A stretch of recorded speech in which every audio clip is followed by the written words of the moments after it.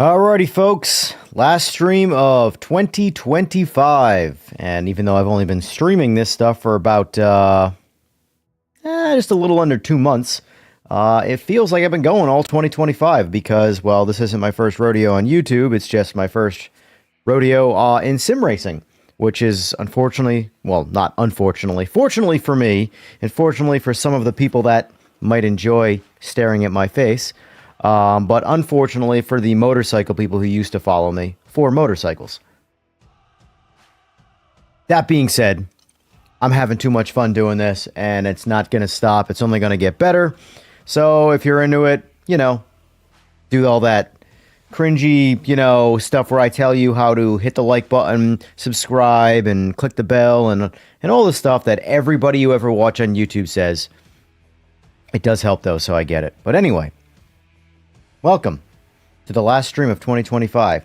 Today, we're going to be mixing it up a little bit in AMS2, or Automobilista 2 if you've never heard of it.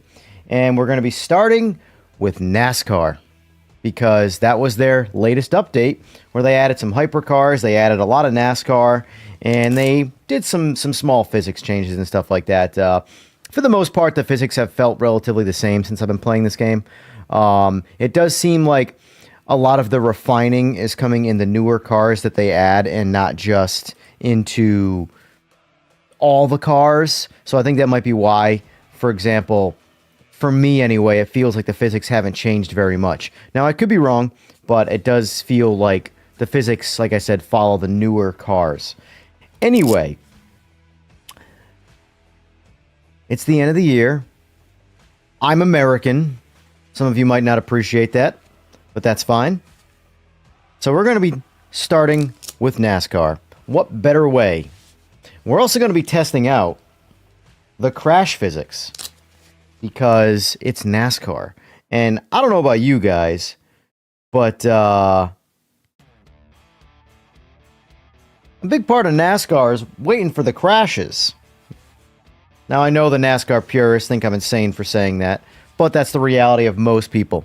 They're watching NASCAR to wait and see who's going to bin it and cause a pileup.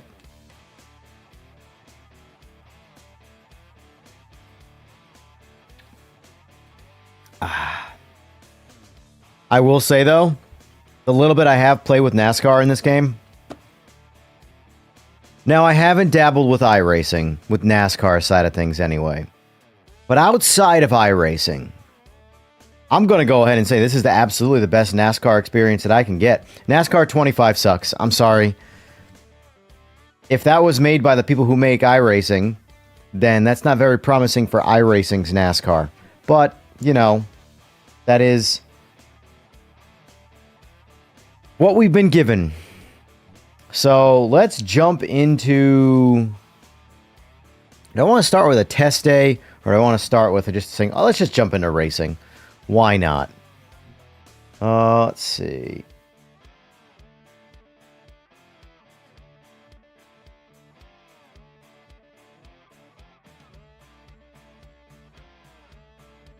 Well, we all know Daytona, so let's just jump over to Daytona, but we're going to do the full course.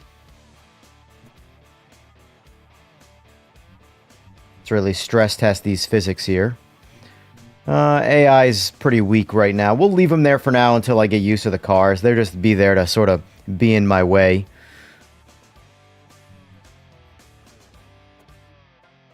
No practice. Let's just do some racing. Rules and penalties. Sure, why not? Why not? Want to make sure for now the damage model is on visual only.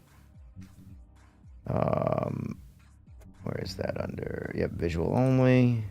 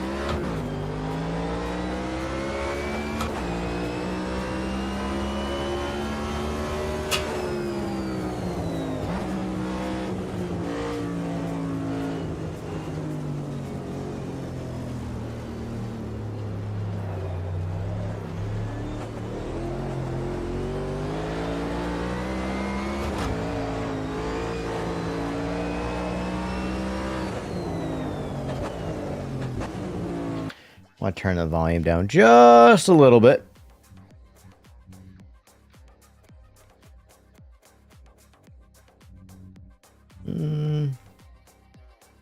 No, you know what? I'm gonna turn the music up. I wanna jam out today with some music.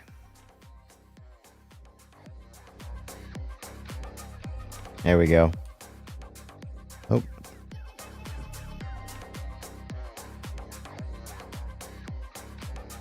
All right.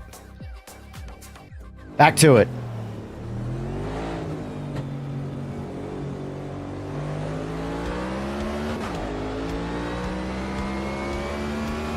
So I'm running this with the sequential since this is what the newer cars use.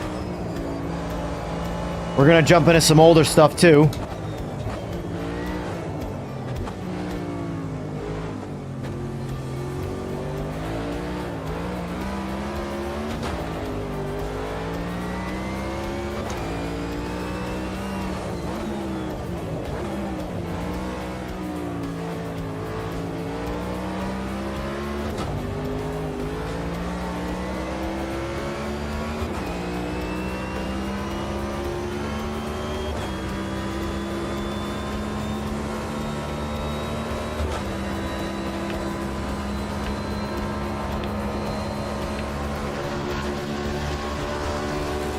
There's no 6. Oh boy.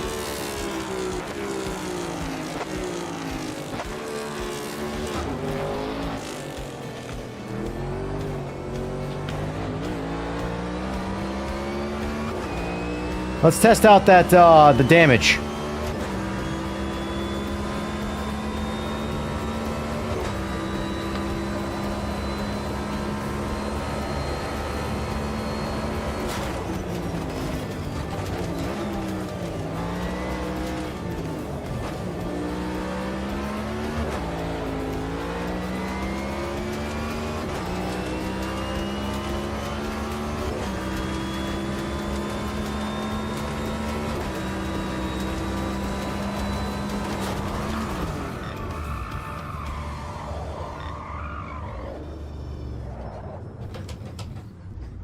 So that's that.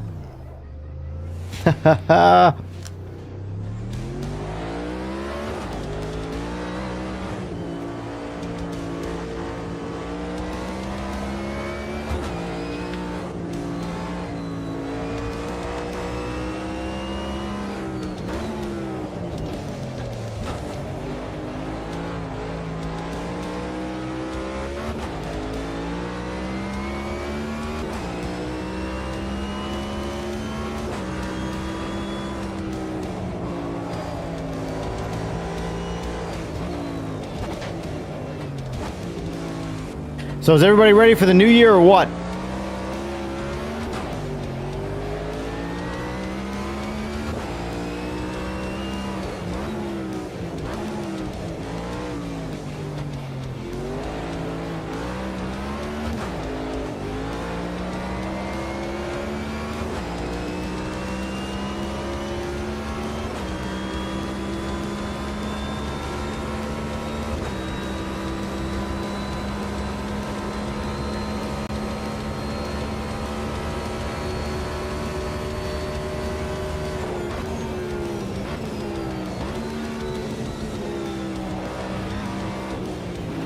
What?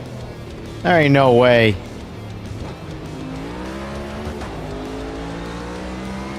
Ain't no way.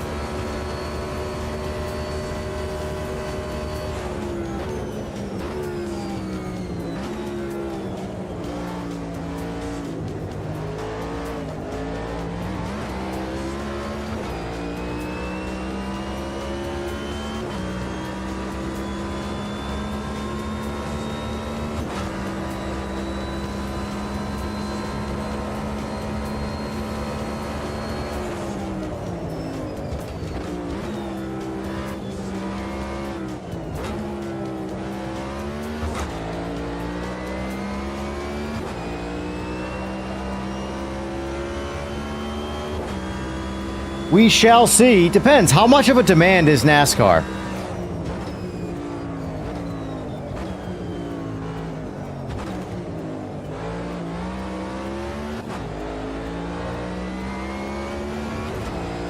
I don't know if a game like this would ever have, like, the career mode style experience that maybe a diehard NASCAR fan is looking for. I don't know. Maybe they will.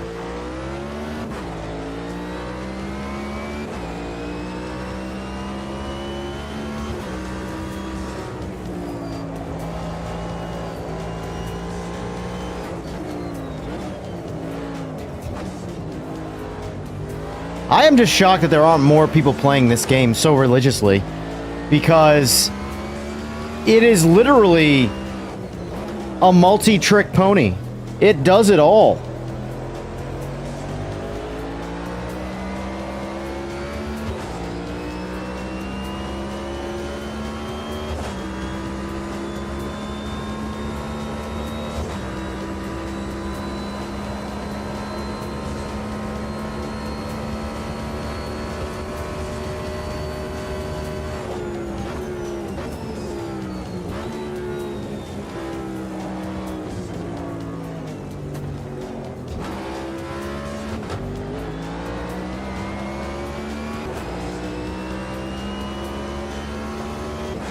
Three or four more ovals. Well, we got, I don't know how many ovals we have. We obviously have Daytona. We got, whoop, I forget about this all the time. Look at that. There we go. Yes. Haha.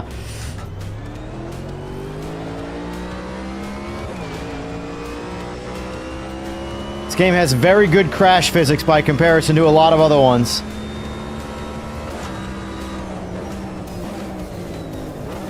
Now, I do have actual damage off. It's just visual. For the sake of just, who cares? Let's have fun.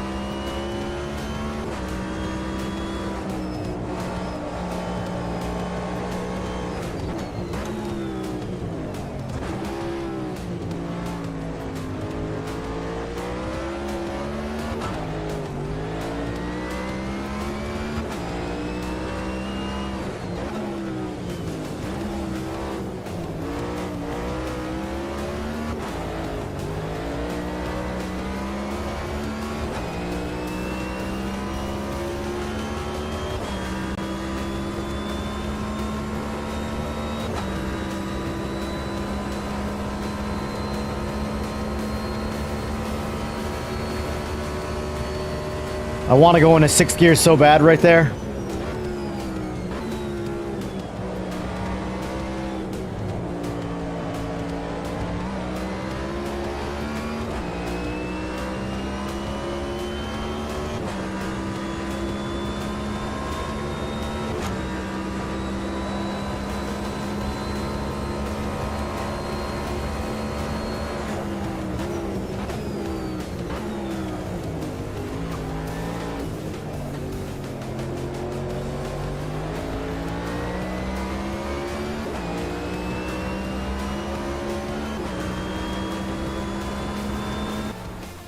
Look at that.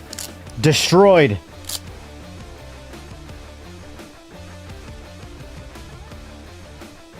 Alright. I definitely don't feel like doing Daytona, that's for sure. I've done Daytona far too many times.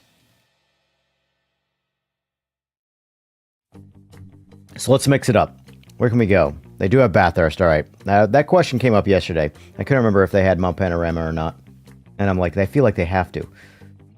This game has everything. There are a couple missing tracks, though, but...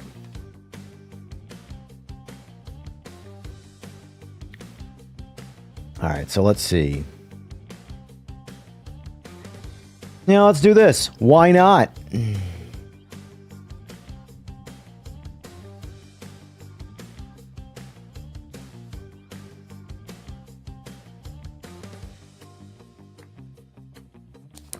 So what are the cars you guys want to see me drive, besides NASCAR? I do want to spend a little bit of time with NASCAR, just to get the feel of them. I spent a little bit of time with them off stream, but they're fun. They're fun. I don't know if they're as engaging as a hypercar or anything like that, but there's definitely some entertainment value in NASCAR for sure.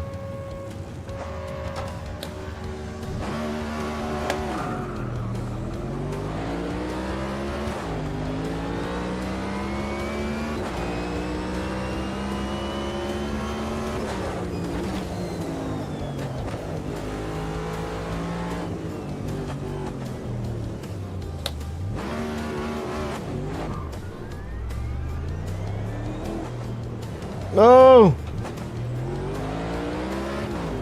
Maybe some dumb AI. Probably not the best idea for this track.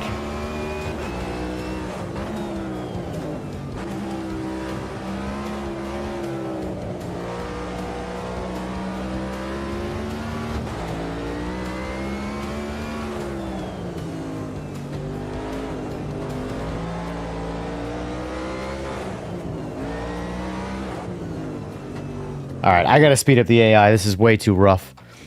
Way too rough. Let's just make them insane. Let's see how fast they are when I put them on absolute blast. Which I believe is 120.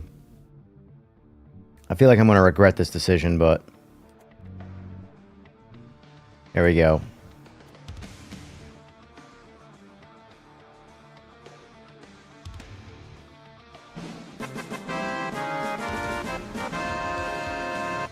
Mike Kuka, thanks for the sub. I appreciate it. I just spit everywhere when I said that. Should probably swallow what I, the drink that I, you know. Yeah, you get what I'm saying.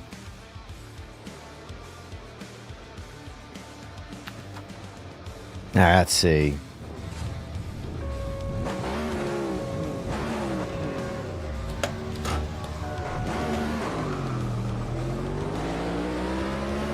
Alright, let's see how max AI is in NASCAR in this.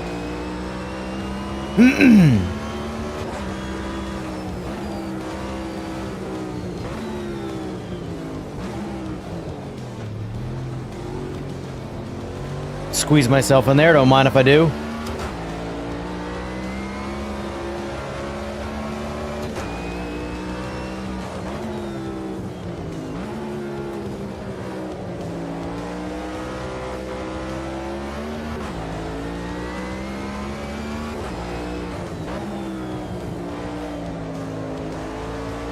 Oh, you son of a...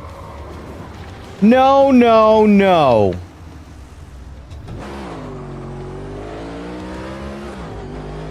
If that's how you're going to be good, AI... I don't know if this church track is any good for a NASCAR, that's for sure. Well, let's find out. Unbelievable.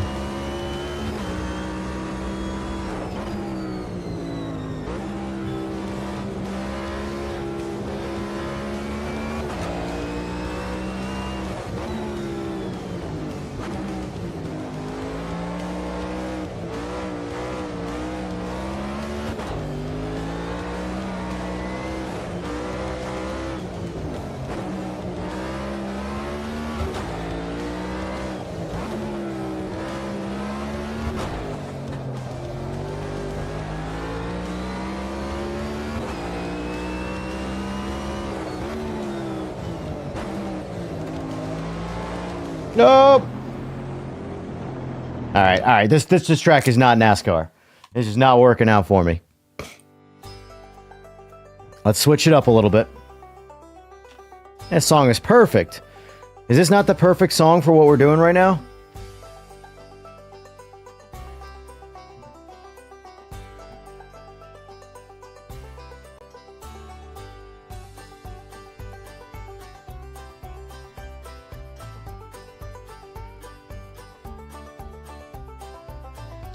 Where's Pocono?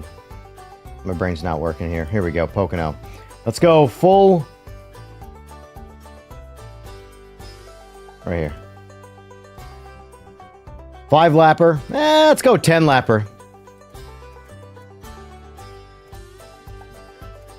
Oh my god. There we go. Alright. 10 laps, Pocono.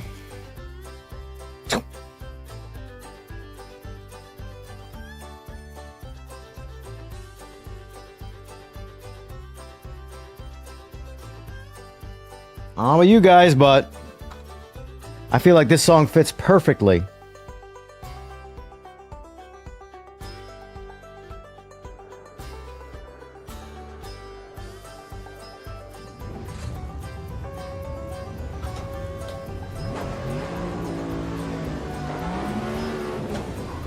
Helps let the clutch out.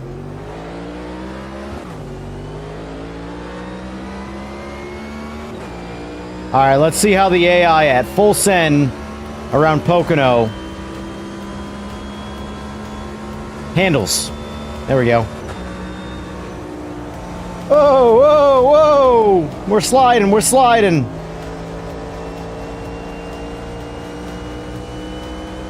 Can tell I'm used to a, you don't let out in the turns type oval.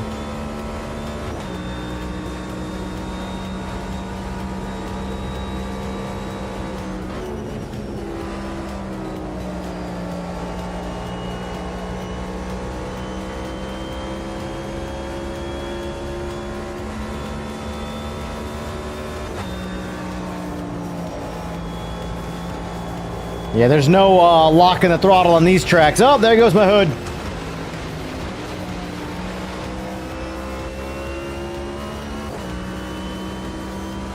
Yeah, max AI.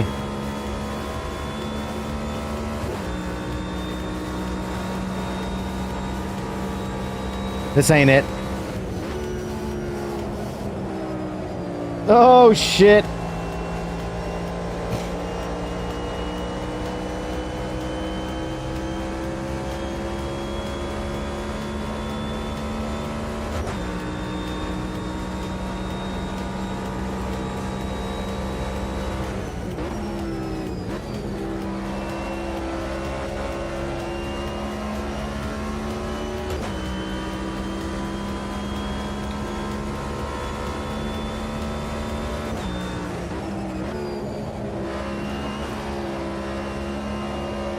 All right, let me change this up. I'm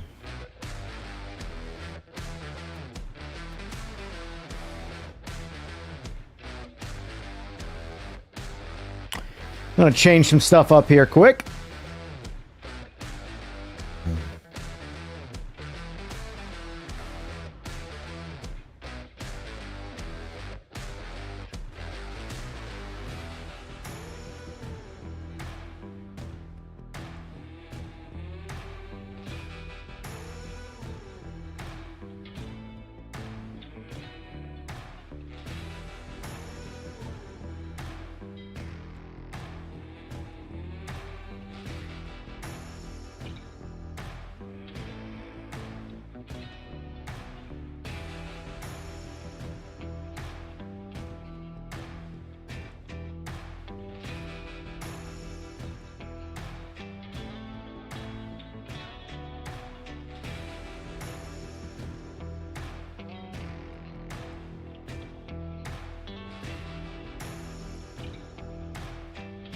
Just doing a little tweaking of the thumbnail.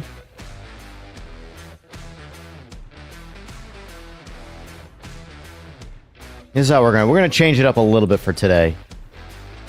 I'm gonna throw all the labels up today.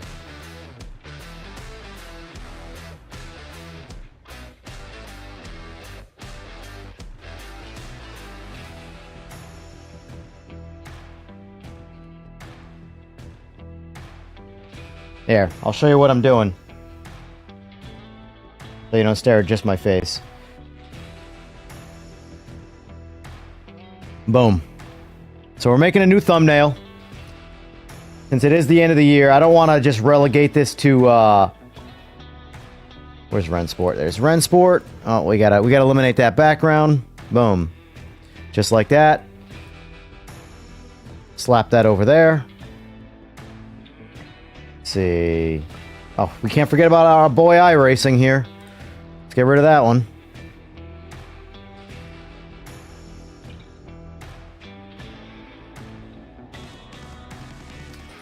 Let's see. Let's do...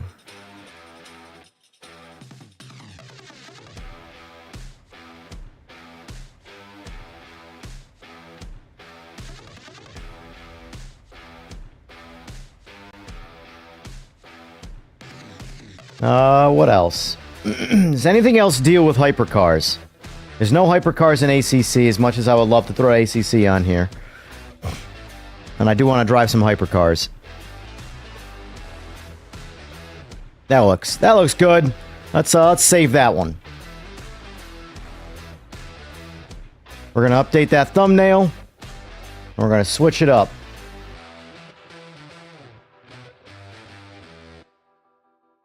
that there, close that, yada, yada, yada. Switch over here.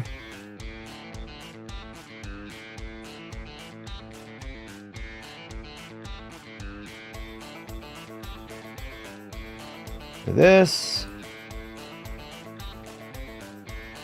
Ah, it's bright.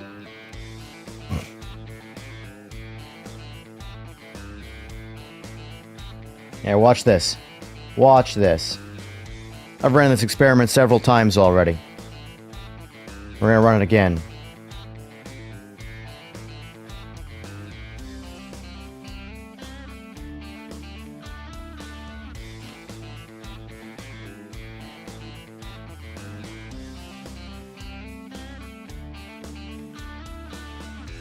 YouTube's taking its time. All right, thank you. All right, let's relabel this here. Let's see. LMU. Nah, LMU's my least favorite, unfortunately. Let's go iRacing. AMS2. PMR. LMU. Rennsport. 2025 send-off. Yep, 1, 2, 3, 4, 5. Yep, 5 games. Save. Boom, just like that. All right.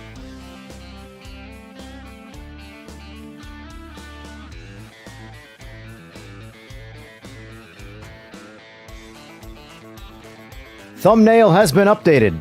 The title has been updated.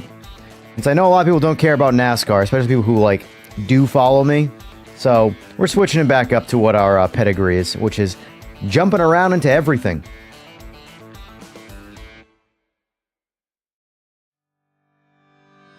Let's just confirm that is now changed.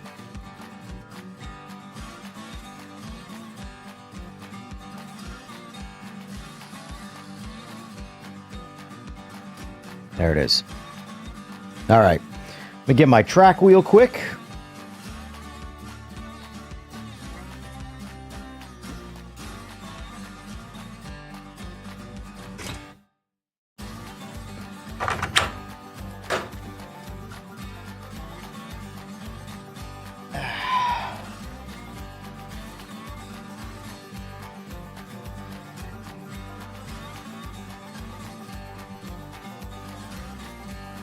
All right, let's switch this up to LMDH, because that's what I want to spend some time with. Vehicle, let's turn this AI down to reality. Let's go 90. 90 sounds good. And now let's do Donington Park. Some Donington Park, I guess. Should we do multi-class? Yeah, we're going to do multi-class. No, we don't want stock car in there.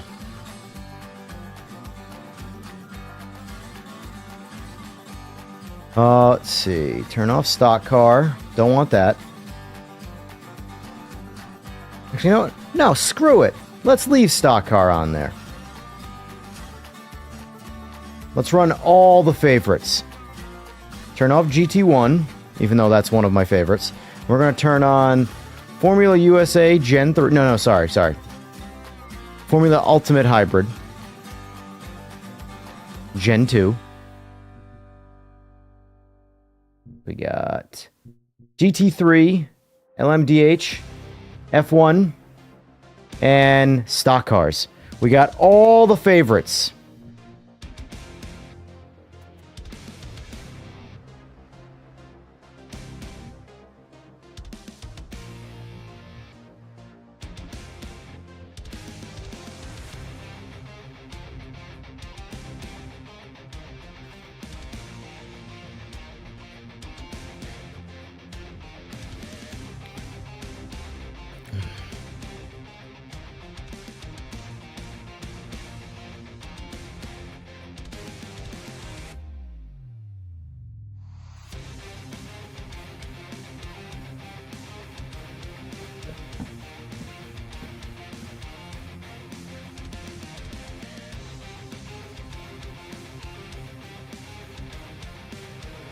All right. We got 10 hybrids. Oof. This is a lineup, that's for sure.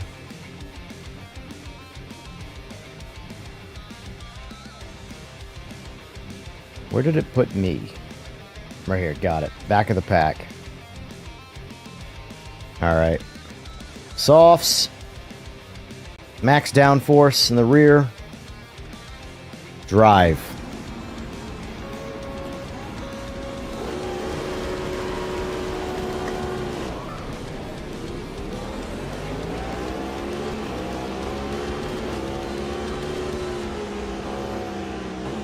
You know, let's go to the back of the pack. I want to have some fun here. Let's go NASCAR and GT3. Wait, they put NASCAR in front of GT3, huh? Interesting. Interesting.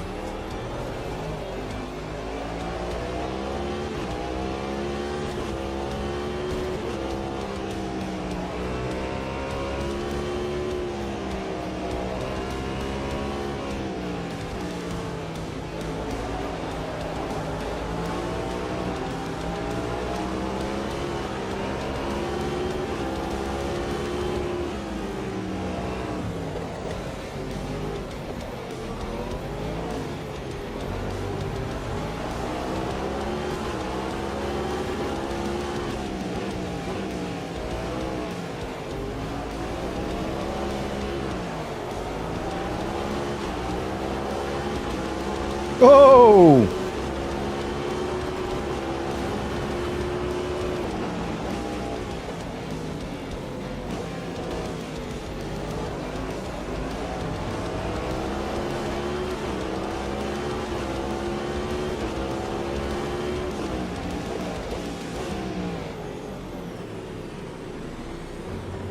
Oh no! Oh, come on!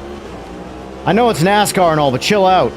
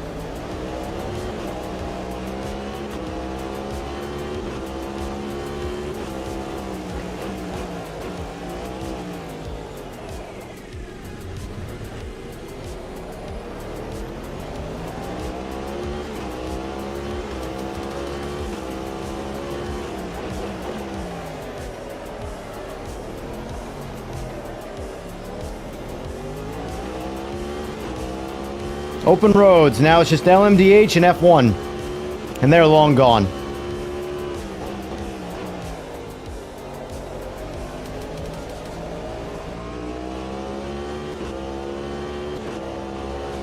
Oh, Jesus.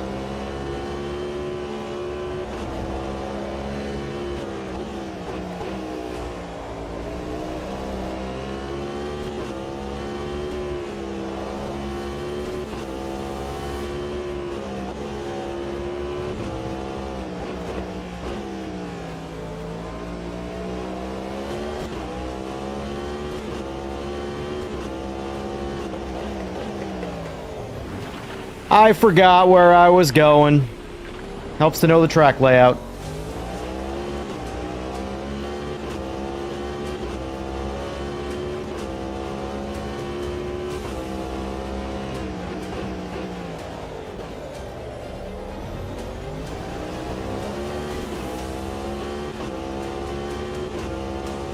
Y'all are quiet today, that's for sure.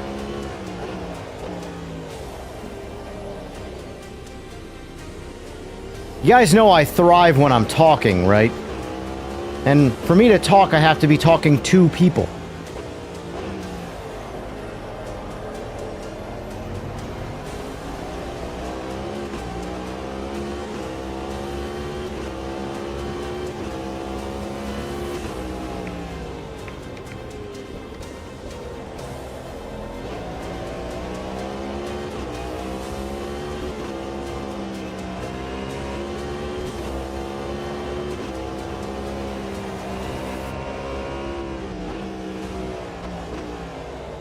Hey, Durden, there we go.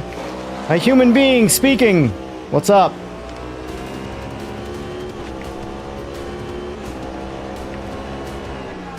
Oh, hello, I just got lapped.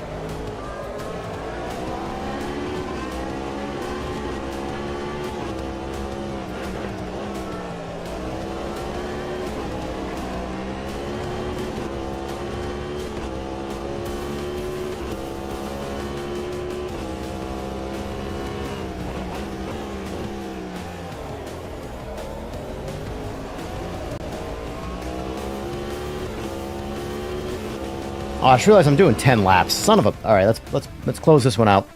Let's reset this. Let me turn this music down just a little bit. There we go.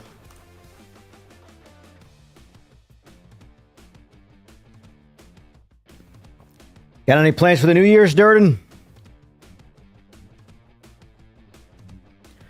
All right. Need to get on a track that I know better. That's the biggest problem. There's so many tracks, it's crazy.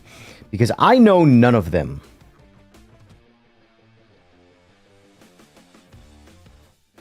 Mosport would be a good 10-lapper. Question is, do I want to... I kind of want to try out this guy.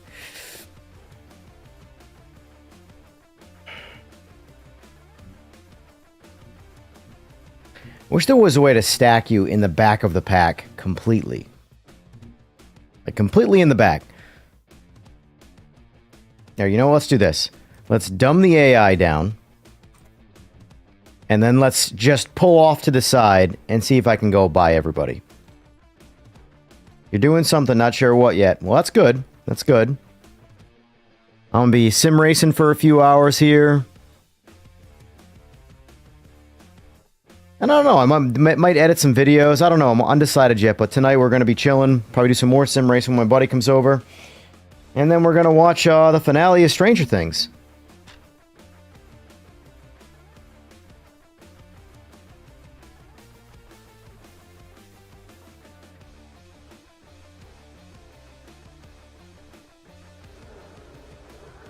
Alright, where are we at?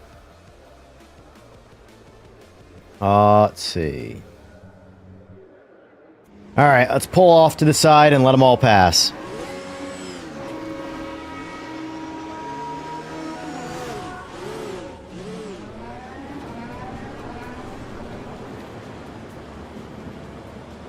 Why'd they follow me?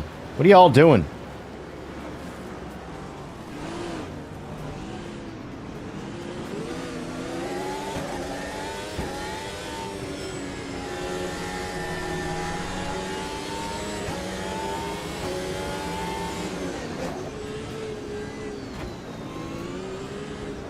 Oh, girlfriend wants to go to the bars. Oh, no.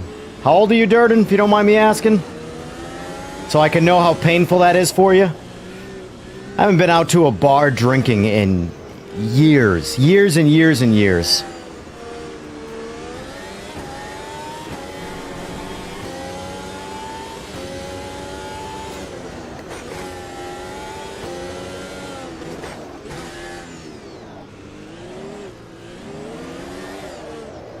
God, this is like a go-kart around a bunch of people walking. You're in your early 40s, you poor bastard. I'm about going out to the bar, not your age. I know that's going to be painful for you.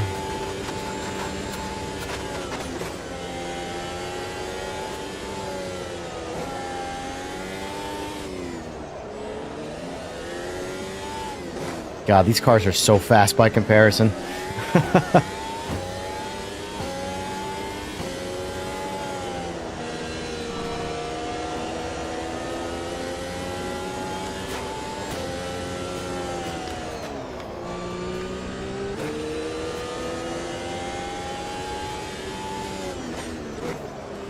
I want to turn the weather off the HUD. I really don't care about the weather, honestly.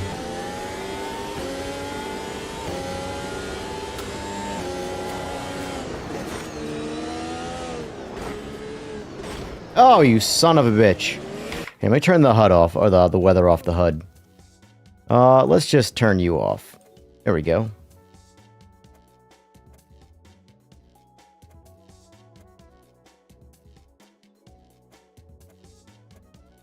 Perfect.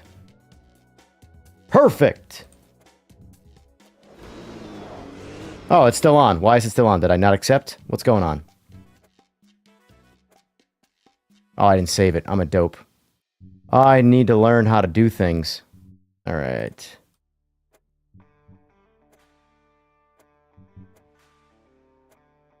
Save! There we go. That's the right button to hit. Oh my god.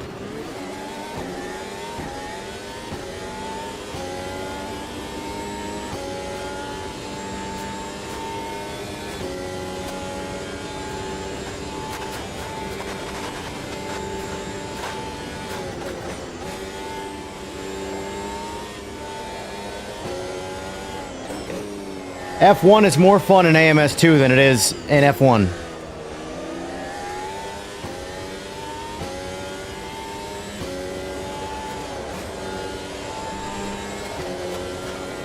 Might remove this halo, though.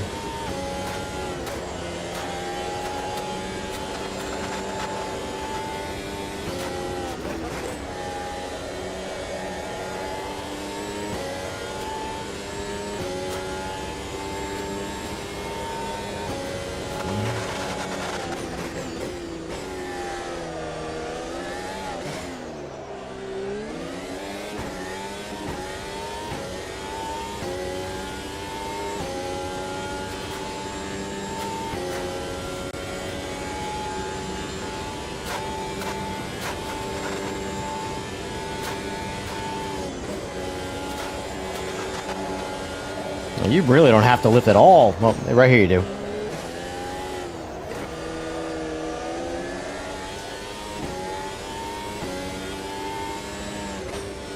Yeah, LMDH is, it helps to put on stability control. I mean, it's definitely more of a challenge, and if you're, you know, scratching the itch of being in a challenge, then, oh, there we got one. Oh boy, we're running through the pack again.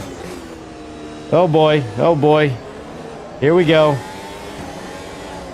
This is my kind of racing right here. Oh no. Oh, sorry, buddy. This is fun. Multi-class racing is so fun. Especially when it's this. NASCAR, hello. I got all the major ones in this race. NASCAR, GT3, F1, and LMDH.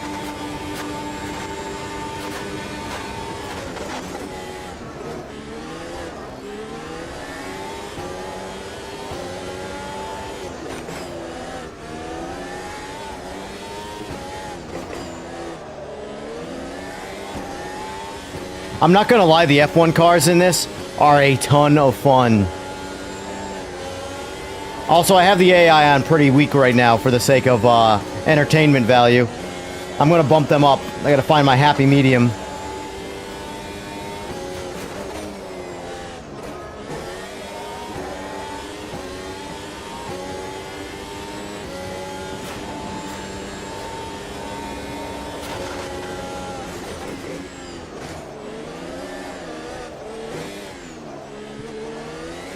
You should try this next, Durden, if you haven't messed around much with the F1 cars in this. What's great about AMS2 is that there's just so much to do. I can't even begin to absorb all the content by myself.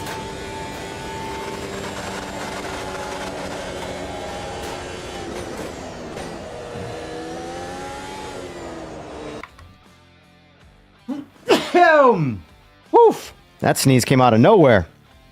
All right, back to it.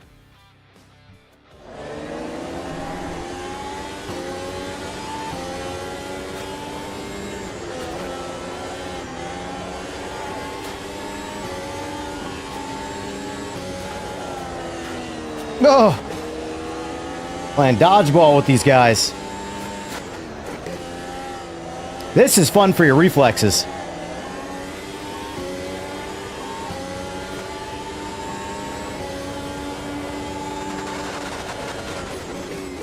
Oh, missed it completely.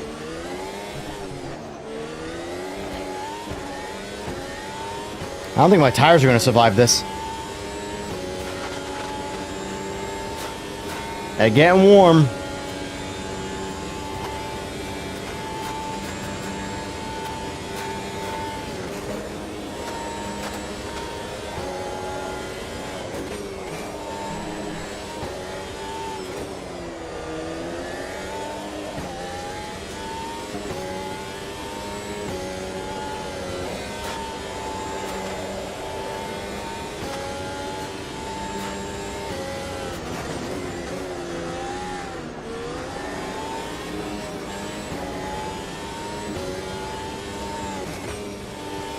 How could anybody want to do anything else?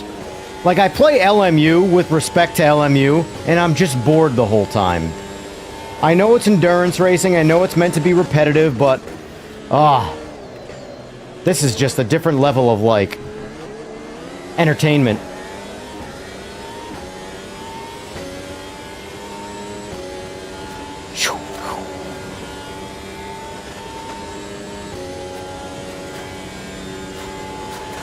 This is the Formula Gen 3, Durden.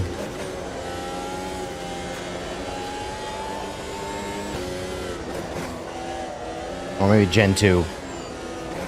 It's whatever the latest one is.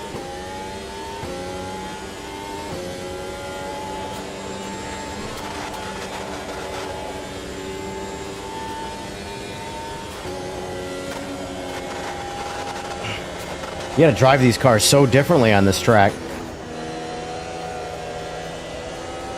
I mean, that's like that for everything, I suppose. But this is the first time I've taken an F1 car around Mosport, and it is just different.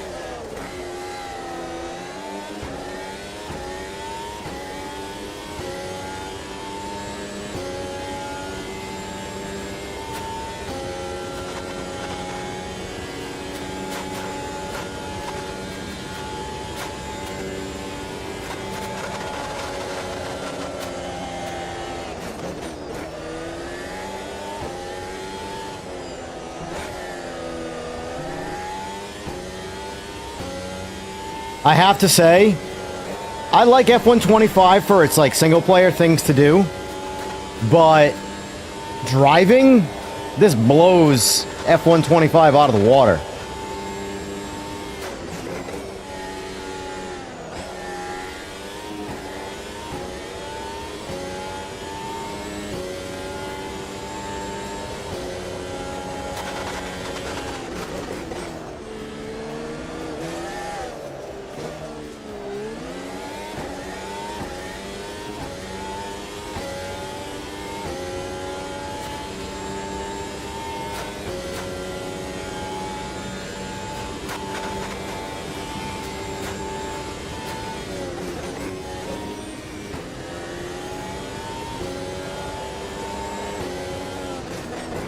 Oh, Jesus.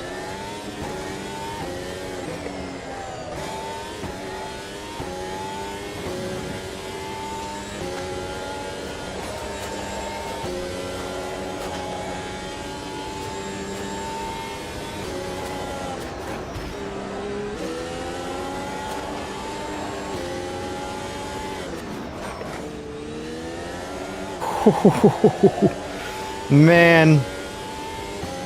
Want to see how your reactions are. This is the way to do it.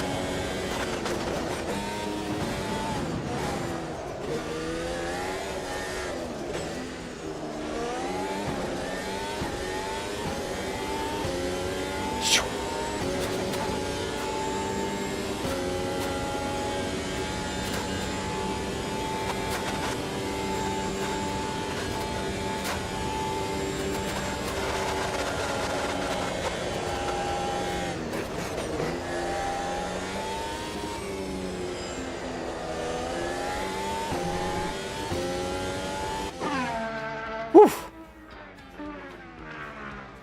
So that was multi-class with the 4 majors, F1, LMDH, NASCAR, and GT3. All in the same race, all in Mosport. That was a hell ride, but that was a lot of fun. I want to keep doing that.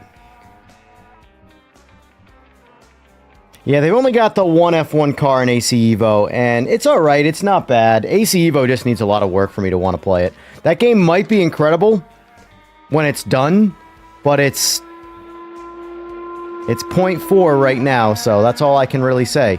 I feel like... I don't know. Maybe. It might be good. I don't know.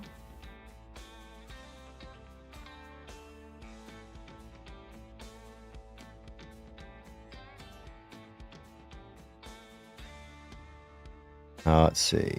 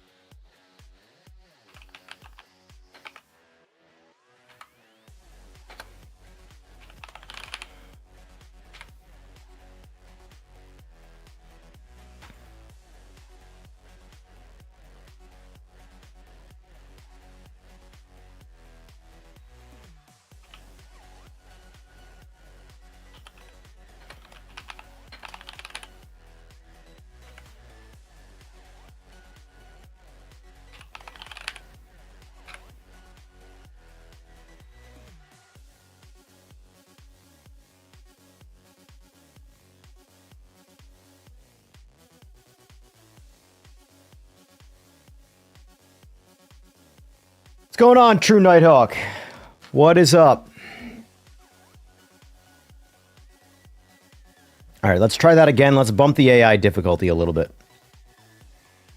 So I think I only display 30, so...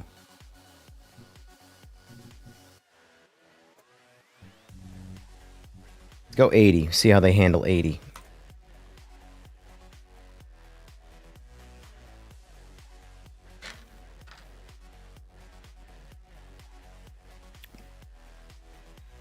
Lunch break, huh?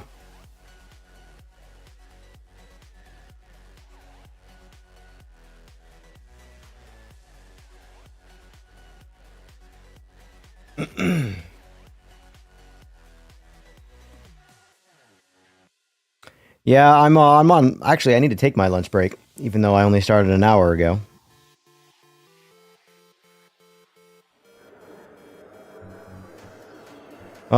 Let's see. So, what do we do for tires? What can we get? Soft, slicks, mediums, hard. Let's try hards. Actually, no, now let's go medium. Go medium. It's only 10 laps. Front downforce. Let's maximize downforce. There we go. Let's just see how this drives. This is going to be... Actually, no. Let's go back to softs. I want to see maximum grip. Maximum grip.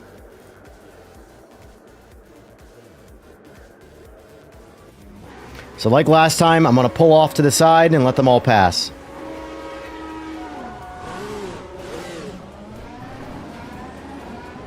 Letting the pack pass, and I'm going to run them all down and see if I can get in front of them in 10 laps.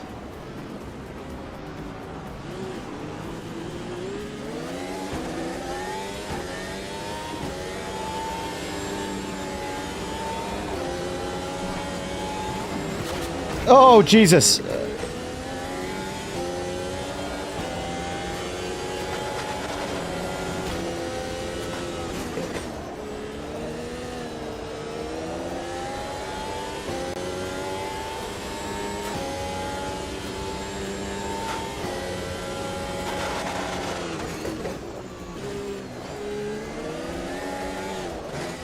Braking is so much more ridiculous now with maxed out front downforce.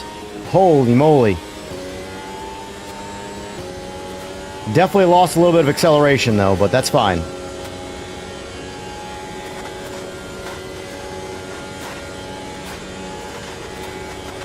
This is why it's fine.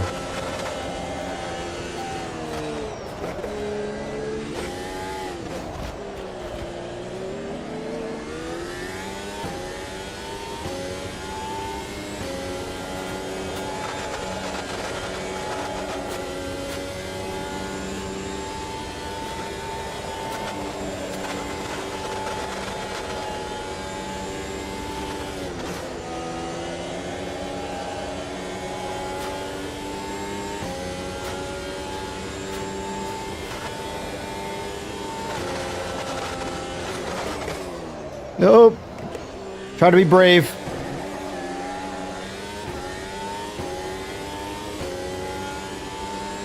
This might have been a mistake maxing out downforce because I don't know if the car grips any better. I mean, I'm sure it does, but it's not enough to really affect the driving. But it's definitely slowing me down on the straight.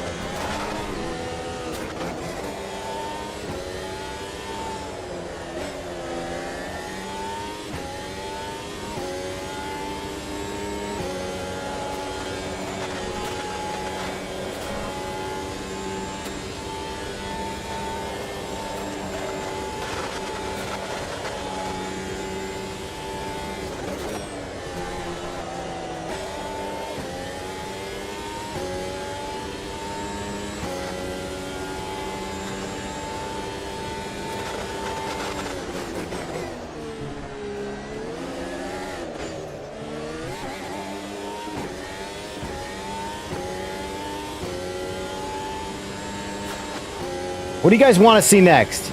AMS2 is my favorite. I could spend all day on this.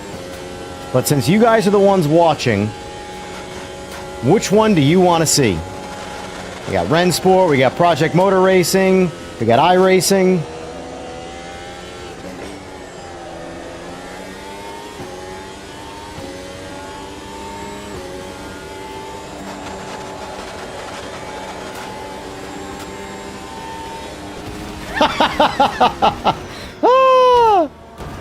Oh, it was so worth it.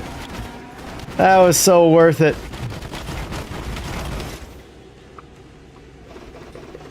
Ah, worth it all day.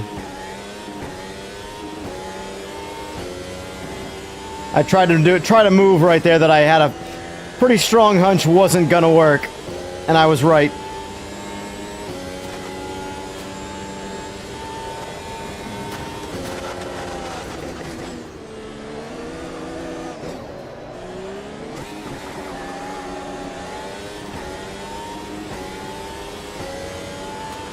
My thoughts on Rennsport? Yeah, I can jump over to Rennsport.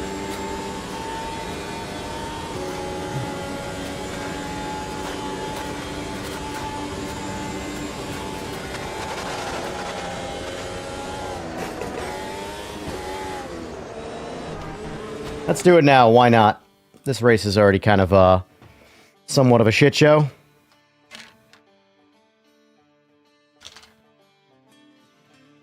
I haven't played Rennsport in a minute, so might be kind of refreshing. Been playing a lot of AMS, that's for sure.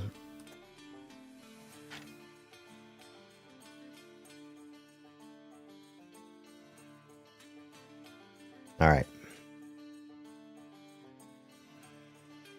Surprised there's been no updates for this game recently. They were talking about their once a week patch. And then I think the last patch was December 11th. So we're, 2 weeks, almost 3, with no patches after announcing that they're going to be trying to stick to one patch a week. Just saying.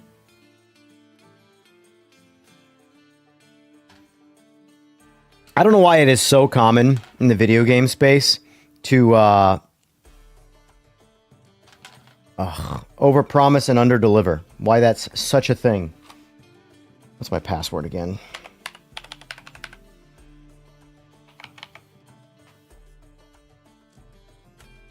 Nope, that's not it.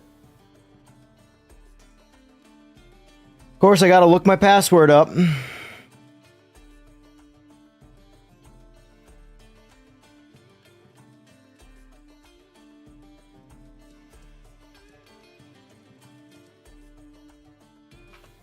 One thing I've noticed about this too, it's very weird with that.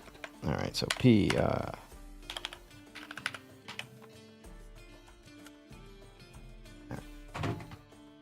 Let's get us in there. Buy deluxe or standard? I don't know. I mean, if you can comfortably buy the deluxe version without it having any repercussions, then that's what I would do. But, All right, so let's do... What's quick play give us? Oh, that's right. That's that. Do this. Let's test out the AI first. We already know how that's going to look, but I'll be curious. We're going to switch away from GT3. We're going to go to hypercars today. Select car. Hyper.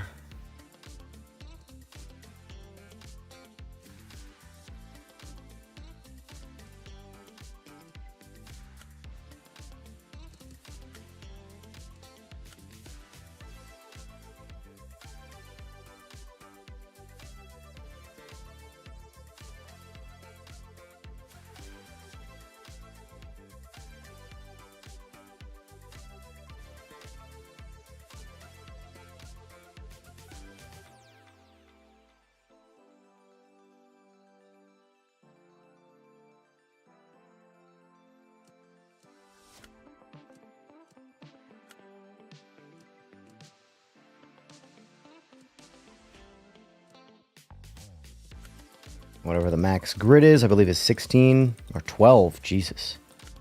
Track conditions, June, timescale. Yep.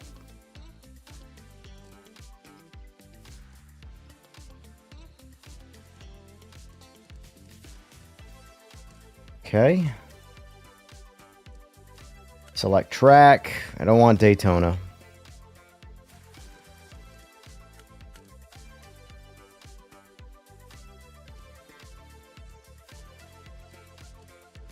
Do Spa.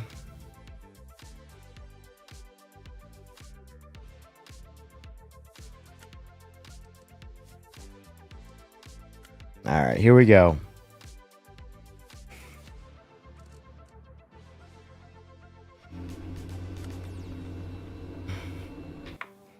Let's turn the line off before I make everybody upset.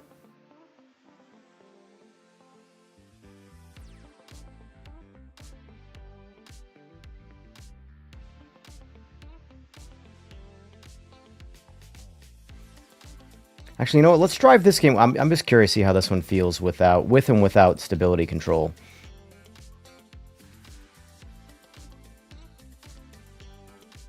All right. I just want to see what these feel like in the LMDH cars.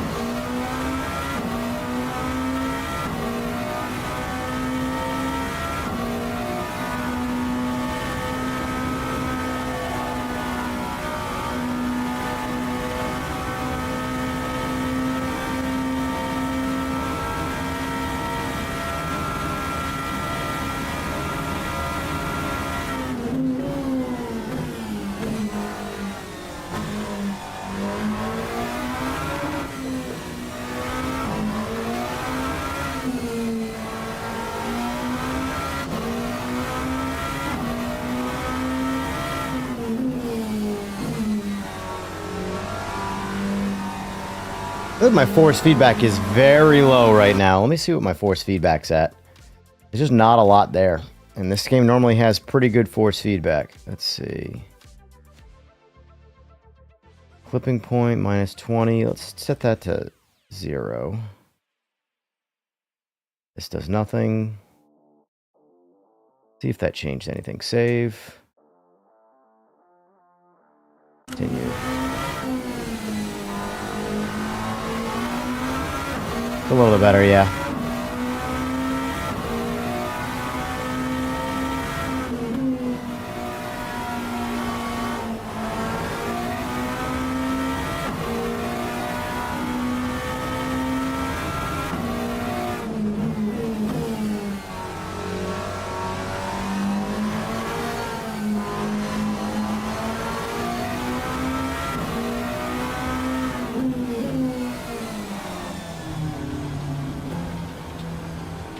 Let's wait for the AI a little bit. I want to get some racing in with this AI. A GT3 car? Where's all the LMDH stuff? Where are you all at? The AI in this game is rough, but luckily this is an online game, but...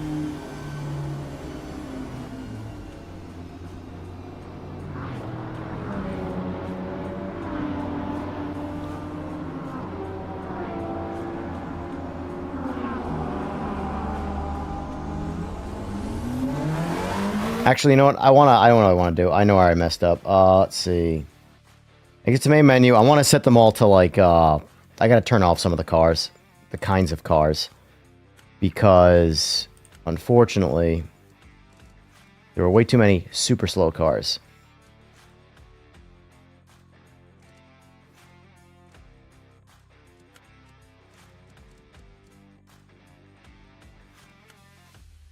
There we go. All right, so let's turn off Touring, M2, GT4.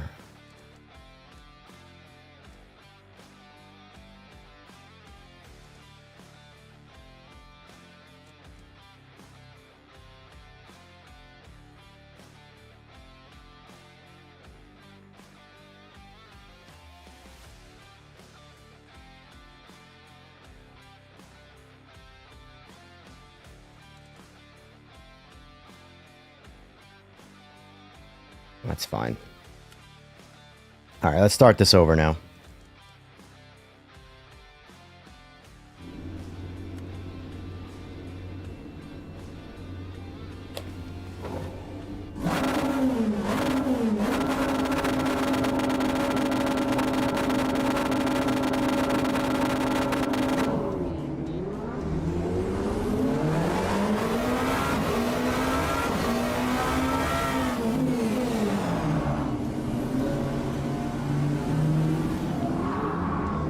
There's AI for you. I'm not gonna move. I just want to see what the AI does. Oh, man.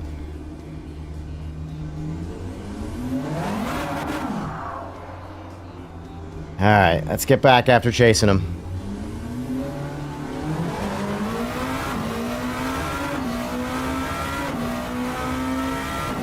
One thing about Rennsport is the AI is pretty rough right now. Oh no, I flat spotted my tires.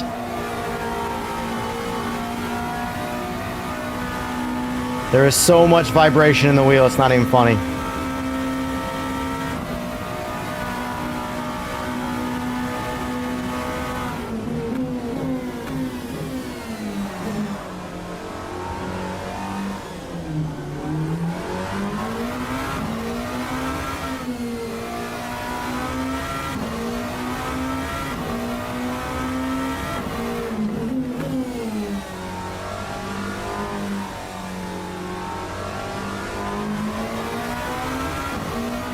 Let's turn off TC. I want to see how it handles with just zero assistance whatsoever. Just raw horsepower and whatever.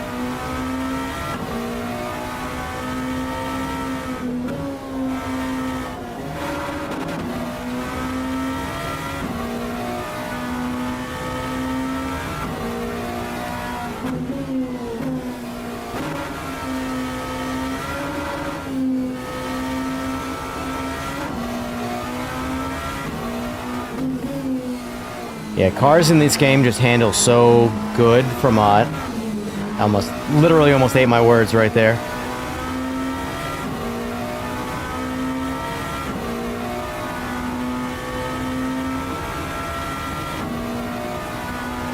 God, the vibration in this wheel is insane.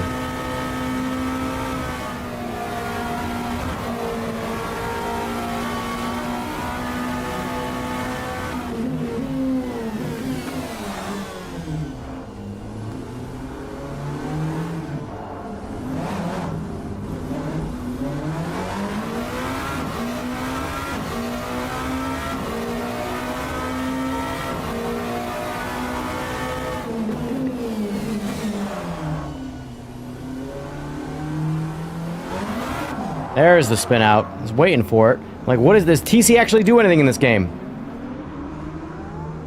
Oh, now I'm backing out into the pits.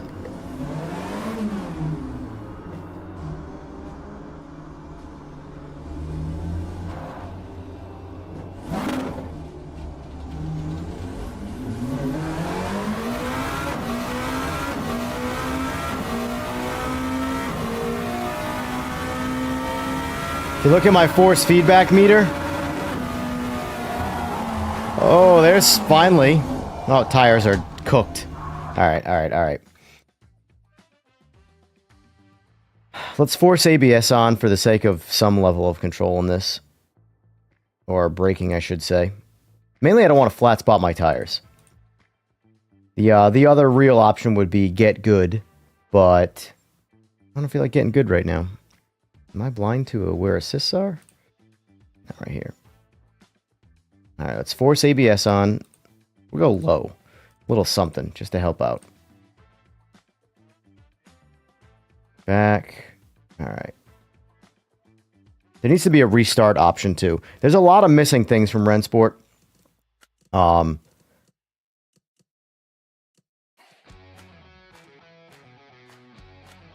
Like, restarting the race is a very basic feature that's not there. Alright. Last time. What do you want to see next, True Nighthawk?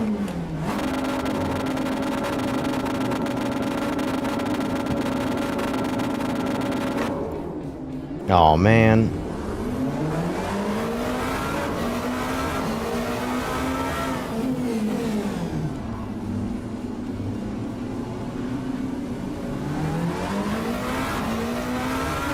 Escape the AI.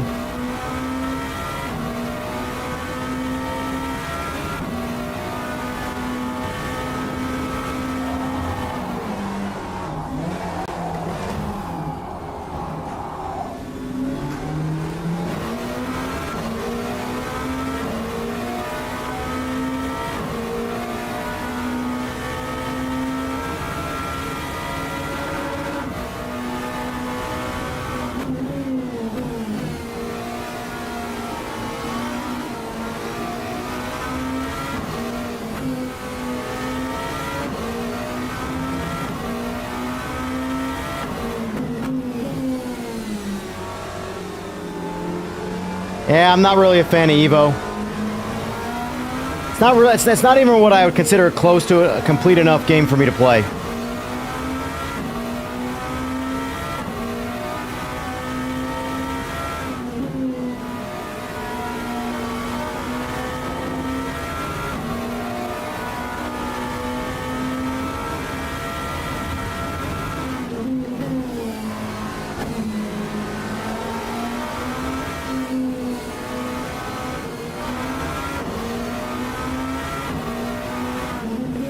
One of those things where I try out the new updates when they come out, and that's...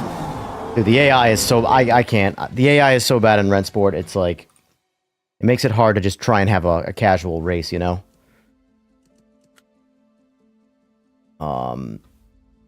Let's see. Try PMR. I haven't played PMR in a minute. Like a true minute.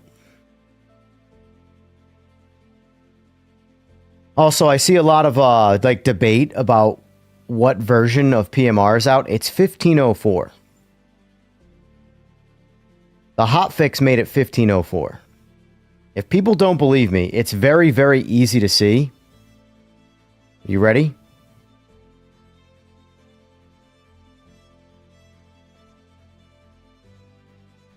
Are you ready? What's that say right there? Top left corner. 1.5.0.4. Can people stop saying that it's not 1504 now? The game itself says it's 1504.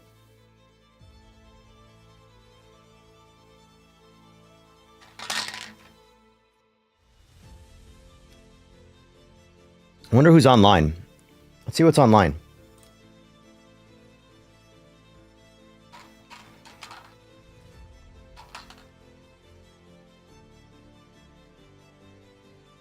I hate Sao Paulo.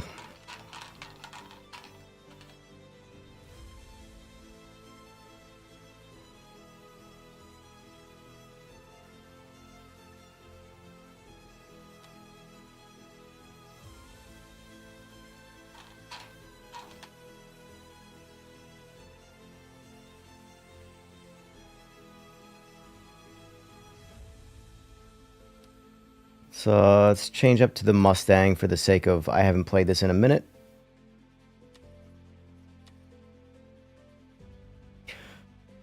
Oh, dear.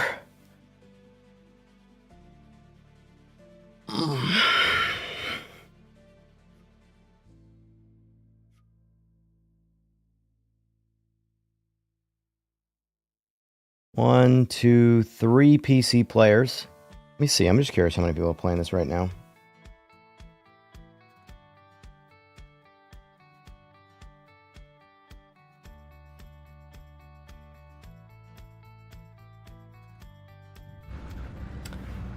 It's not good, boys. That's the amount of people on PC playing this right now.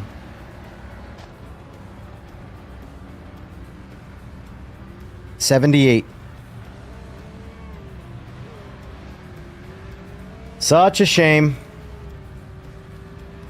Hopefully 2026 brings this game some good fortune, because 2025 wasn't. I'll be right back, though.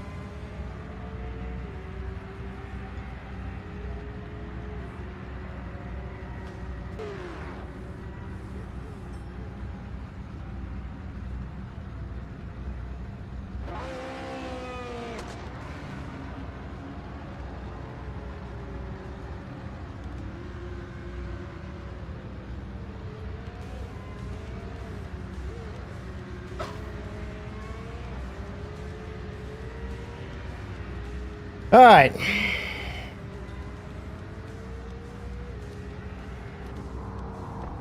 Let's get a feel for PMR again. It's been a minute. But on that AMS2 grind, man.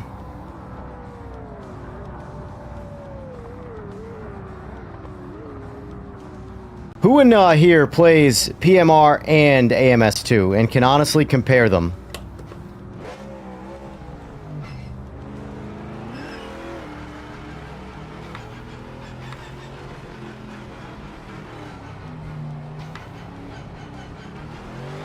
Man, the frame pacing is just...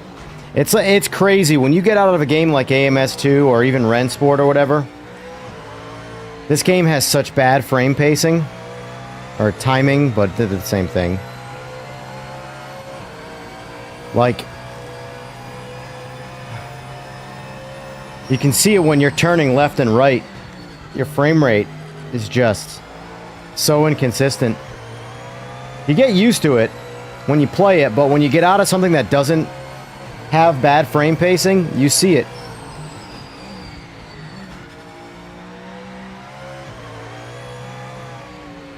Stutter there. Yeah, this game needs work, man. I want this game to be good. I truly do. I am rooting for them. But it needs work. Like, for example, those stutters right there are actually people entering and leaving, or probably leaving the lobby. Or maybe they're not. This is a pretty consistent stutters here.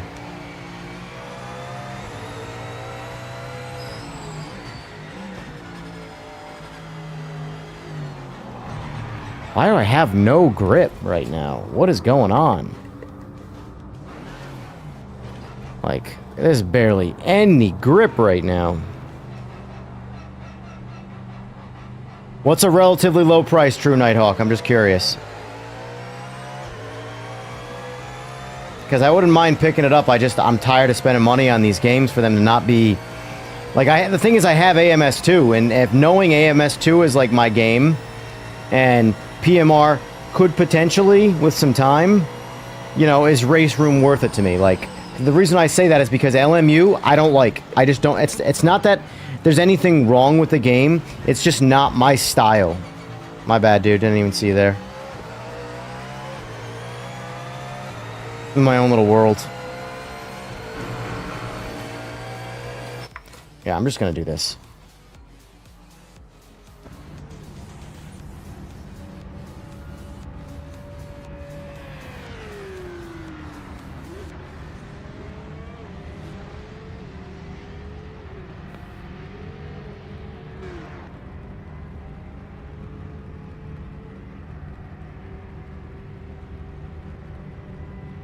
After this race, I'll check out Race Room.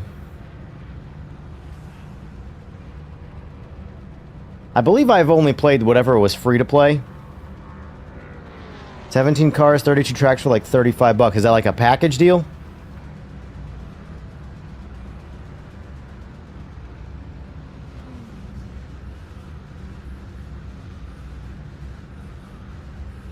Let me just do some cold hard crunching here. Let's see. I'll look at it. I assume it's available on Steam.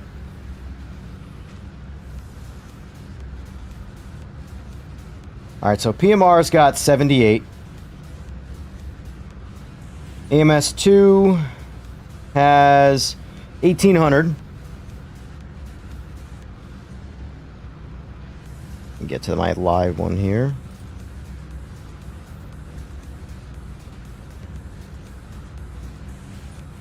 LMU is going to crush it. They're killing it right now. Yeah. That's LMU right now. 5147. But look at these numbers, though. Mind you, those are PC only, so those are the only way to play those games. PMR is obviously not. But...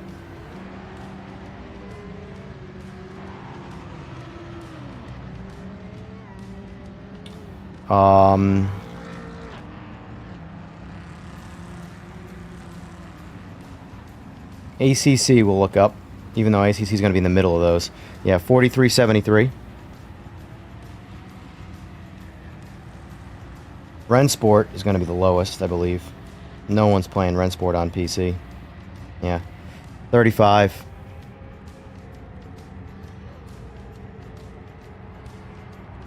Oh, let's check out Race Room, that's right. Yeah. Race Room, 1347. So... I don't want to deal with this. It's unfortunate, man. I have so little patience for these games when they're incomplete, you know? And, like, my thing with, like, AMS2 is extremely polished, more content Project Motor Racing. So, for me...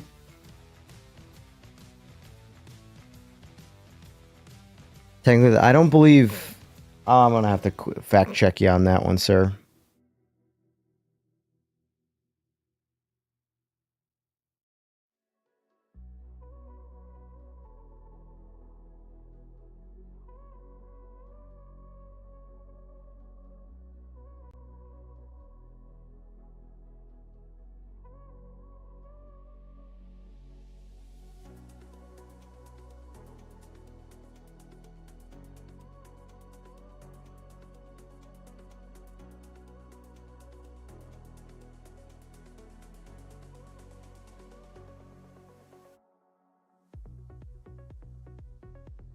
So, to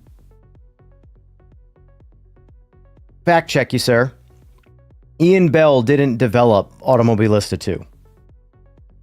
He helped found the Madness engine, which is what Ryza used.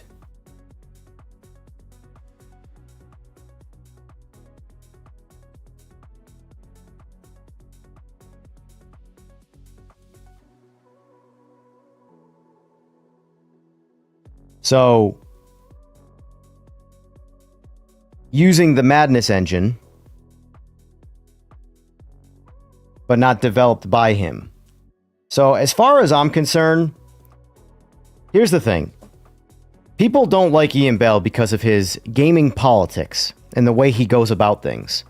But I hate to break this to people, but the man is talented. He just isn't liked because of his politics and things. However, AMS2 is not Ian Bell.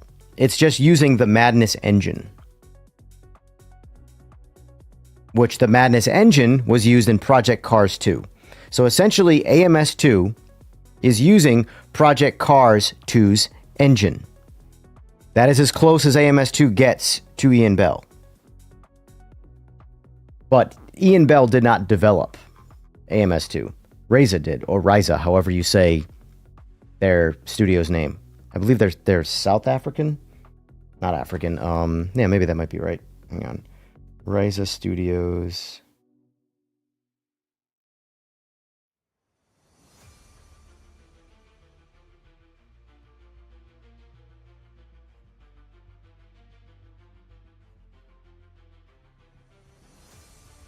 Located in Brazil. I don't know where I got Africa from. Anyway. All right, so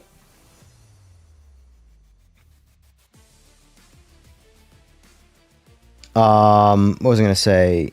So Race Room. So is Race Room another like iRacing thing where you don't get it through Steam? You would get it through what's it called? Its own sort of app.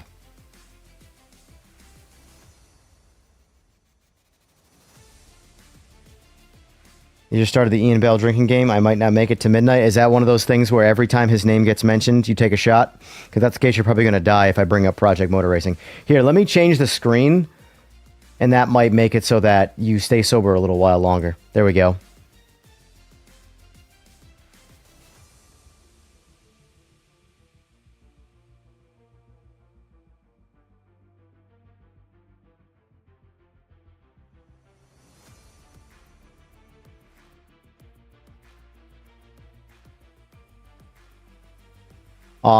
Regardless, AMS2 is separate from Project Motor Racing, and it's far more polished and has far more content. So right now, making Project Motor Racing, at least as a PC user, sort of irrelevant.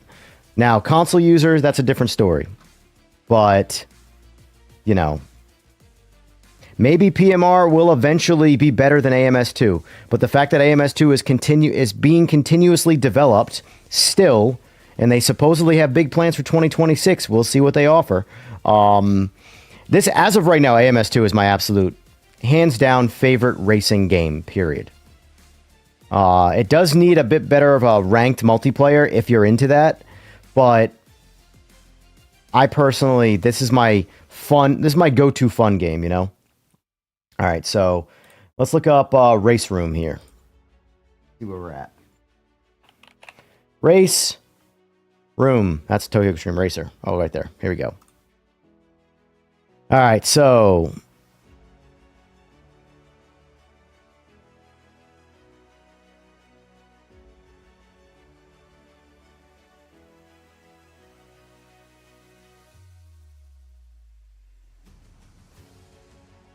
all right, we're installing Race Room.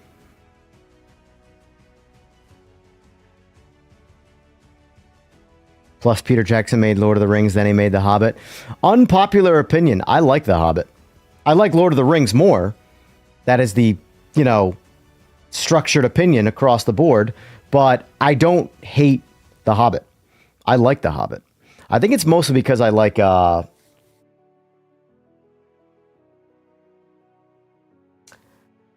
the guy's name who plays him. Can't like him that much if I don't know his name.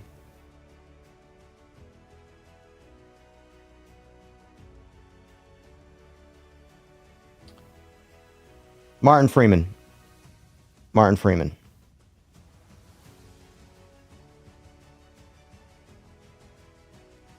Hyper realistic.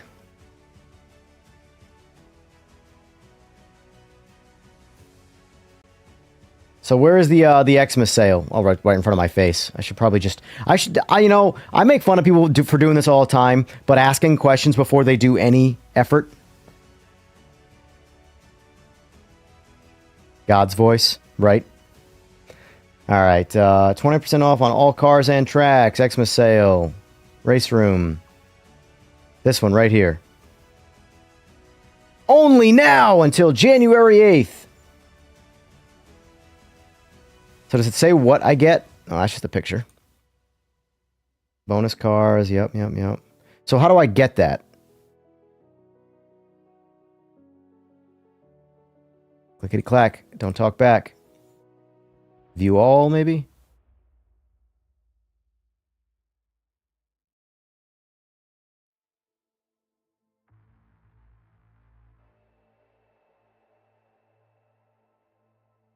Am I blind here? Am I annoying you guys? That I cannot find the place to purchase this?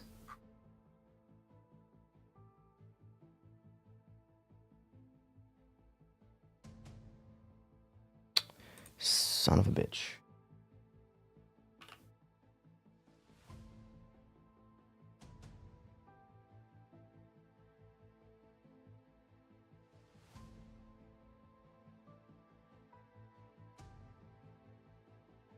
iRacing, but for poor people like me.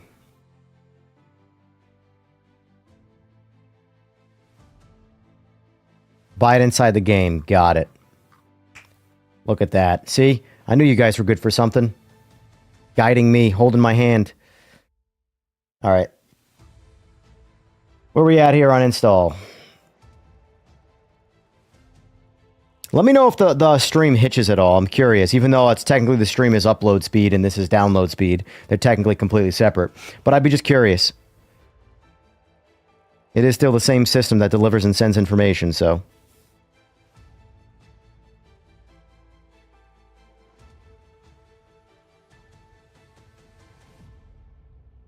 Perfect analogy, then. You like AMS2 more, but you don't hate PMR. Exactly.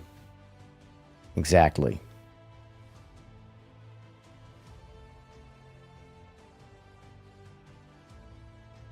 I will say, I don't know about you guys, but we'll have a little bit of a talking head moment here. Here, let's do this. I'm looking forward to 2026 for sim racing. For me, it feels like, now I could be totally let down, but it feels like, I don't know why, that there's like a vibe in the air to me that 2026 is going to be a bigger and better year for sim racing. Probably the biggest since COVID, because COVID was a huge boom for sim racing. It kind of feels like 2026 could be similar to that 2020, 2021 boom. Now, maybe I'm just losing my mind, and that's not even remotely close to accurate, but I'm kind of getting those vibes. Maybe it's because there's a Charlotte Expo coming up in May that's pumping me up. You know, that's 3 hours for me. I get to go to the expo. I'm not going to fly across the world to go to an expo. Go right down this, get in my car and just drive there. You know, that's a big one for me. Simagic, which is the ecosystem that I've bought myself into, they have some cool new things coming out for 2026 that they showed off at the last expo in Germany. You know, LMU, I'm actually, so I'm not against any of the sims, by the way. Like iRacing has announced all new tire models coming to it. They're starting with the GTP tires, but they're expanding it to everything. To me, that's huge. That's where iRacing sucks.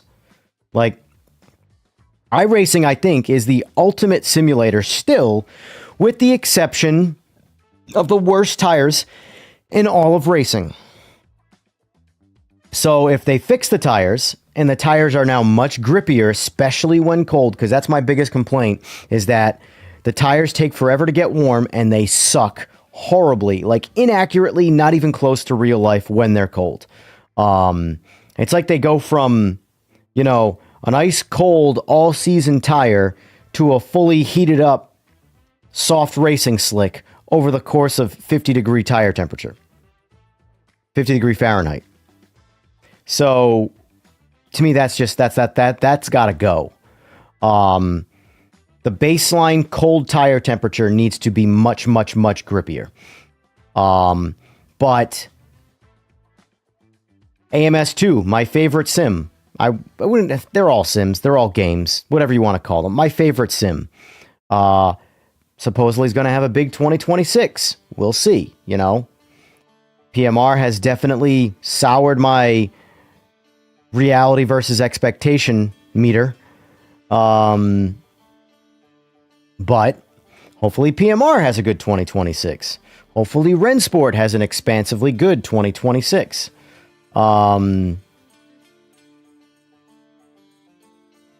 LMU supposedly coming to console in 2026.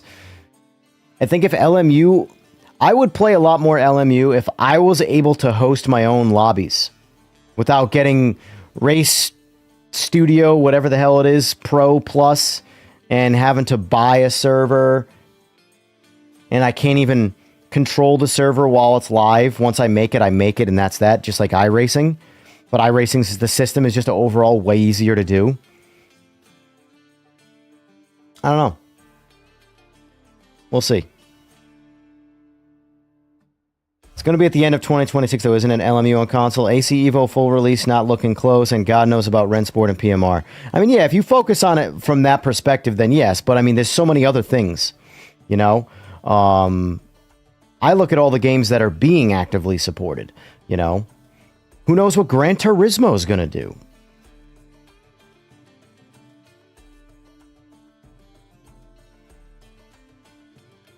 But end of 2026 is still 2026. You know? Oh, Forza Horizon 6. That's going to be a big one.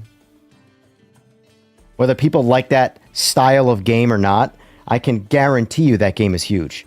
And I guarantee that game's going to be... If they course correct, Forza Horizon 5 sucked. Here's the thing. Forza Horizon 5 currently sucks.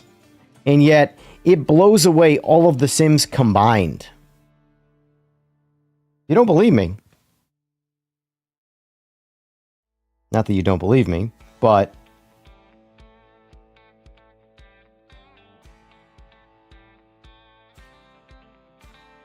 Look at this. This is disgusting. That's just on Steam. That's not Game Pass. And that's how else you can play it. It's crossplay, meaning console players are playing it. PS5 and Xbox players are playing that game. That is just one of the avenues to play it on PC. You can add up ACC, you can add up LMU, you can add up AMS2, and you can add up iRacing. And they don't total just the PC players through Steam. It's kind of wild. So I can tell you that if they course correct and get rid of all the stupid, unnecessary politics stuff out of Forza Horizon 5 and they focus on racing again, because like I said, they cannibalized Forza Motorsport. So I'm hoping Turn 10 makes Forza Horizon a bit more racy. That's what the quotes are for, racy. And a little bit less arcadey. I still want the arcadey nature of it because you need an arcade game, in my opinion, a good one. But I want the racing to be a bit more, this feels like it's a racing game again. Because Forza Horizon used to feel like that. It used to feel like a racing game. Now Forza Horizon feels like knockoff Grand Theft Auto. Without any of the fun, appealing things of Grand Theft Auto. But that's going to be big, and I think that's going to come out Q1, personally. I feel, if not Q2, definitely the first half of 2026 will be getting Forza Horizon 6. And I will be streaming and playing the ballsack out of that. We're almost there, by the way. 99%. But I don't know, I got good vibes about 2026. Don't knock me down, Art. Let me stay up there in the positive clouds. Let's let reality kick me back to Earth later this year. All right. Game is installed. Let's boot her up. Play Race Room. I don't know what DXVK is, but we're always going to use... We're never going to play in VR. Mexico was an absolutely terrible location. The overall, everything about the game is pretty rough. Oh, now we got to install a launcher.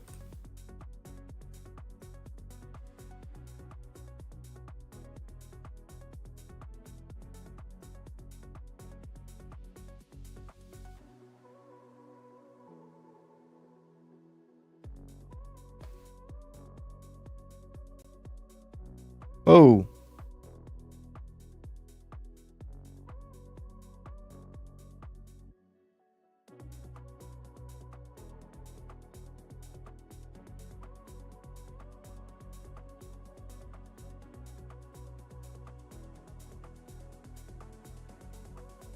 Race Room is definitely like needs some adjusting here.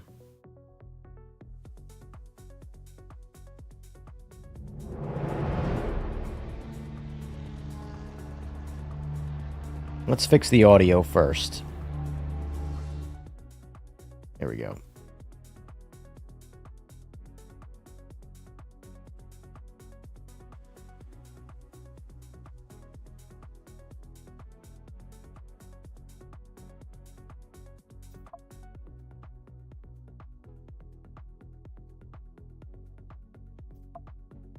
Hey, now I can see my chat again.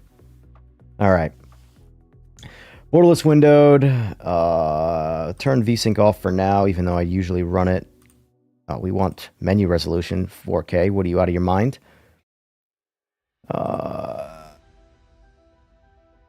That's going to kill frames, but I don't care. Oh, yeah, I also got to turn back on my frame rate counter as well.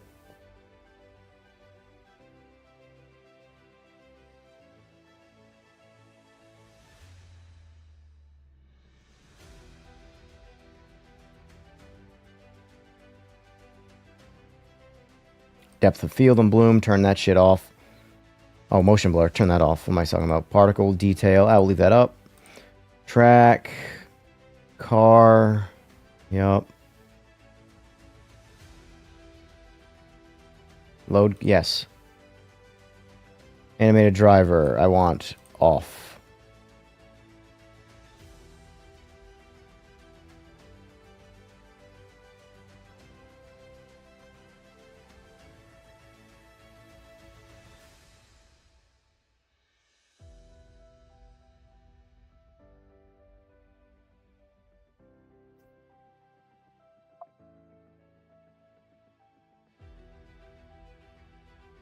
Right.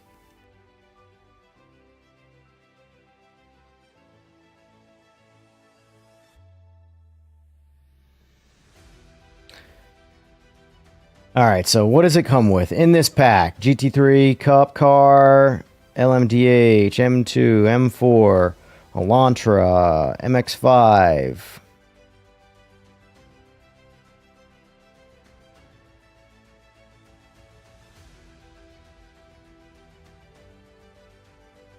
Got Zolder, Autodrome, Zandvoort,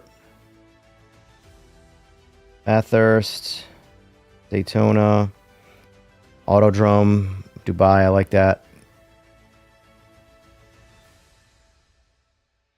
Hockenheimring, Monza, Nordschleife. That's key. You can't not give me the Nordschleife. Red Bull Ring, Suzuka, Watkins Glen, perfect. Laguna Seca, yeah, that's a good. That's definitely a good price. I wish there were some better cars. Cars aren't bad. There's enough there to play with. I'll have to look and see what the cars are later, but I'm probably gonna have to make an account, aren't I? Let's see what it does.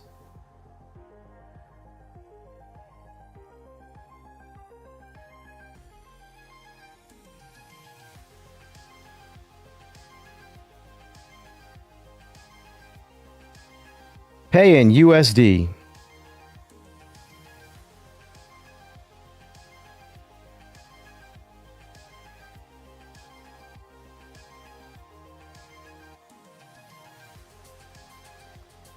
Just reading some chat here.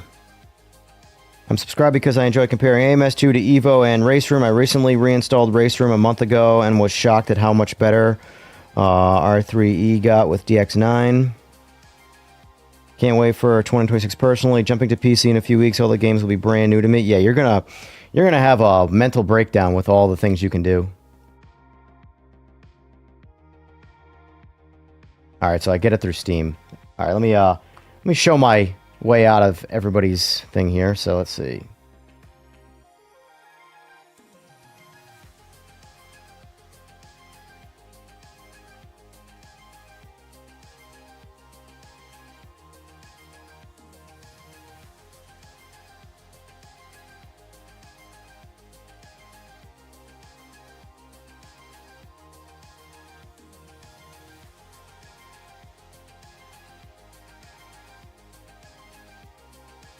Purchase was successful. Nice.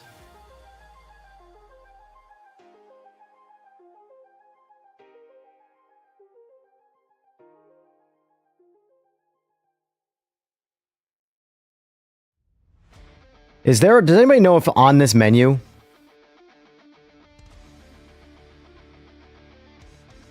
they allow you to put this into dark mode?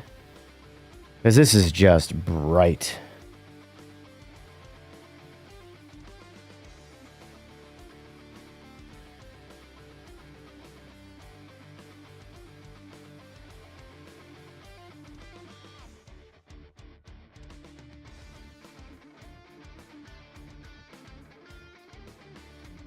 It's so bright. All right, so let's see. Back at the store, let's check out cars.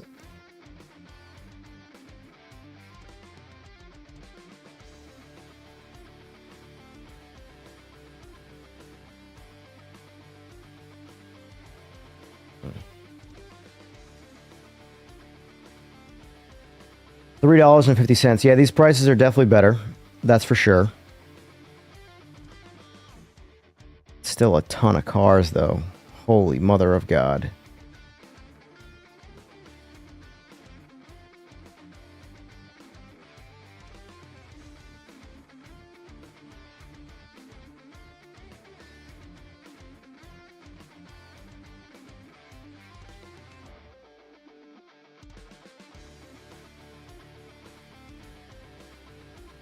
Let me ask you this. How is Race Room's tires compared to our good old iRacing?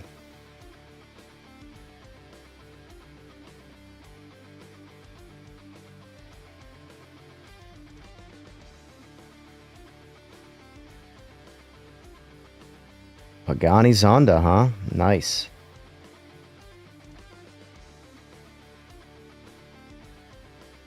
Better? Well, they can't be worse, I'll say that.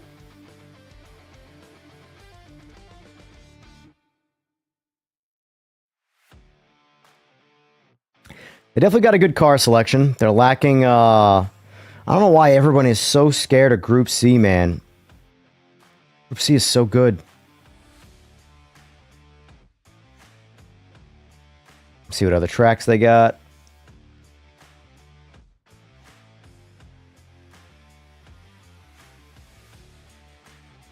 Yeah, iRacing is not cheap by any means. I have the 2-year plan that I got.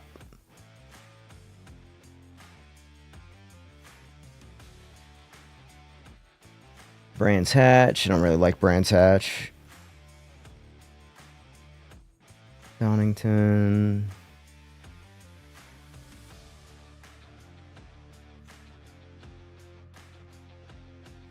Paul Ricard. Yeah, so they give you most of the tracks, it looks like. Alright, let's get out of this. Back to game. Oh, my eyes. Whew. Okay.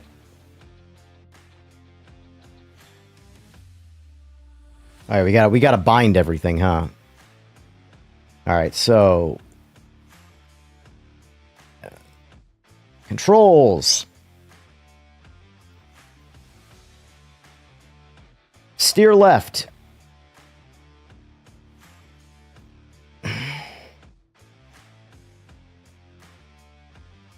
Steer right.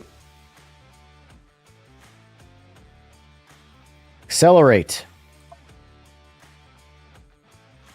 All right. Brake. Clutch in. I feel like we're going to be usually... Is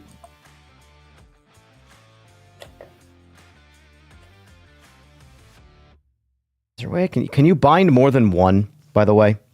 Because I obviously have a pedal clutch and I have my clutch on my wheel. For most of the cars here I'm looking at, I'm probably going to be using the clutch on the wheel. Shift up. Shift down. Oh, here we go. So we got alternative. So we'll do shift up alternative. Shift down. DRS. Push to pass.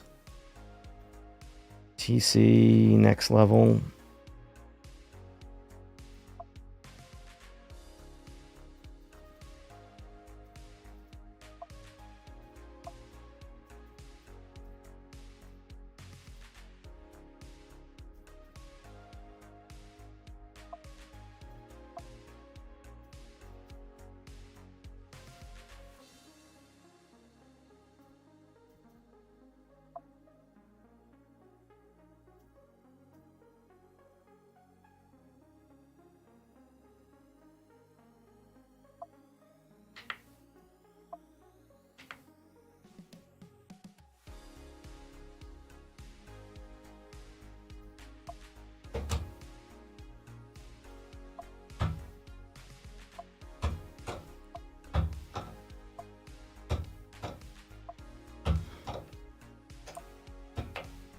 Oh.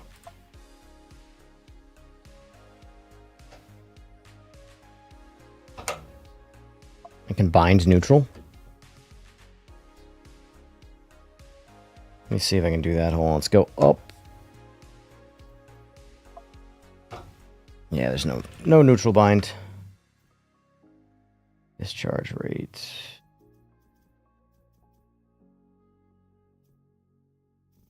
Hit speed limiter.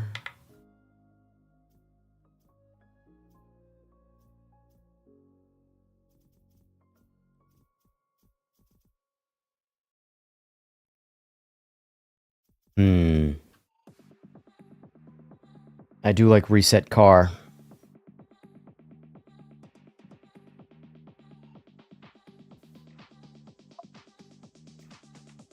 Pause.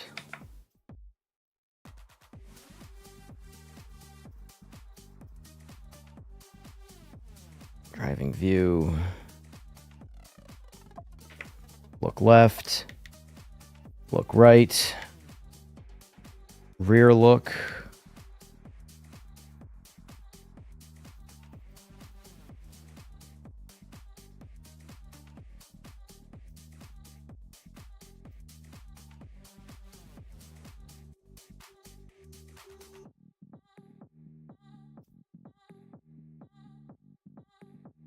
So there's back. All right, so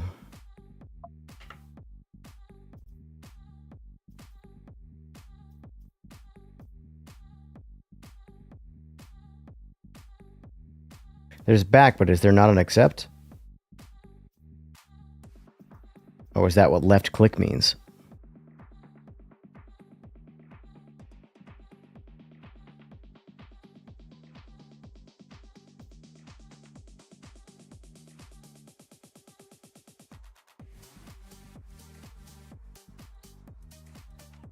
I don't know if that back is what I think it is.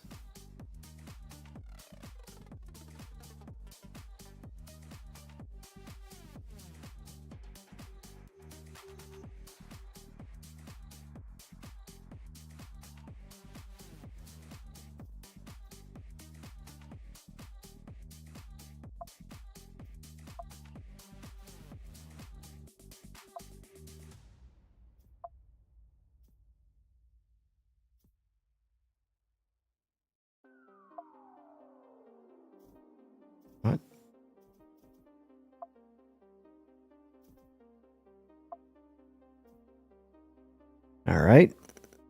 That's good enough for now. Yeah, I'll get there eventually.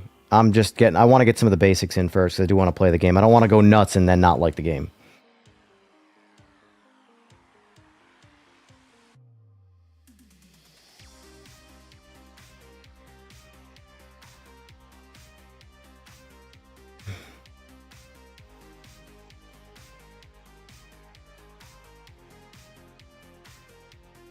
I can't remember if this game is an invert force feedback when I last tried it. We're going to turn this down to 50 for now, just for now, until I figure out what I like. I feel like this one is an invert force feedback game for me. I can't remember. It's been a minute.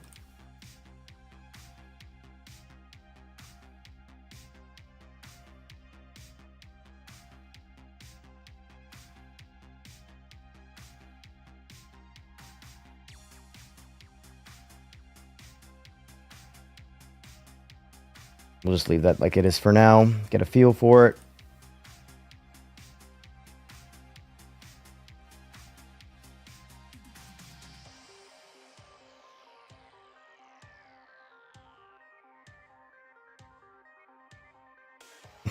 Owned, not owned. Okay.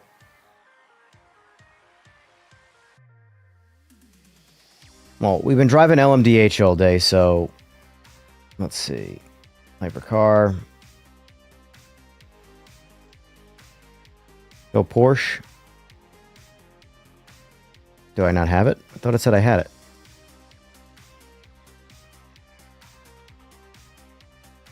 I'm so confused.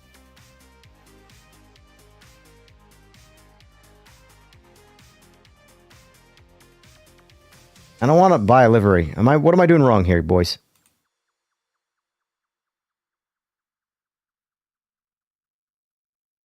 I guess I don't have that. I must only have this one. I don't know why is that under, okay, owned.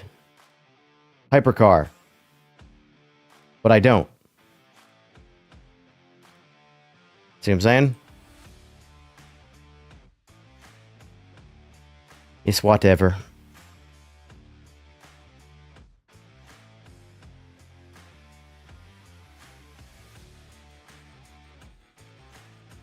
Well, this is how I judge games, by the way.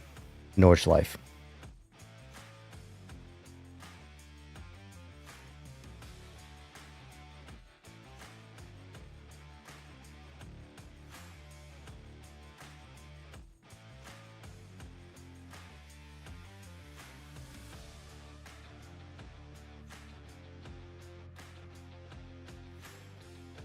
Actually, no, let's keep it simple.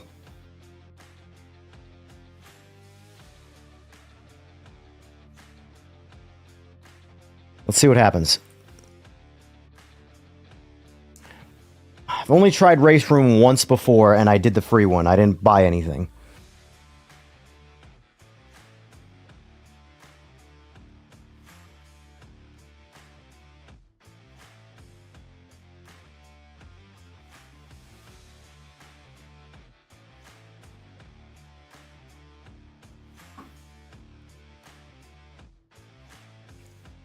While this loads, I'll be right back.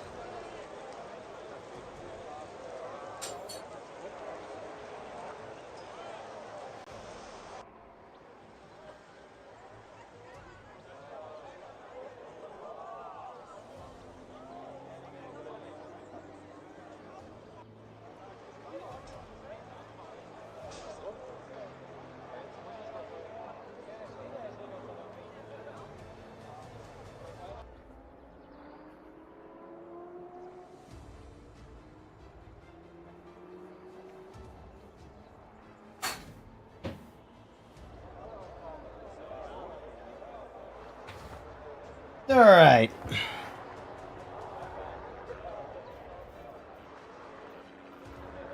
Drive.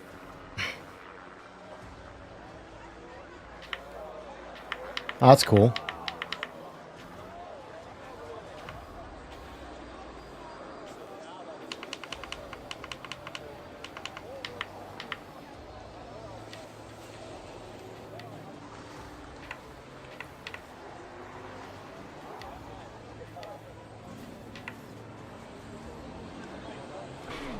Oh, got it.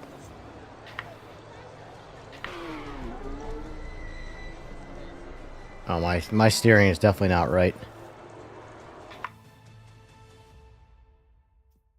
All right, so I got to turn the wheel back on temporarily so I can see. I want to 1-for-1 my wheel.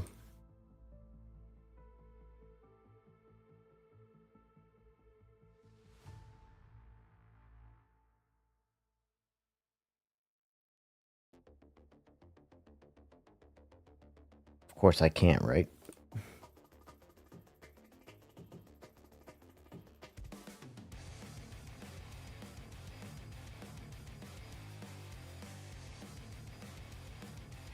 Yeah. Is there a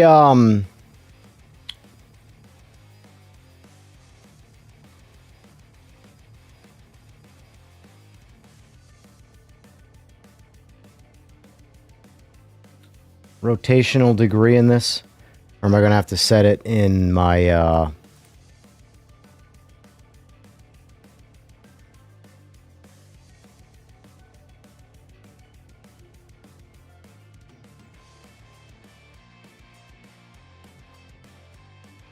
right, let's do this.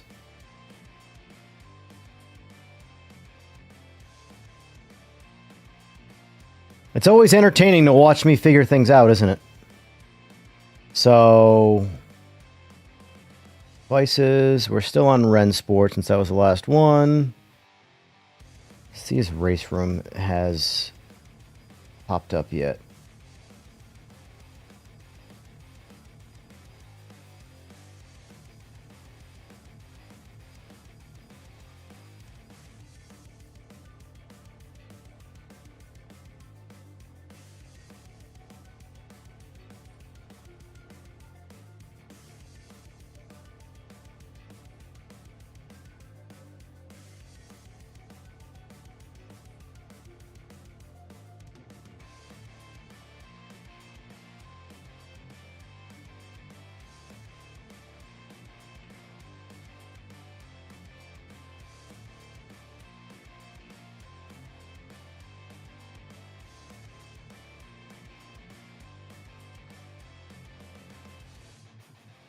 Let's see what.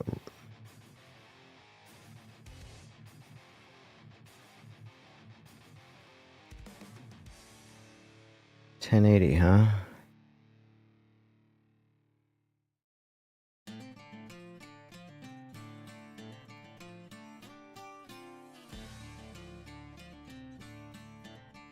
So let's do this.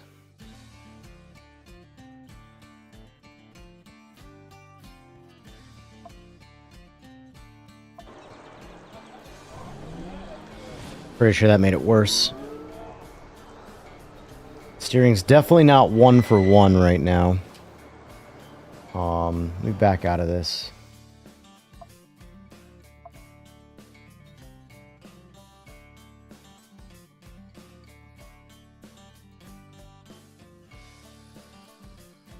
Yeah.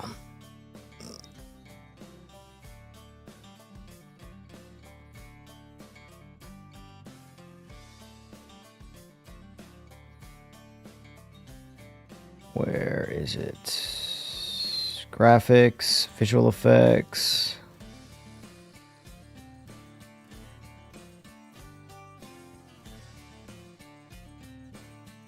Trying to find where that was again.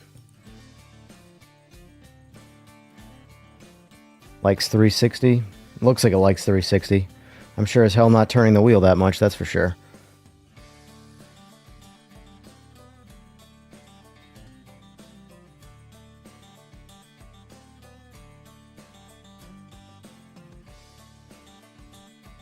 Why am I struggling to find where I found the wheel before?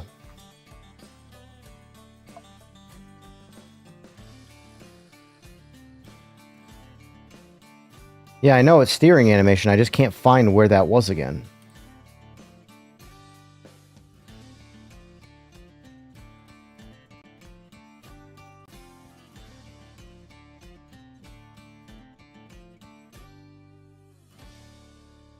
R, cockpit. There we go. Wheel only. Custom wheel rotation. How do I set that? Custom.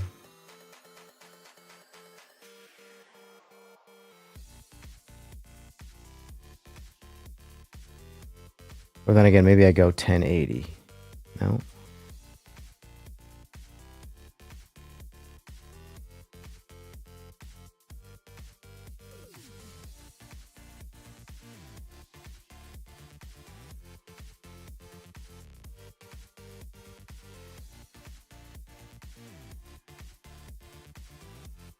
All right, let's do this.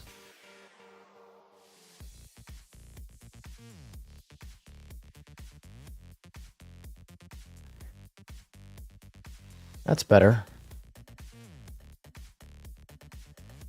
All right.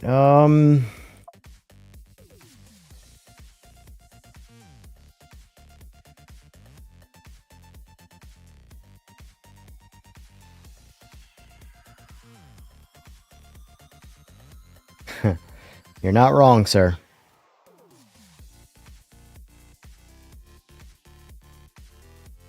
Did I not select practice? That's what I want, practice.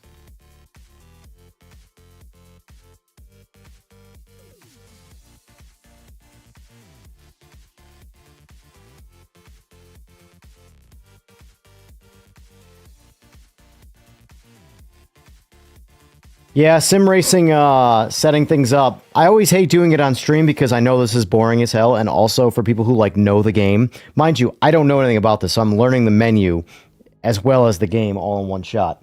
So I know it's painful for people who say are, you know, race room connoisseurs watching me go through this like a complete noob, because I am. All right, so we're not quite 360. I want this to be 1-for-1, the steering.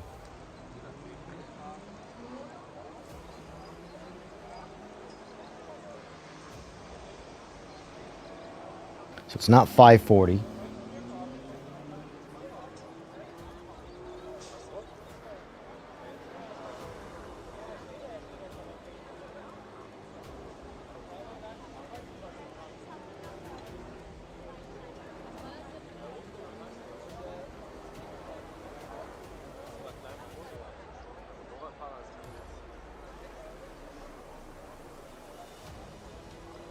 As long as it's close. It's so weird.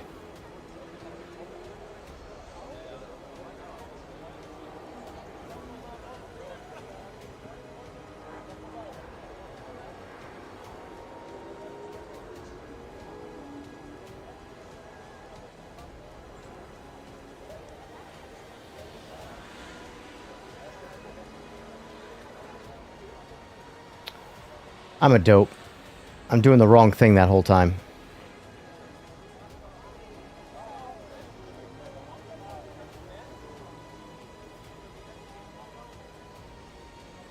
There we go. Good enough.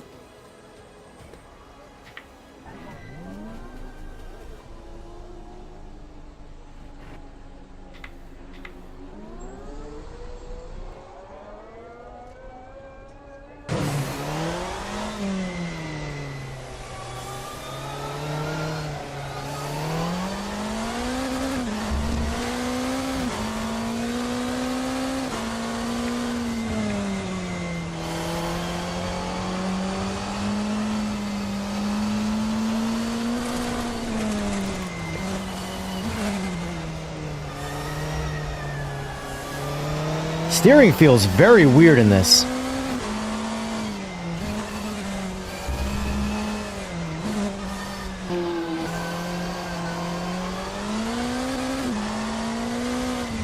I think I'm going to go to 360, even though if the animation's going to be wrong. I just don't like the way it feels.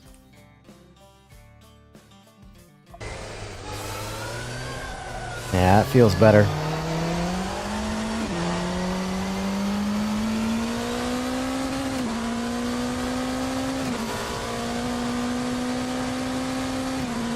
.360 feels a lot better. Even though the wheel's not... Wow. That's a wall.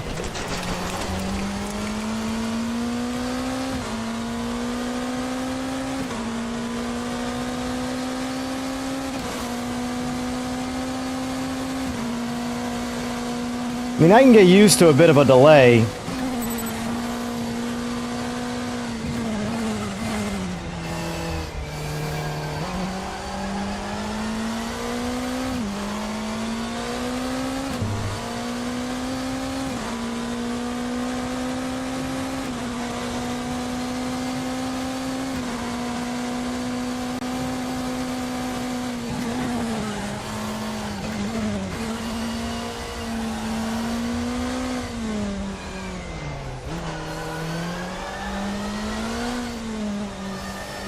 Let's mess with TC.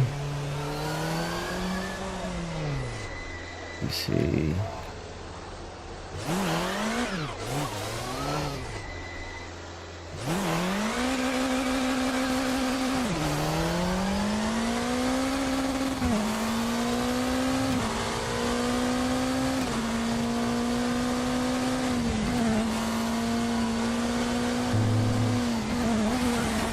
I'm definitely going to have to turn the wheel off.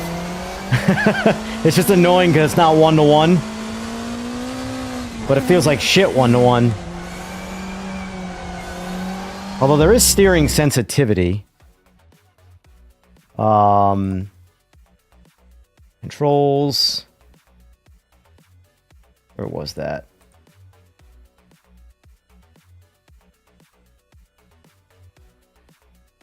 Right here, so... that might be shit. We're gonna find out.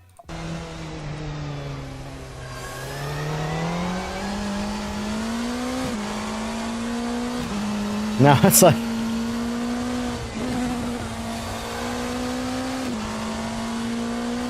why does this feel like almost normal, though?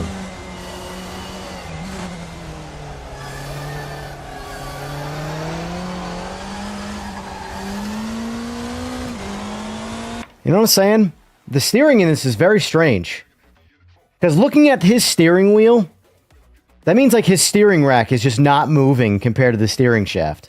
Because that wheel, the way that wheel's going back and forth like that, should crash this car into a wall immediately. Look at this, watch. Like...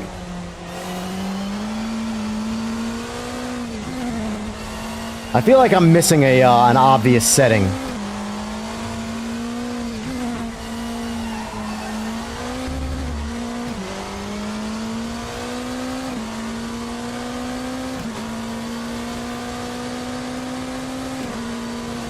The car drives really good.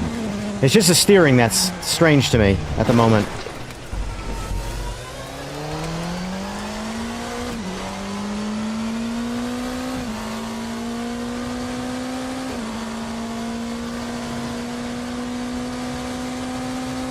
Because the steering sensitivity definitely made it feel better.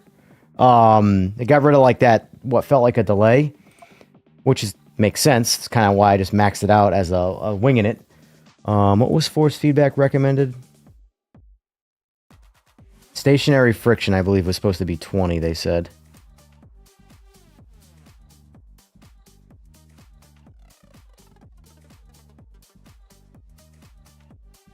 Yeah, I will say that was pretty terrible when I first felt that, so that makes sense.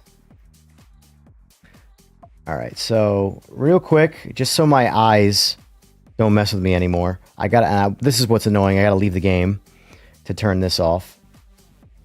So, gameplay, graphics, cockpit, that's right. Alright, so, animated driver off.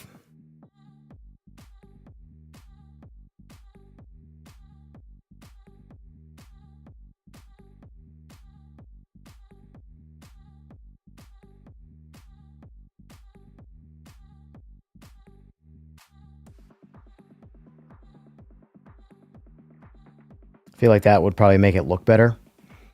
Here, you know what? For the sake of my own curiosity, I am going to start that over. I know I'm being annoying. I know. But you're just going to have to deal with it for now. We're dialing things in. What you got to do when you sim race. There's no point in getting used to a whole bunch of shit that's just wrong.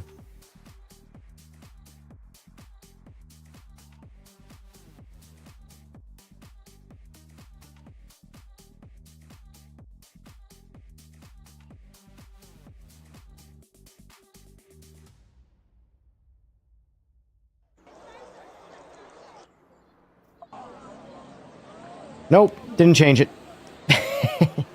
So we're just going to turn it off. We're just going to turn... See, I would turn it off in the menu if it would let me. Graphics, cockpit. Oh, I can. What a...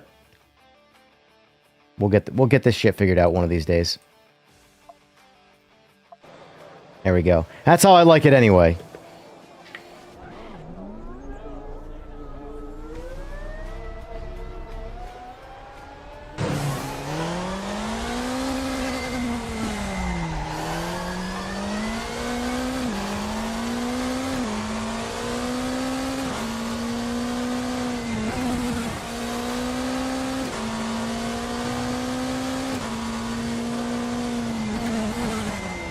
Hold on. I generally put steering ratio to max for each car in the garage. All right, let's do that. How do I do that? Oh, return. Yeah, go back. Return to garage. Car setup. Brakes.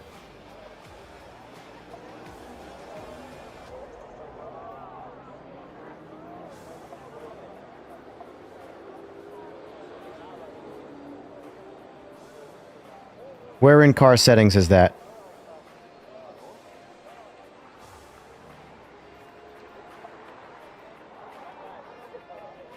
Top right on the side. Got it, got it. Ah, there we go. Look at that. 448 degrees. Makes sense. I want that at 360. How do I... Does it not let me?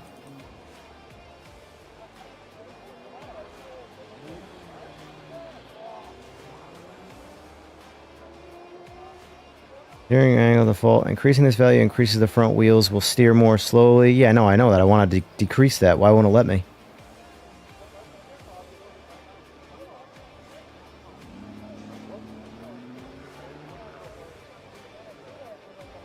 I see it, but it won't let me do anything with it. These have sliders, but there's nothing for steering angle.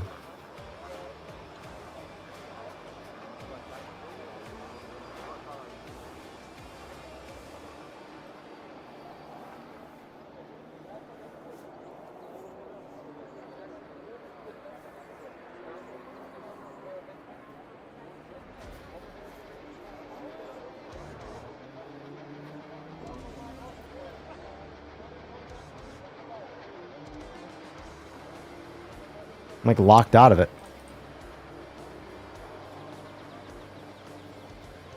What am I missing here, Shumi? Teach me your ways!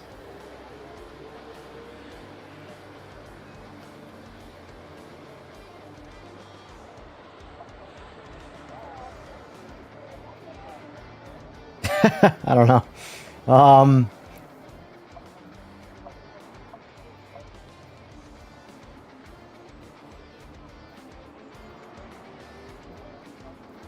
Is that an adjustment I can make not in the game?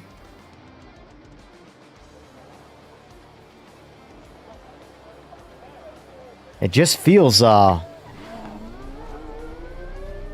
don't know.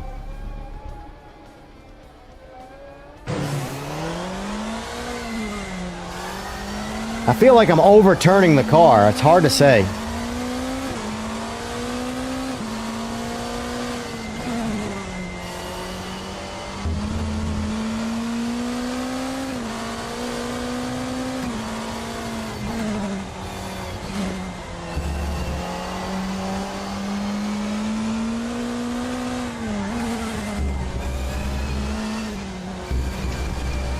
Also, I want to turn this line off.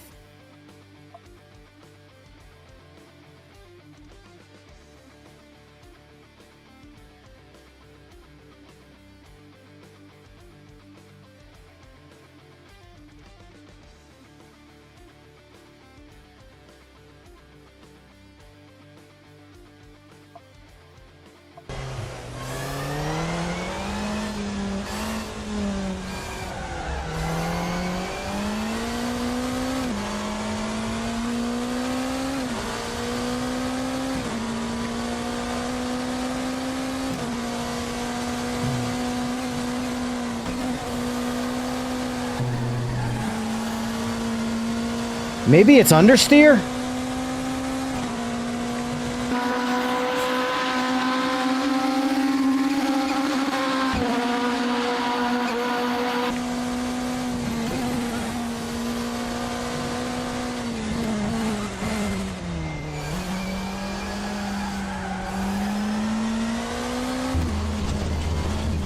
Because I hear tires breaking traction when I'm turning, so maybe it's pushing through the tires? Could that be the effect that I'm feeling, and it's not actually steering angle?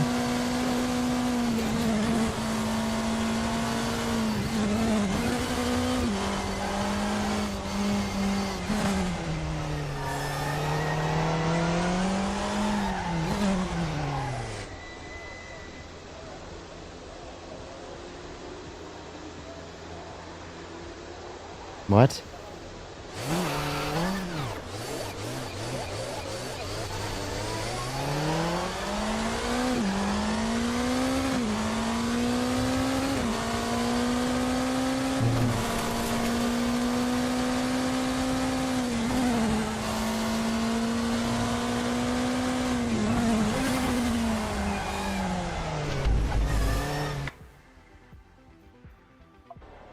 Turn a garage. Yeah, we're on soft tires.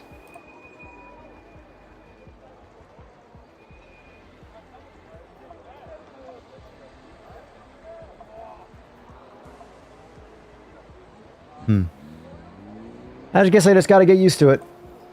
That's fine.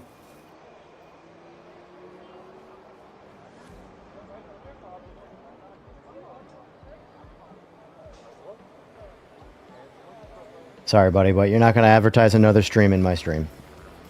Use common sense. All right, so let's see. Let's try a race. Single event.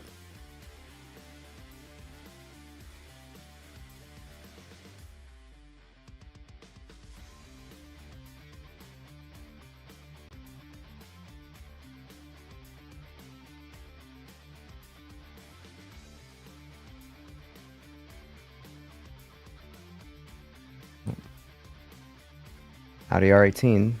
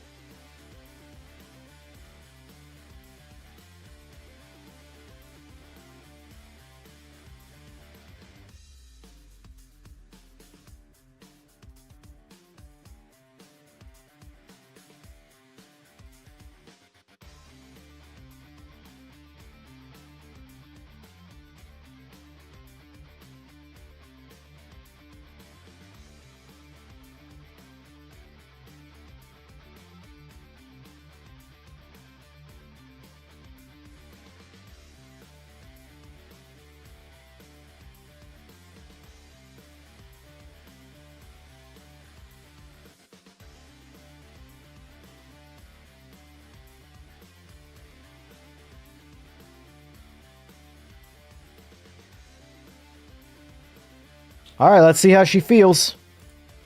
Who are my opponents? Sounds good to me. All I need now is 200k subs. Then make a video saying race room sucks after playing it for 10 minutes. You'll be proper YouTuber then? No shit. I'm sure this game's fun.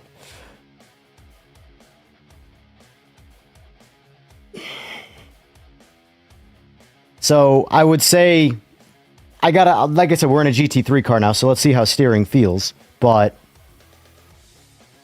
you know.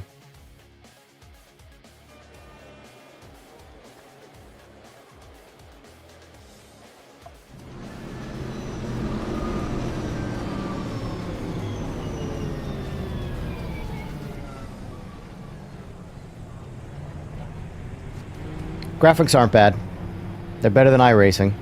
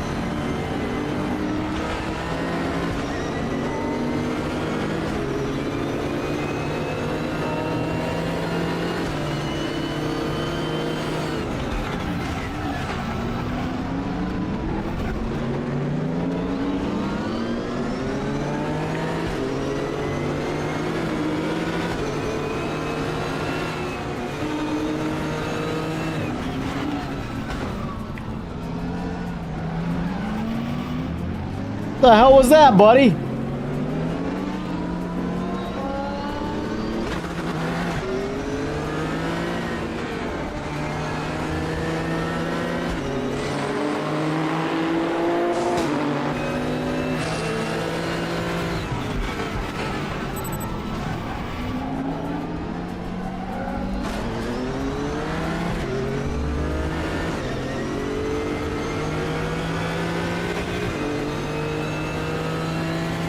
Right there. That's all me, just not paying attention.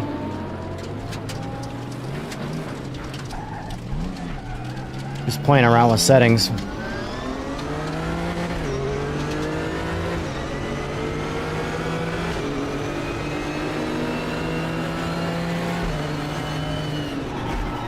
Alright, so lower number is stronger in this.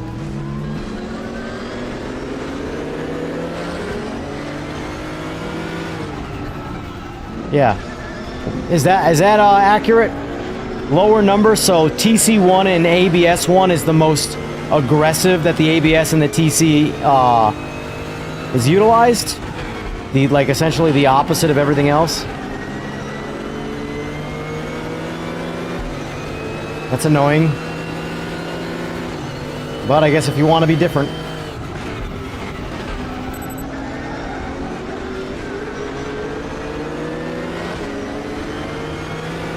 Yeah, I saw the presets.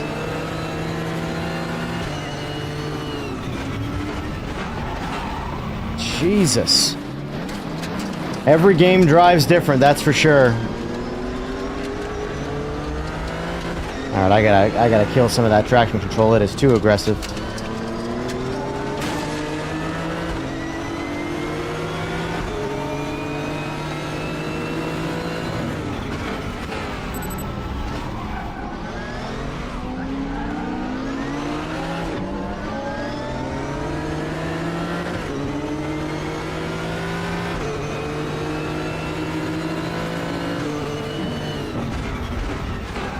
Jesus. Why do I feel like I cannot stop by comparison to them? I feel like I'm hitting the brakes when I see their brake lights turn on, and I'm sliding past them while braking.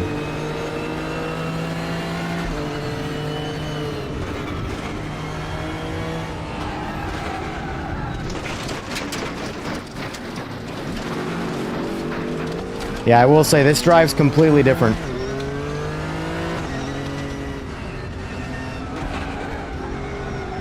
I just don't feel like I have any turning.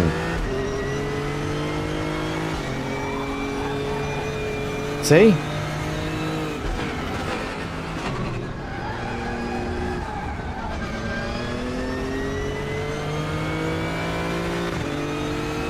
Yeah.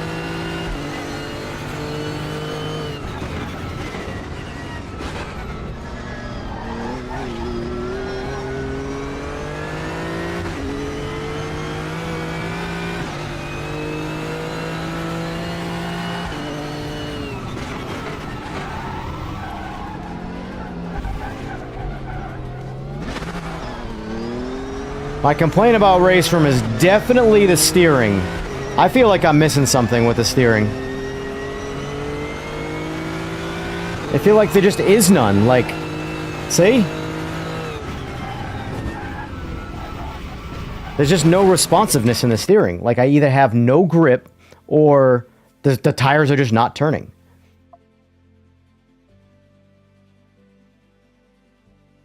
I mean, it is, according to this up here, this is 100% steering. But, like, the way it feels is just like there's nothing there. Is that normal?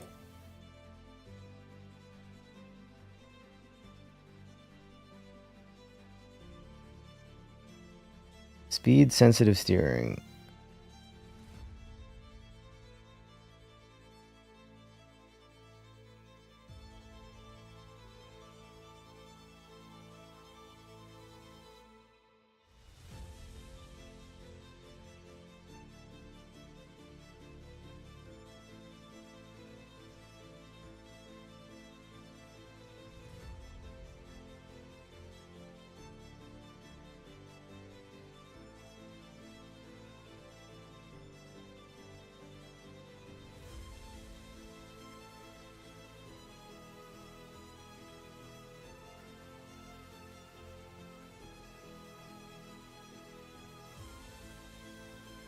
I think these settings are the ones I got to play with right now.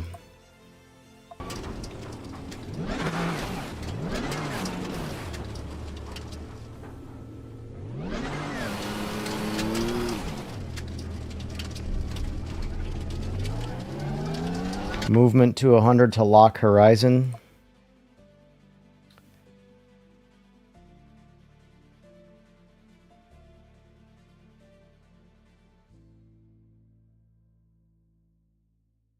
Where's that at? The pot party, the trippers, the grasshoppers, the hip ones, all gathered in secrecy and flying.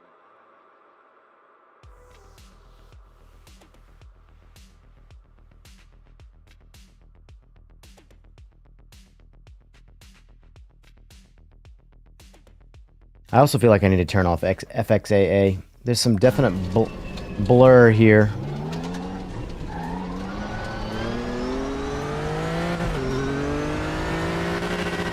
Alright, whatever I changed, it didn't like it. I think I found the setting, though. I think I found the setting. Though, because I went in one direction and it made it way worse. So... the hell is it under? There we go. Speed sensitive steering. This was at 60. Go 0.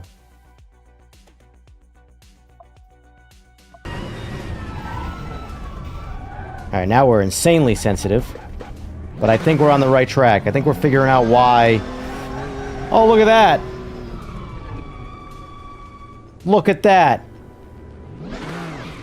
Now I'm barely turning the wheel, and it's turning how I'd expect it to with the aggressive-ass,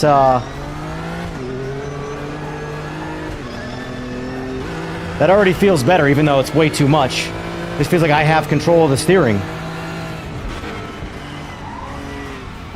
Now I'm just understeering my way. Alright, so I gotta adjust that now. Alright, we're making progress. So. Now we're gonna one-to-one the wheel. Things always seem to work out when the wheels are one-to-one. So, that being way off there, something felt wrong. So, alright. Graphics, cockpit, wheels and hands, since wheel only looks... well, no, we'll do wheel only for now, just for the hell of it.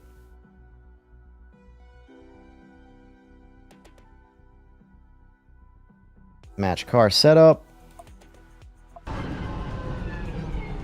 Okay, so...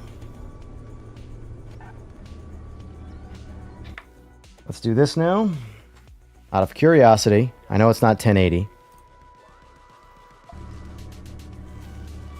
It's close, though. I think it's 900.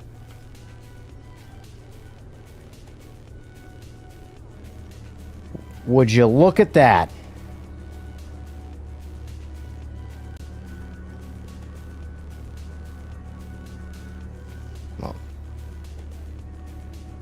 It's dead nuts to a point, and then it, like, trails off at the very, very, very end.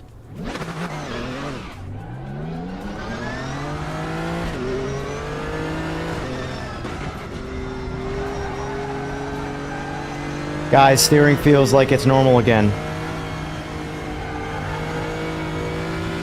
I'm about to get lapped, but it's fine. We got our steering.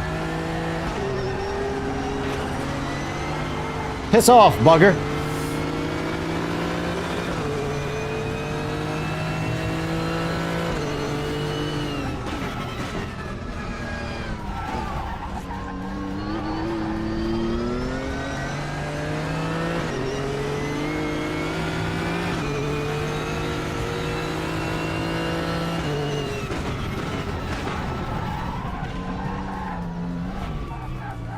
I don't know how that's considered it, but fine. Alright, we got that figured out now. Alright, so let's look back in the settings, make sure we're getting there. Alright, so... double shift, 50 milliseconds. Yeah, it's fine. Speed sensitive steering, 0%. Yeah, we don't want that. Okay, so if anybody was wondering why the steering is so weird in this game, the speed-sensitive steering. zero that shit out. So it seems like basically what setting that at 0 means the faster you go, the less sensitive. Oh, sorry, setting it to 100% is essentially the feature is you lose steering the faster you go. And I don't want that. Oh, my steering. Why in sim racing is steering such a controversial? I want it to drive like a real friggin' car. That is the end of the conversation for me. I don't care what it's artificial thing you like to make it whatever for you. I want my car to feel like a regular car across all of my sims. Anyway. I do think that setting is 100% was the problem.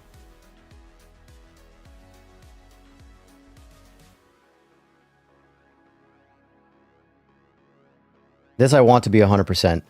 So, steering sensitivity, I have it at 100% because I want the wheel to do the car to do what I want it to do when I want it to do it. So I don't want any kind of delay or neutering. They have that in like Gran Turismo 7, and I hate sensitivity is the most sensitive as possible. Max steering speed. These I don't think are actually doing anything anymore. Because this is set to 0. So I think we're where we want this.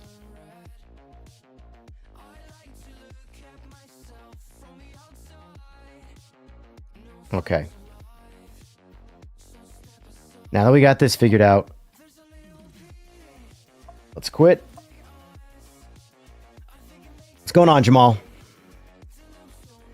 Looks like steering needs to pull their weight. Tim and traction control is making them look bad. Exactly. Oh, that is not what I want to click.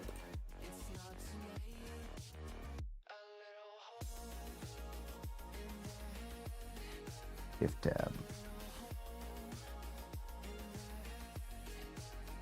All right, so graphics. Let's turn off anti-aliasing. We want max MSAA, even though MSAA is ancient.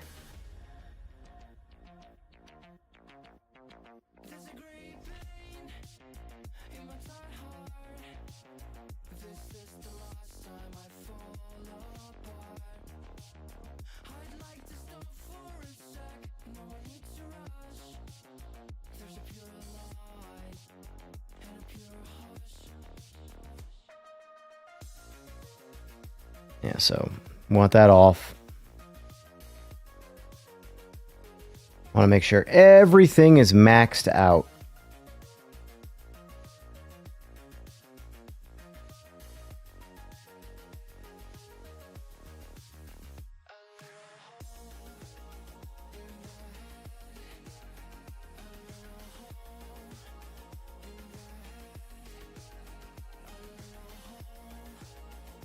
I want that on for now, just so I can check a couple of cars.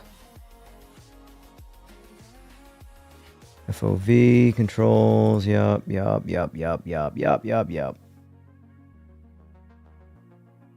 Okay. I think we got what we want here.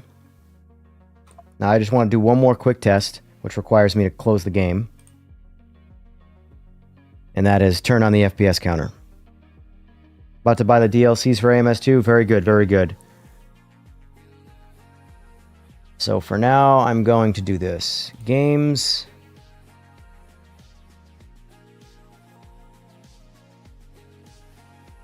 Race room. Set this base preset to AMS2.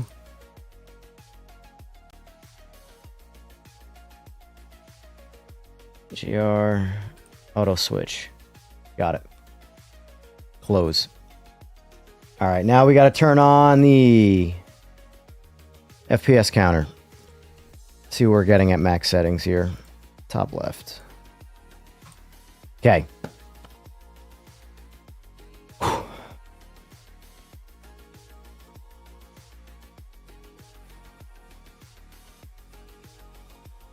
I do find that the modded cars are never as good as the in-game cars, though.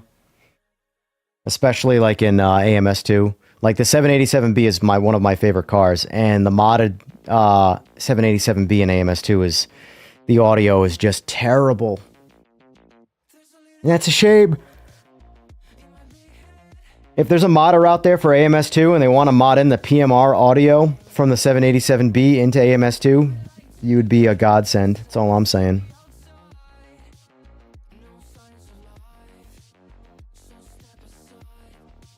DTM Car Pack 2025. How much is this one? $23.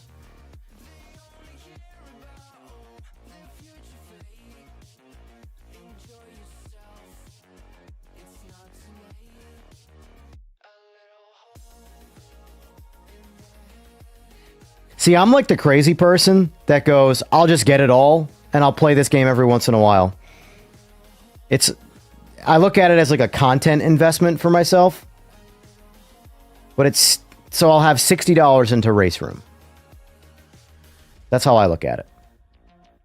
I'll come back to this, though. When does this expire?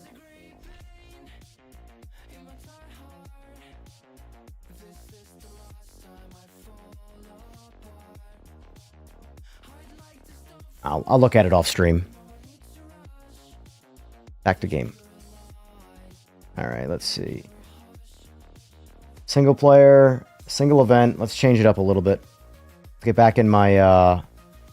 see if the steering is better now in the LMDH. Or... yeah. Anyway. Boom. Let's get off Zolder.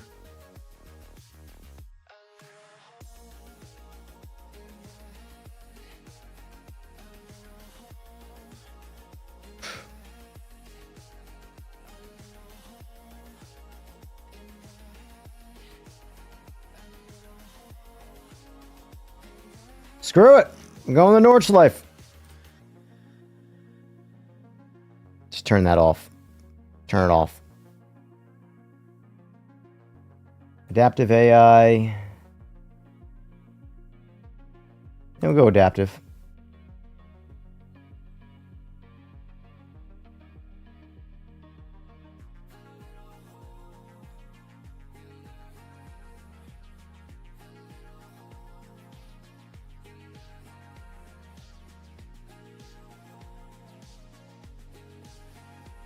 Yeah, guys, AMS2 is my go-to.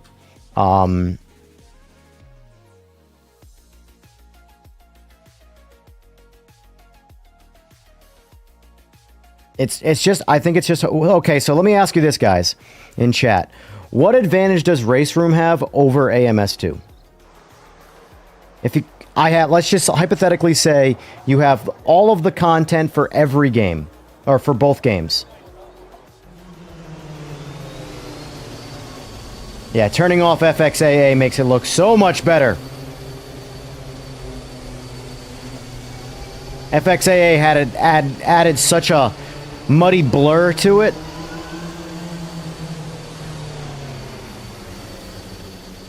I agree, AMS2 is the GOAT. I agree.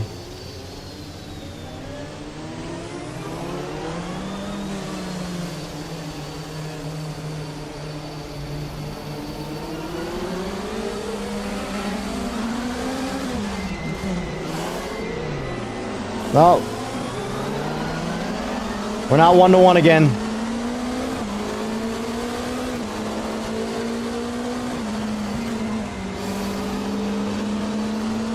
All right, so let's turn off the match setup thing.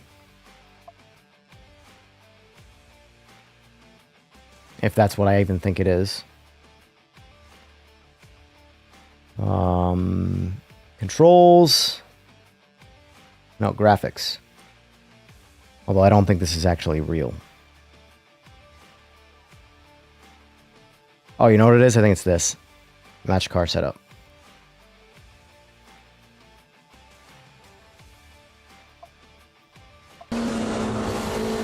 Yep. So apparently it saves per car. Got that down too. Cool. Oh, finally, it feels like I can drive this car normal.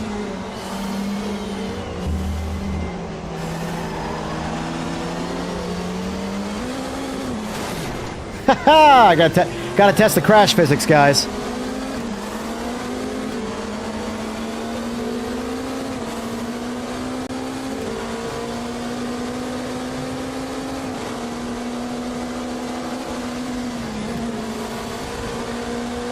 So at max settings, I'm getting a little over 200 frames with a full grid of cars. That's pretty good. And that's with 8X MSAA. MSAA is a frame rate robbing shitty old technology that games shouldn't use anymore.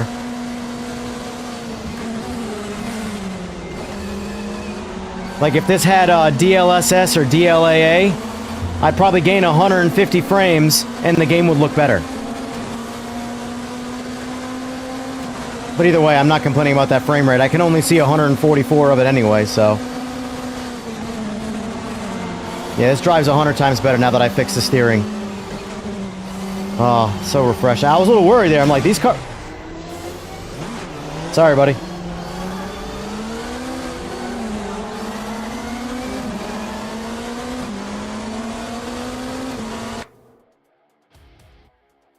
I can turn what off?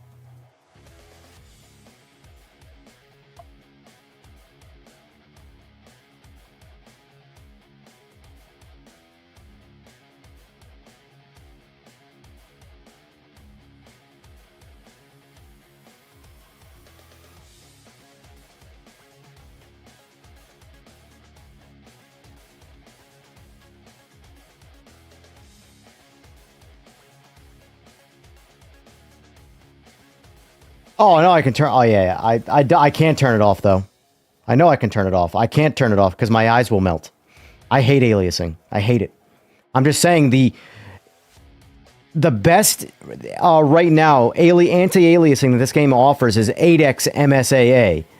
Is my point in that it robs a bunch of frames to do it. Whereas if it had a newer technology like DLAA or one of the FSRs on the AMD side, you could get a much higher frame rate and there would be even less aliasing because the technologies are better. So that's just one of those things that TAA is the generic version of those, temporal anti-aliasing. TAA was just added to AMS2 2 patches ago. So that means DLAA might be around the corner, I hope.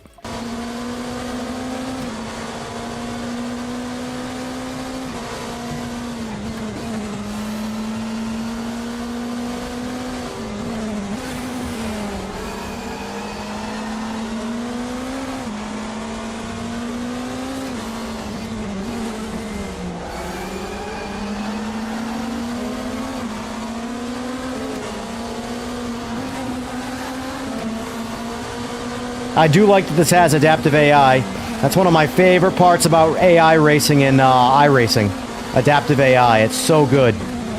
I'm curious to know how does the what's the consensus of the adaptive AI in this versus iRacing's? I wish they all had it. It's so good.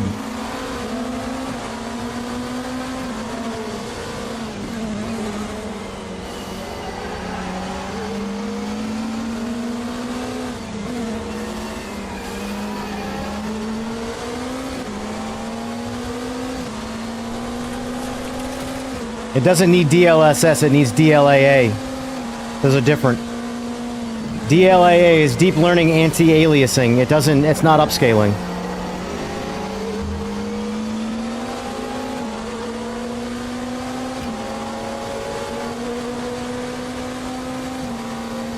It's the absolute best anti-aliasing that's out there right now. So what I'm saying is DLAA, so if I'm rendering the game at 4K resolution, with DLAA, the game will still render at 4K, but it will look better. It'll look smoother because there'll be less aliasing going on. And the frame rate will also go up. But not over TAA, I'm saying over MSAA.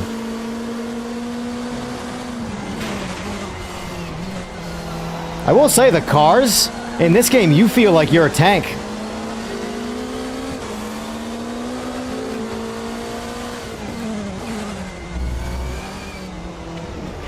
DLAA is native. I don't think you're understanding that. DLSS is upscaling. DLAA is native. It's NVIDIA's anti-aliasing.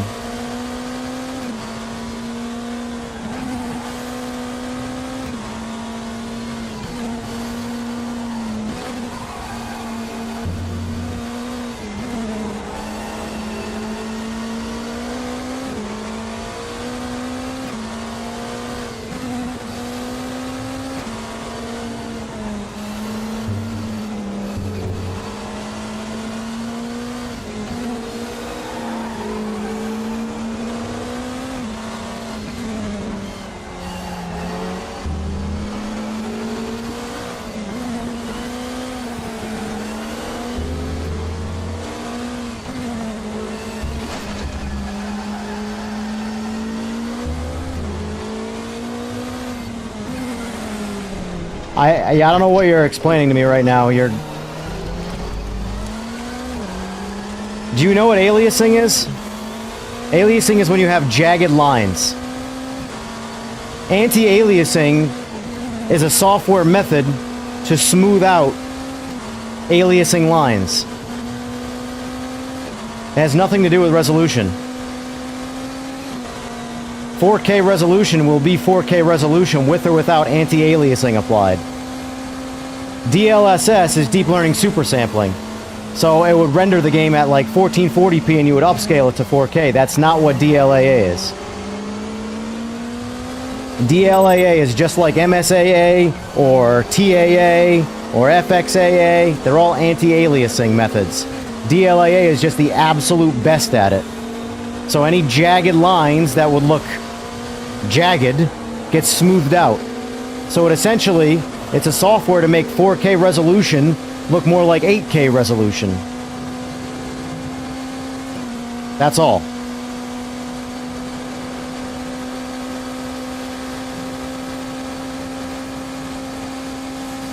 Yes, I am.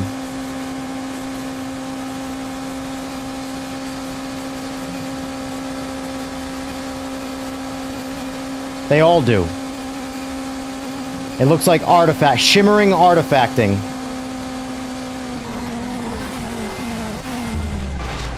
Alright, so the braking zone is way later in Race Room. Or way earlier, sorry.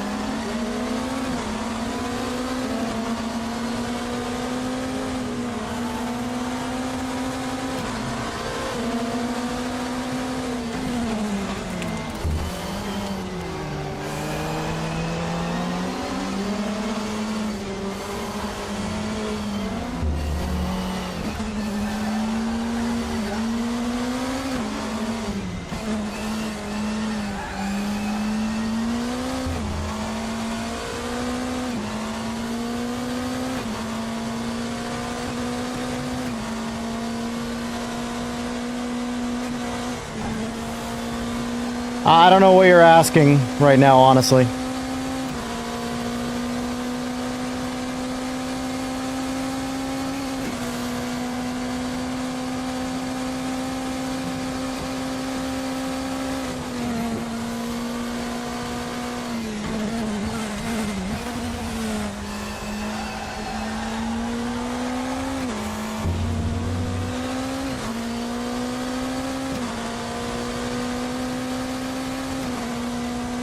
So far, I don't see a reason for stability control to be used in this game.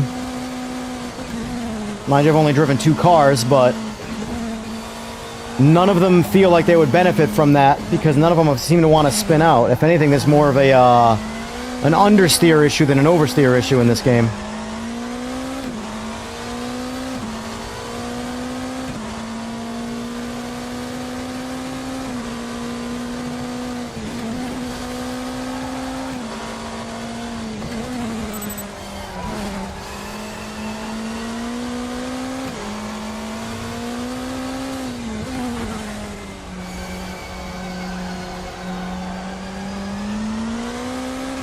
I'm not going to talk about anti-aliasing anymore, honestly. They're there. It has a purpose. It makes graphics better. I don't know why we're debating about something as trivial as anti-aliasing, but it's there in every single game on the planet, aliasing. That's why the methods exist, to make it go away.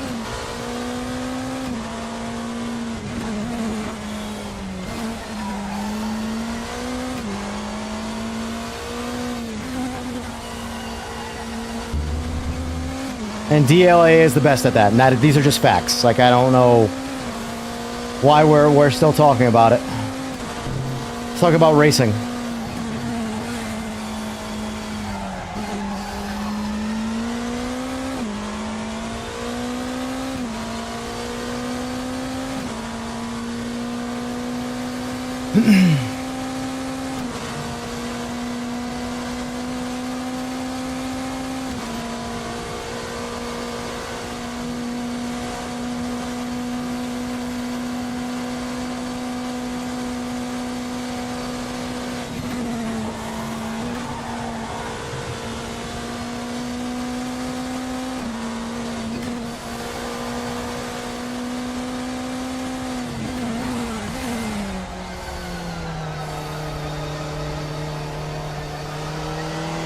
Yeah, I always turn motion blur off.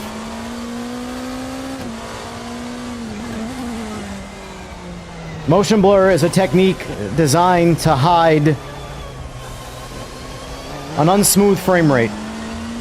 That's why all consoles force motion blur, because they max out at 60, most of the time max out at 60 frames. So when you use motion blur, it makes it look like the frame rate's slightly higher because those images are now blurred together. I'm a computer nerd first before someone who plays or is a sim racer, I'll say that.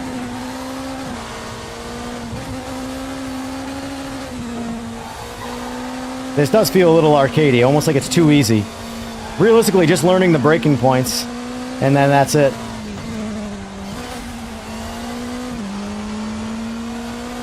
It feels like I have soft tires on the rear and hard tires on the front.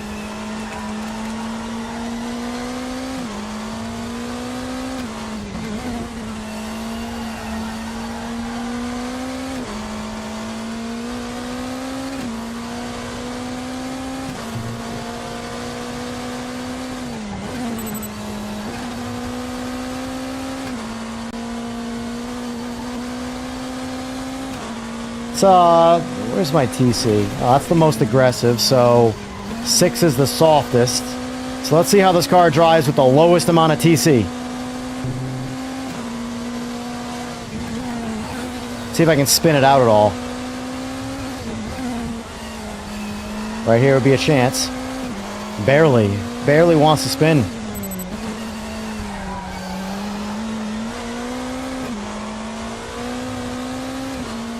Car drives really good, but it definitely has a Rennsporty vibe to it. Meaning the car feels like I'm driving it in Rennsport.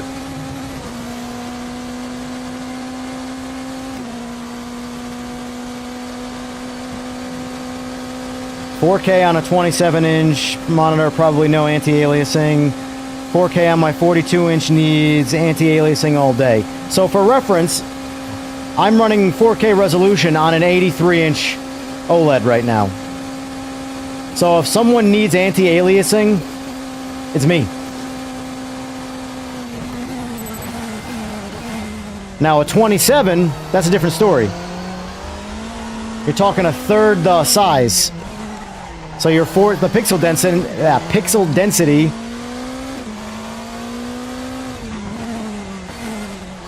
is 3 times more or 1/3 more. My brain's not working there. Pixels per inch is much higher on a 27. But at the end of the day, though, in sim racing, the size of the panel almost doesn't matter in that sense, because you don't want the panel to be, you want the same field of view. Meaning you want the size of the TV to be a certain distance away from you. 27-inch monitor, I'm not gonna, like right now I want to say, I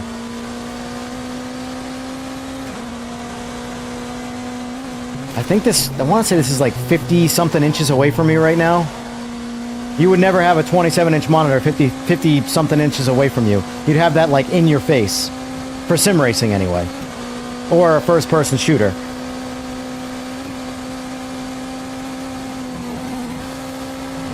How many laps is this? Yeah, 10 laps. That's a long time.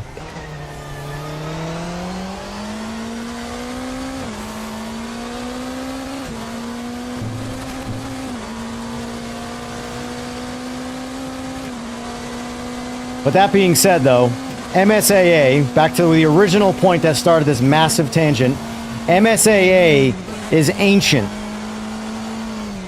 from an anti-aliasing standpoint. TAA, which is, you know, pretty basic, is like revolutionary compared to MSAA. And then DLAA blows TAA out of the water. But it's an NVIDIA-specific feature, and most games don't have it. I shouldn't say most. All new AAA games do. Sim racing games, they struggle to have the latest and greatest. But that's why I was excited that AMS2 got TAA, because that means I could scrap MSAA, the game would look better, and I would get more frames. I think I gained like 150 FPS in AMS2 when I went from MSAA to TAA, and the game looks better. Now they did in their most recent patch add the ability to run the super sampling anti-aliasing on top of TAA. I can make it so I get like 50 FPS in AMS2 on a 5090 if I crank up the super sampling to ultra. But I mean, it literally makes it like comparable to like a native 8K resolution.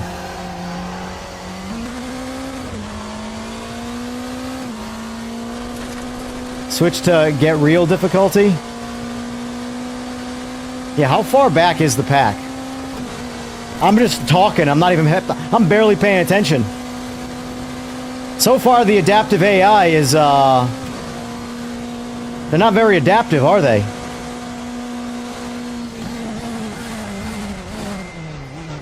Let's wait for them. See where they're at. Yeah, we're 22 seconds behind me. Turning off FXAA made this look a lot better, though. I was a little worried because it was very fuzzy looking. Nothing to me is worse than a blur.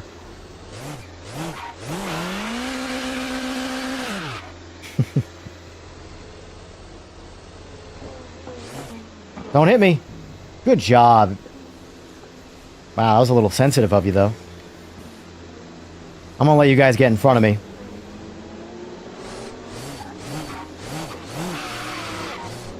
Alright, let's do some racing.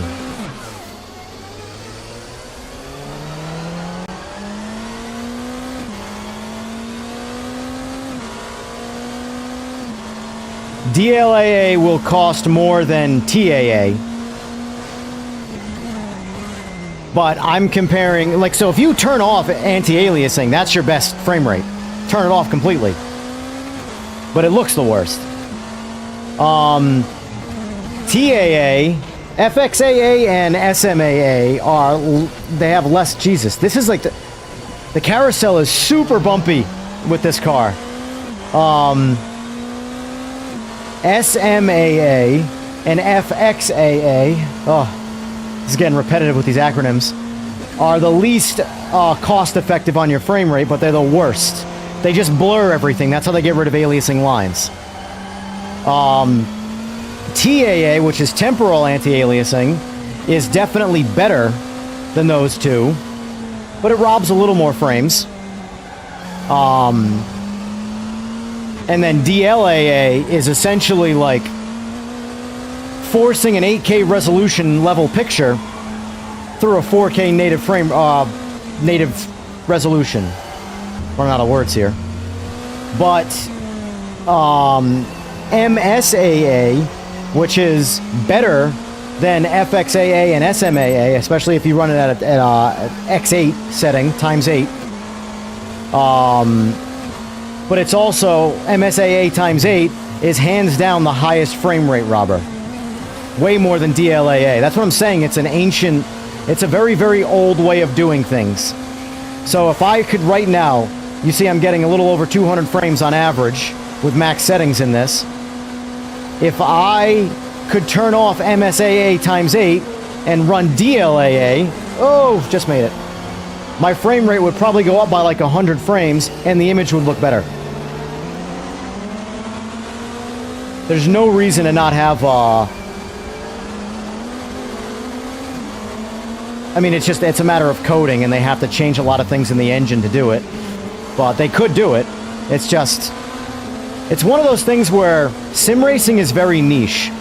So a lot of things like DLAA and stuff like that, it doesn't really come up much in the sim racing world.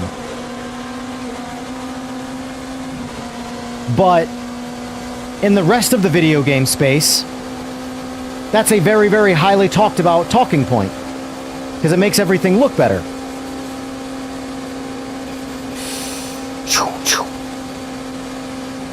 This game feels pretty good. 10 out of 10, good recommendation. It also feels really easy. I don't know if that's why it feels good.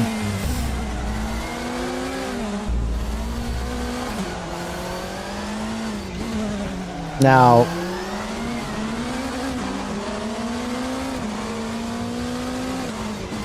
I'm going to commit the cardinal sin too, because it will look a little bit better, turning on VSync.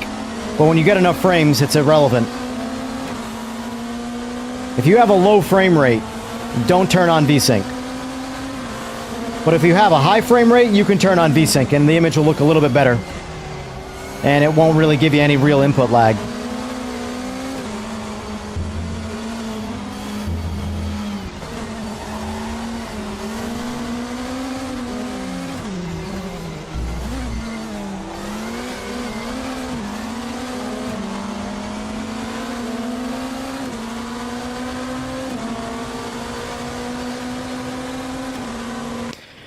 All right, let's see. New tangent. The race room rabbit hole can also include seal HUD option with the use of crew chief. As long as you are having fun, you can't go wrong with any driving sim. Agreed. My whole thing is this. It's like, okay, so from a fun standpoint and a streaming standpoint, I have to approach everything there. So I think every person should approach sim racing from a fun standpoint. I know people want to approach it from a competitive standpoint because they think they're going to be the next, Max Verstappen or Jan Martinborough. But at the end of the day, fun should be the number one reason why you sim race. Fun above all things. There's enough people playing this that this could be your go-to. There's enough people playing AMS2 that it could be your go-to. There's plenty of people playing iRacing and plenty of people currently playing LMU. However, from a streaming standpoint, which is where I also have to factor things in, I have to look at players and viewership, even if the game is fun. If, like, for example, PMR, it does have problems. It's got a lot of them. But the fun that I've had in it is fun. However, the amount of people playing it, although some of the biggest viewership I get is from PMR people, because there's a lot of people waiting for that game to kind of be good, Even though there's not a lot of people playing it right now, because there's a lot of people like me that are like, okay, I can't wait for the next PMR patch to see what they do. But in the meantime, I have almost no interest in playing it. Anyway, so I have to look at viewership. Like me, if I just wanted to chase views and not care about fun, I would play Forza Horizon 5 and build a viewership on that. Because there's tens of thousands more people playing that than every other sim, period. Except I have no interest in playing Forza. I do have a lot of interest in playing Forza Horizon 6. The game might suck, it's not out yet, but it has the potential to be really good. But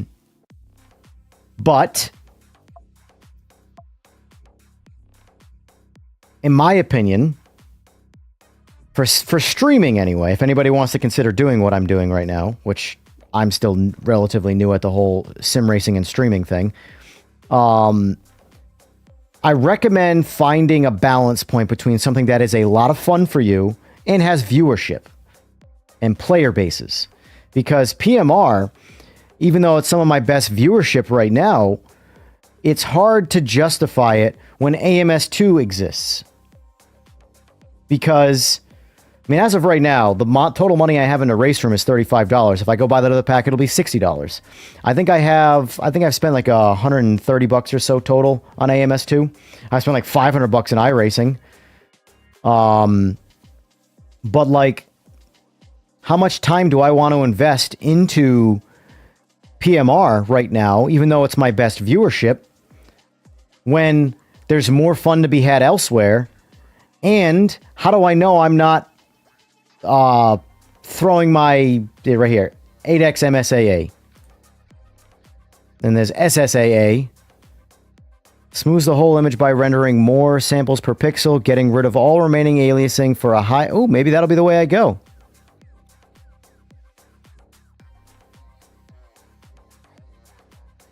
This is similar to downsampling from a higher resolution.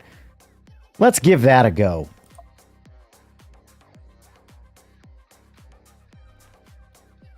Let's run the same event. See if my frame rate should go down. See, so right now, based off of what the text said, the image should look better. It'll look sharper because it'll be less aliasing, but the frame rate should go down. So we'll see. Anyway, I don't know if I want to throw all my eggs in the PMR basket because I think there's more fun to be had elsewhere right now. PMR, if PMR could just be AMS2, but cross-platform, that's huge. That's a massive market right there. If console players could play AMS2, they would literally never play anything else ever again. They would uninstall Gran Turismo, uninstall Forza. Those games would be useless for them.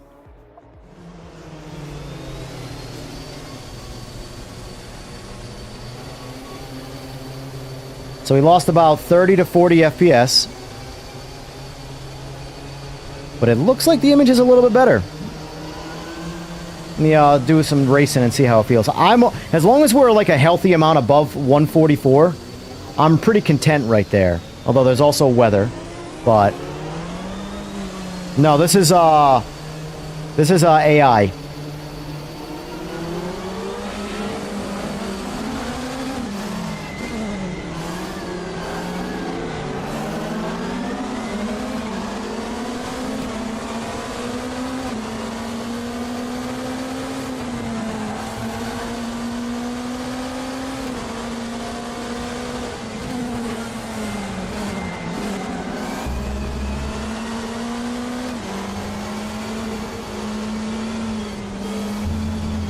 Also, keep in mind, too, I'm losing about 20% of my frame rate.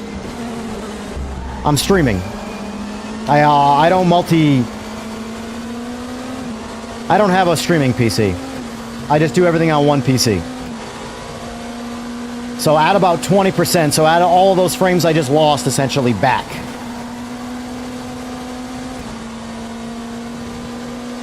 Oh, stay on the track.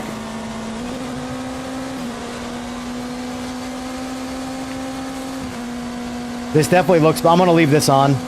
Oh, wow. Look at all the frames I gained not being in cockpit view. Lost a bunch of frames rendering my car right there. So watch the frame rate as soon as I leave the car. Hovering right around 190 or so. As soon as I leave the car...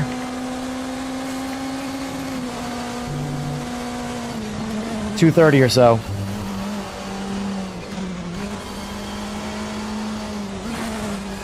All right, next graphics test.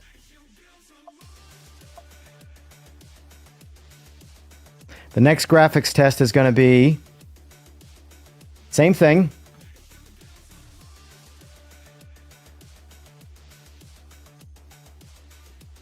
Where's weather? Here we go. Oh, that's random. Is there rain in this?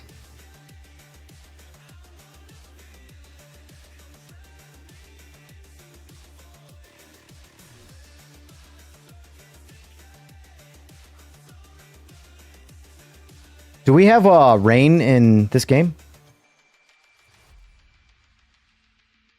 Yeah, you won't be able to see it low and slow because it's massively compressed through the stream. Both frame rate and visuals.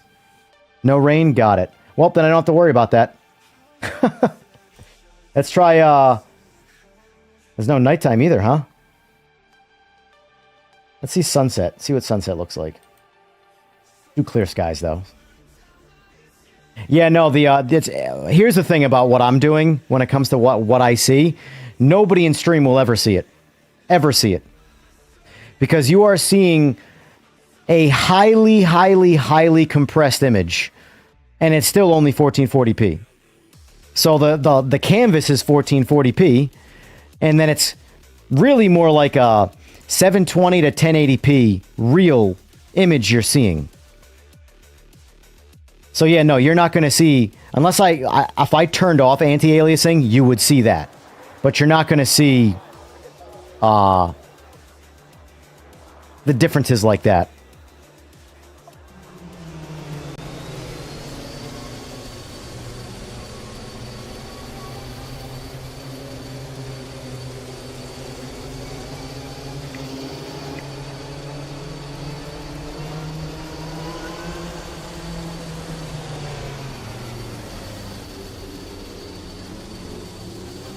Was there actually a difference other than the dip in FPS? Yes. It's not much, though, but I have very, very, very sensitive eyes to certain things. Aliasing pisses me the fuck off.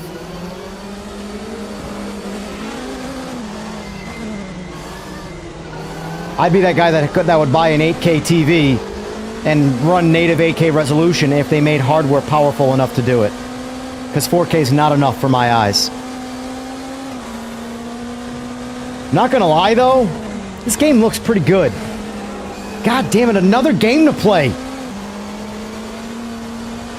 It plays a... Dude, I'm not gonna lie, I feel like Rennsport may have taken the physics engine from this. Or copied it. Because, like... That's a nice sun glare. Sun glares usually piss me off, too. This is Race Room.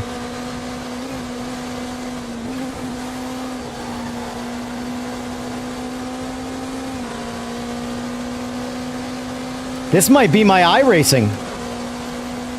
This drives a lot better than iRacing.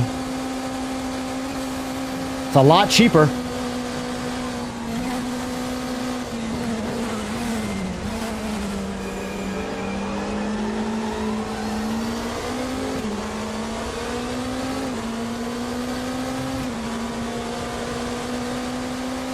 Race Room is free, yes, but you're limited content.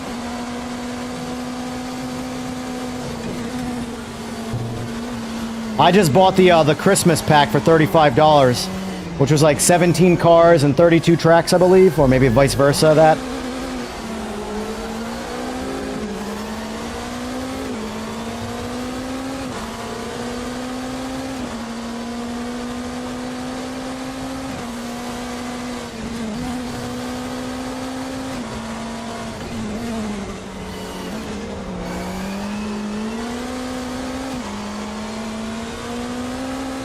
Well, I know what I'm doing on Friday, guys. Oh, hello, picture taker. iRacing versus Race Room stream.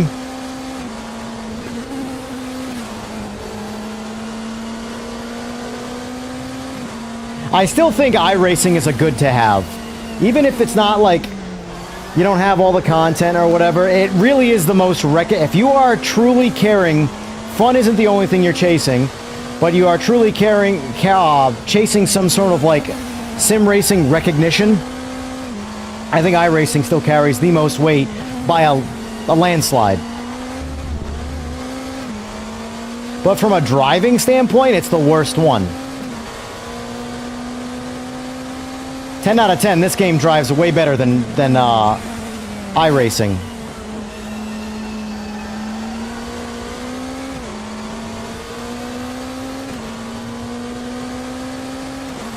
What's that last? I'm trying to read that comment there.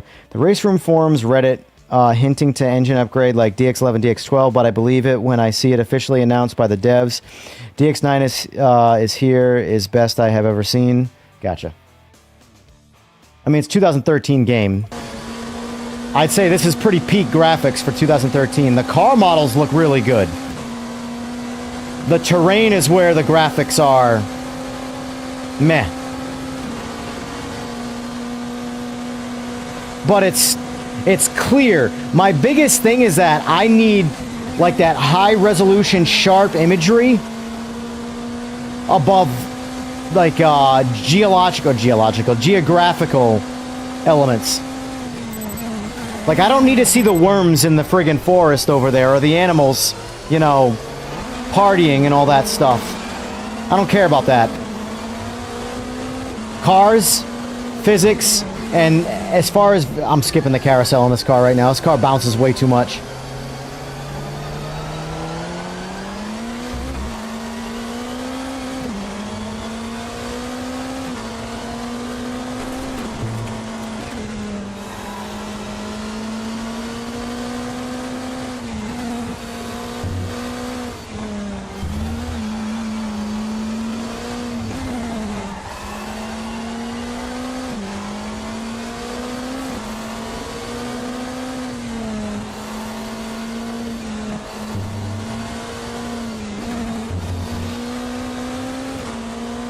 All right, this is the next question.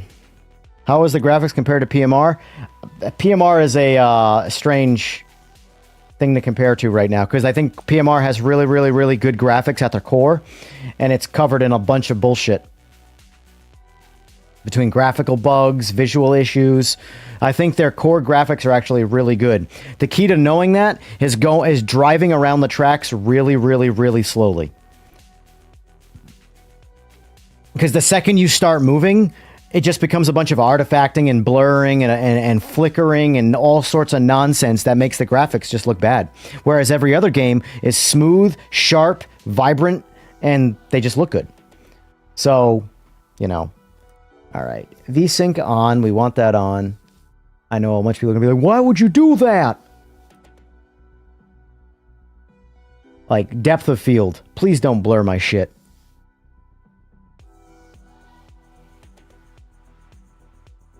Okay.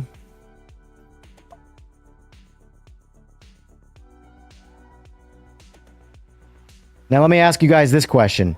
What does this game have for multiplayer? Anything? Can I play this with people? Oh, duh, I was on the wrong page. What a dope.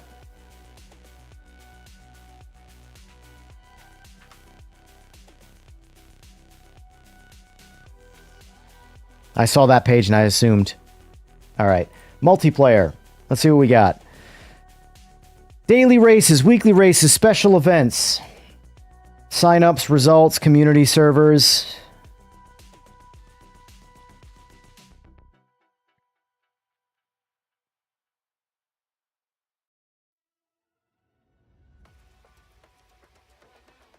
Gotcha.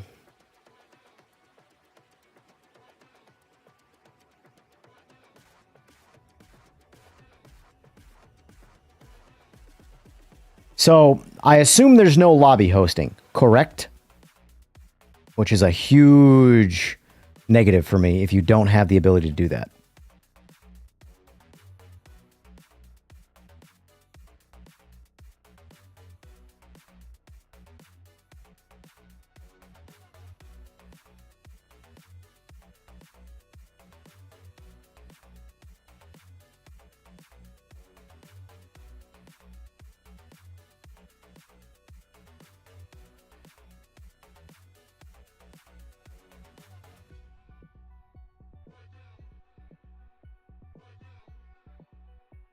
Oh, whoops.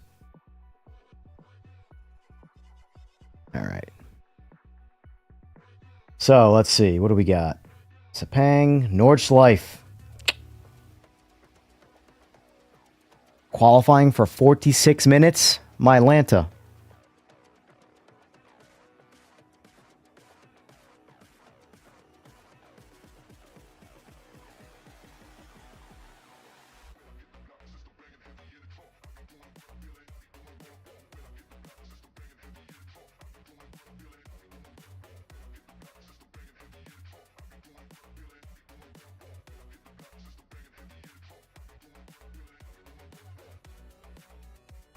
Well, let's see what this is.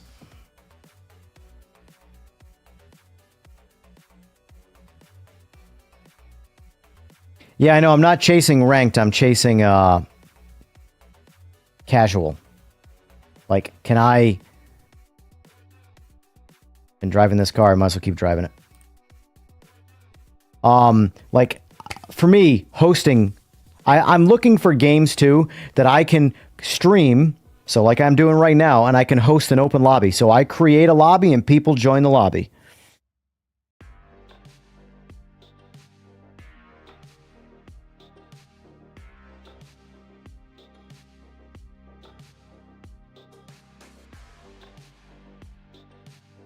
I don't mind noobs. It is what it is. For me, like, I don't care if casual lobbies are filled with noobs and people who don't know how to drive. It's when ranked is like that, that's when I have a problem. Because it's like, okay, this is where you're supposed to go to try, and you don't want to be around idiots.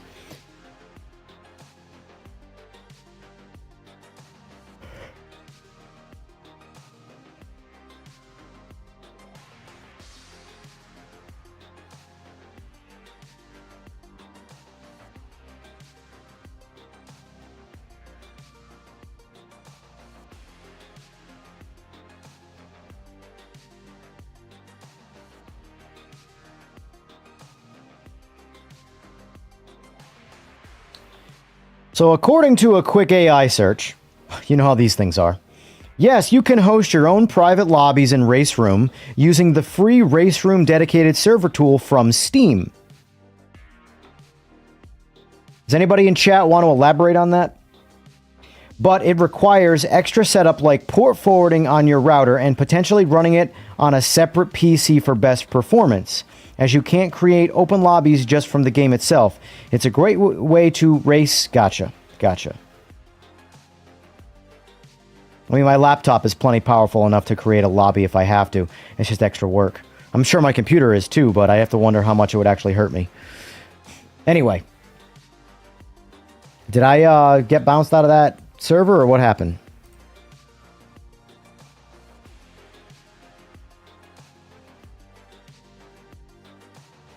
No stream tonight, no. Tonight it's New Year's Eve. I am drinking and hanging out with family. And friends. Go race. I don't know what happened last time, but...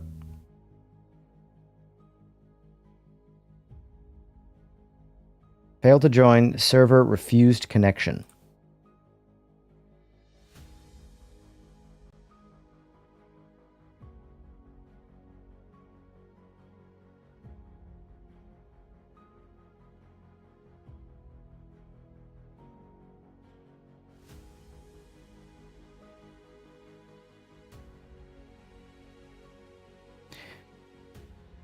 Multiplayer session is closed. Refresh server list.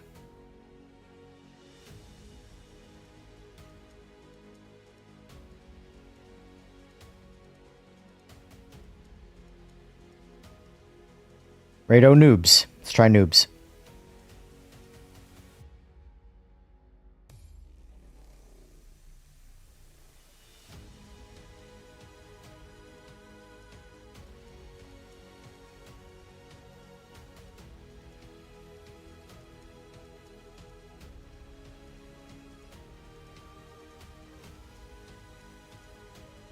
Like, okay, what I'm asking is, I want to hit up a buddy of mine who's got Race Room, and I say, hey, you want to jump on Race Room for a little while, do some racing? And he says, yeah. What's the process of doing that in Race Room? Because on AMS2, super easy. Even a caveman can do it.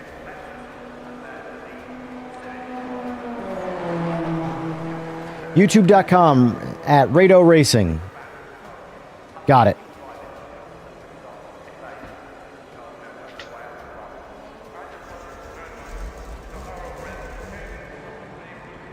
Have to set up a dedicated server. And... Gotcha. No player to player.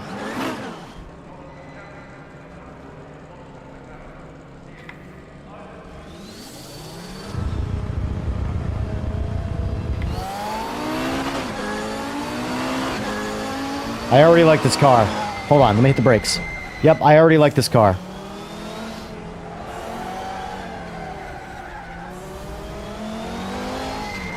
Oh, I don't know this track at all, though. Ha ha!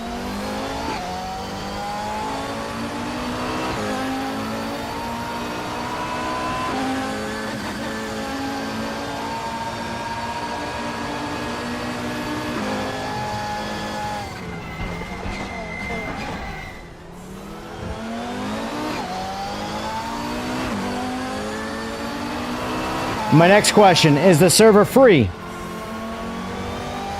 Lab Pong. I'm gonna call you LP. How's that?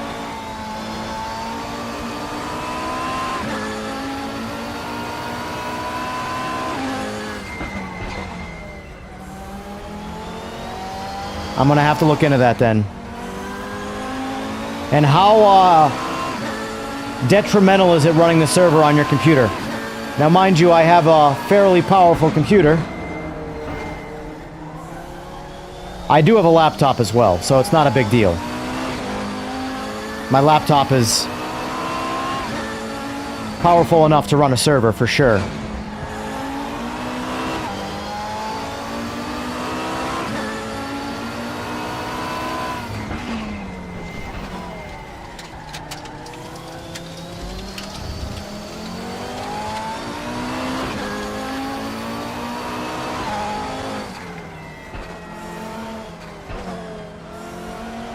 Yeah, it's all CPU. Well, the good thing is that my laptop has got a monstrous CPU, just no GPU. It's not a gaming laptop. It's a workstation laptop.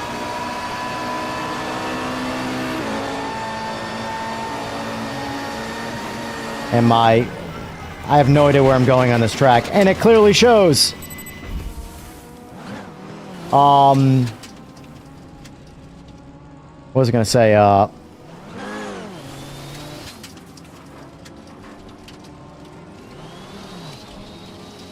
Visually, this game looks great for 2013 engine. Absolutely. It's all about clarity, guys. Well, that sounds good. I see why people are liking Race Room.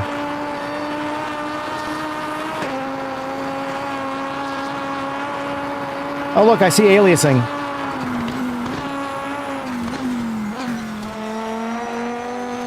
If only we had DLAA.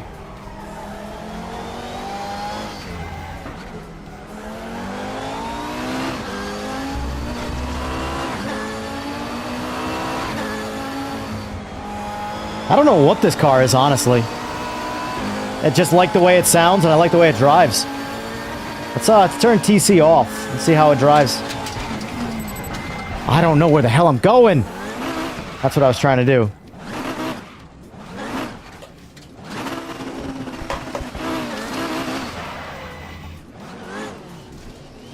Sounds very cool.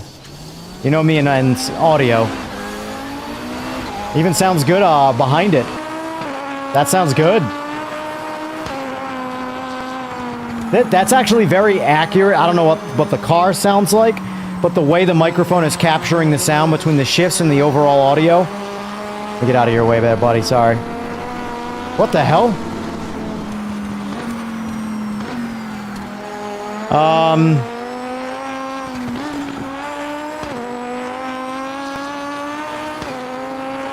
What is that? Is that a glitched player? Or is that this game's just way of telling me that that's a car? And the car's not actually there? Oh, so is that a ghost, though? Like, is that a ghosted car in the race room?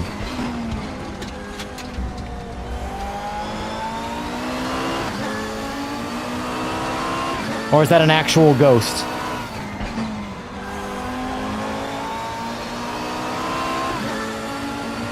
I've never seen it. Okay. So it's a glitch. Got it.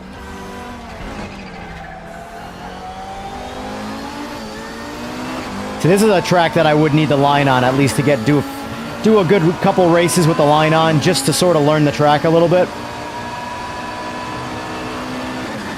Because I have no idea where I'm going. Find myself looking at the map.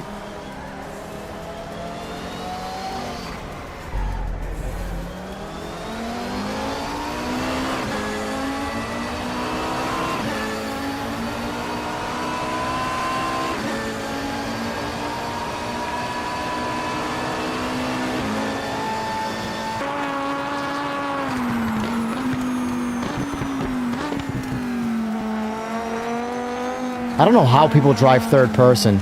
It just doesn't feel right.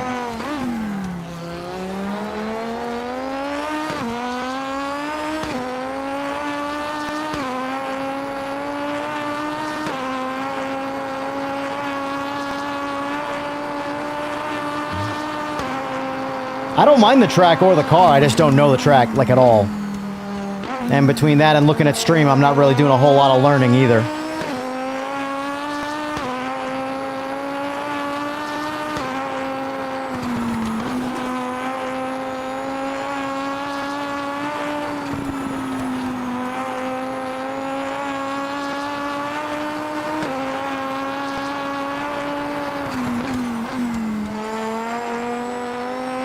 Yeah, it's kind of where I'm gathered, Captain. For me, it's for exhaust pops. How's this car sound under heavy decel?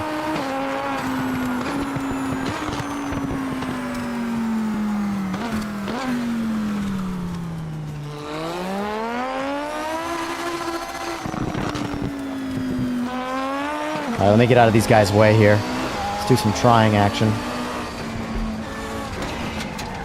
Oh, oh.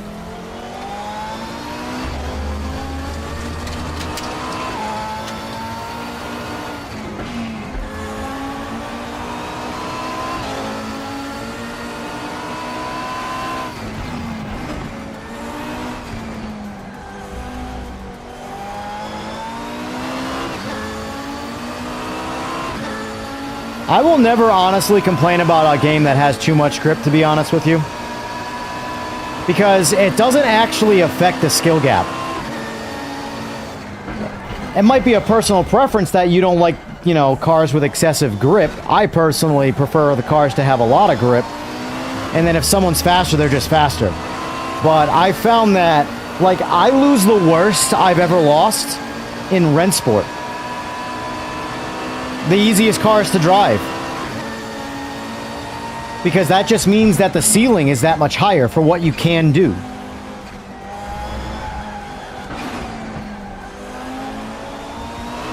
My biggest problem in Rennsport for my own personal driving is that I drive in Rennsport like I do in a lot of other sims, a bit more cautiously, and I don't have to.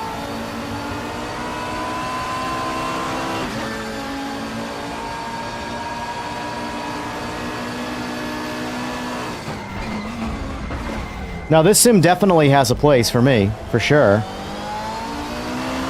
I just got to figure out how to... Like, AMS is... It's going to be hard to beat AMS for its casual abilities. It really is. I think that's where that game shines.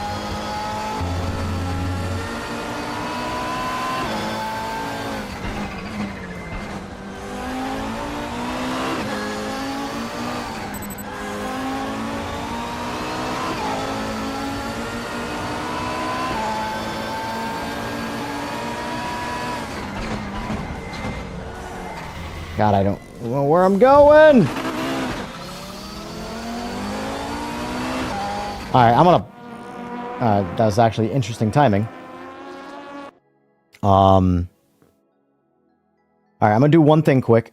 I'm gonna go grab myself a White Claw. Yes, I said a White Claw. Deal with it. And we're gonna do one more race in here, and that's gonna be the end of the stream. But I'm gonna send it off with an alcoholic beverage for the new year. I think I actually have AMS2 dialed in pretty good force feedback-wise, in all honesty. I'll be right back. Let me get my drink.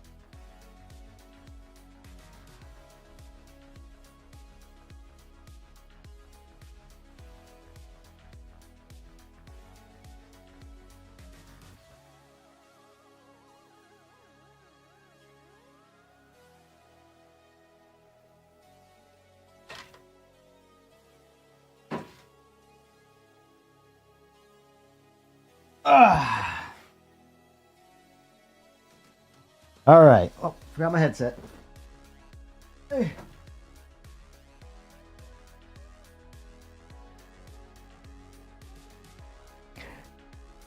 See, I think AMS2 has the best of almost everything. Like, so here's what I'm doing in my brain right now. What purpose... Now, that was fun. Everything I just did, I liked. I really liked the driving. I might even like the driving a little bit better than AMS2. But... outside of having this game for content standpoint, right? Nice to be able to shift over to a different sim or whatever. Compare. New update comes out. Let's talk about the new update. Boom, I've got it. But from a pure fun enjoyment, want to race with my friends, want to host a lobby for the internet, for open lobbies when I'm streaming, things like that. What purpose does this game serve me that AMS2 does not? Now, it's got ranked play. I will say AMS2 falls very, very, very short in the online competitive racing world. But I almost don't give a shit at all about that because that's not why I have AMS2. every other sim focuses on online ranked competitive play. AMS2 focuses on, it feels like an old school video game. So I'm 38 and I have been computer gaming since like, I want to say around 1992 or so. But point is, I've played a lot of video games, and AMS2 feels like an old school video games approach to sim racing. Have fun with your friends. No complicated bullshit in the way. Like, yeah, okay, this is a bit annoying, but it's at least easier than like ACC or LMU. LMU and I mean, iRacing's is easier than LMU, but you still got to pay for it, you know? But AMS2 has great racing, massive, massive variety, and an easy to set. Like, I can just go live, open up a lobby, come on in, let's do some racing. That's what I was doing in PMR. PMR is really good at that. Anyway, I got to figure out what purpose this serves, because this feels a lot like iRacing to me, which is good, because I hate the tire physics in iRacing. This is the polar opposite end of the spectrum, though. This is like if iRacing said, okay, your tires are now glue, that's what this plays like. I personally think the perfect middle ground would be best between this and iRacing, would be the best driving experience, but I'm not going to, I would rather drive this over iRacing all day. I don't want my tires to end the race. I want to be able to push. iRacing prevents you from pushing and having fun and getting competitive with racing because you're too worried about your safety rating, because you don't want to, give it a Consuelo too much throttle in turn 2 and do a 860 rotation, 1080p reversal. Cue all the skateboarding words. Anyway, this here. Yes, it's a White Claw. Deal with it. Salute to the new year. Since I'm not streaming tonight, for all you guys that might be at work, pretend you got a beer or something. But, yeah, that would be my perfect tire model. Would be right in between this and iRacing. iRacing's is just terrible in the unforgiving way. And I don't want to say this is bad, but it's really like that. I turned off all traction control on the LMDH on the Nordschleife and couldn't spin not that I couldn't spin the tire. I could try to spin tires if I wanted to, but I'm saying doing an honest lap, I couldn't lose control of the car. I feel like an LMDH car would get thrown off that track so quickly in a push. But that being said, though, I'm liking what I'm feeling, though. This is fun. Because remember, fun, I put fun far over realism. And now realism is like an assist for fun.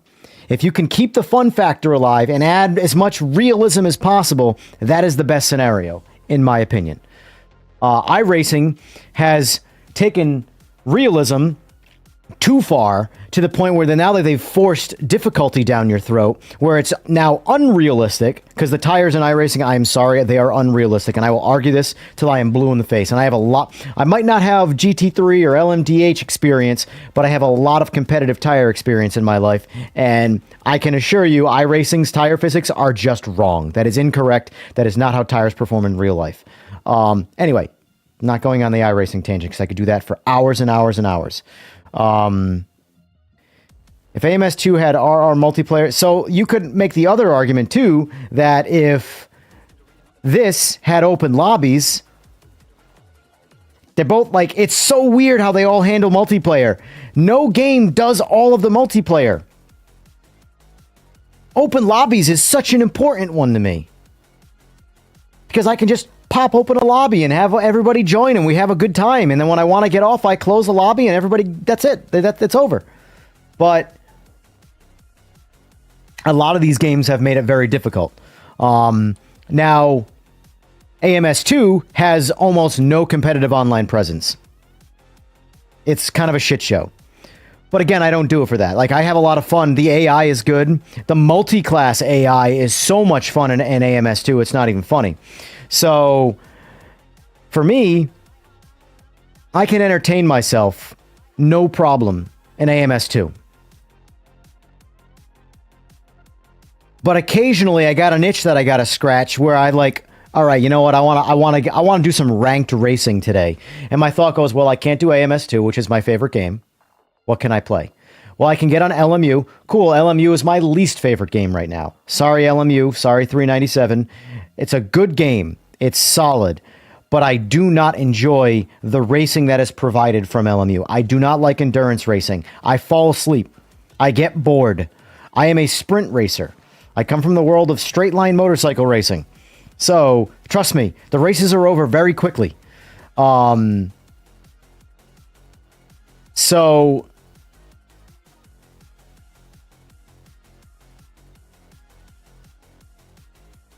I don't really have a go-to ranked racing game except for maybe iRacing. And mother of God, is that a painful experience.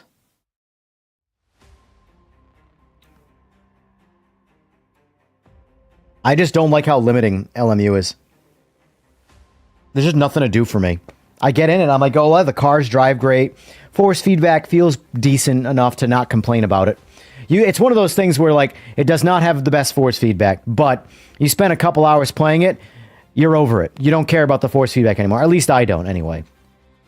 The driving feels good. The graphics are pretty good. Everything about it is good. It's a good running, high frame rate game. Honestly, the most fun I can have in LMU is racing the AI. And who the hell would want to do that when I have AMS2?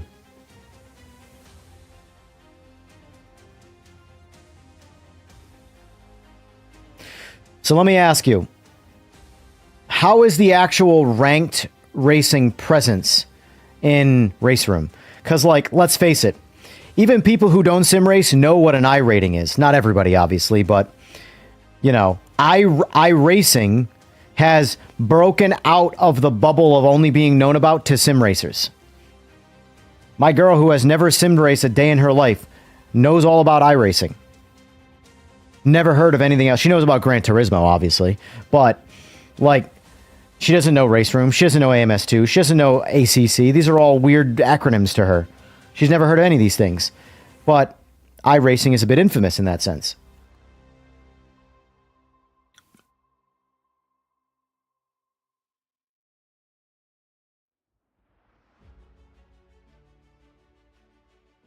It's a new alternative for ACC racers. Race Room is? Is that what you're saying? What's going on, La Plaza? It's an I. Piazzetta? Sorry, I butchered it either way.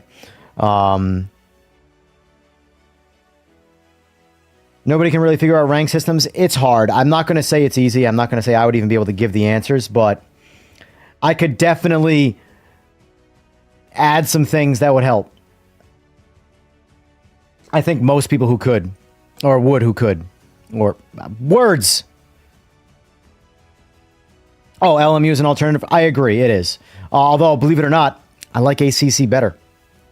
If ACC had hypercars, there would be no reason for LMU to exist, in my opinion. It's got the Nordschleife. Or Nürburgring. I know they can't have that because they're being strict to the endurance. I would honestly add, if it were me, I know that it's just time, it's money, it's all this stuff.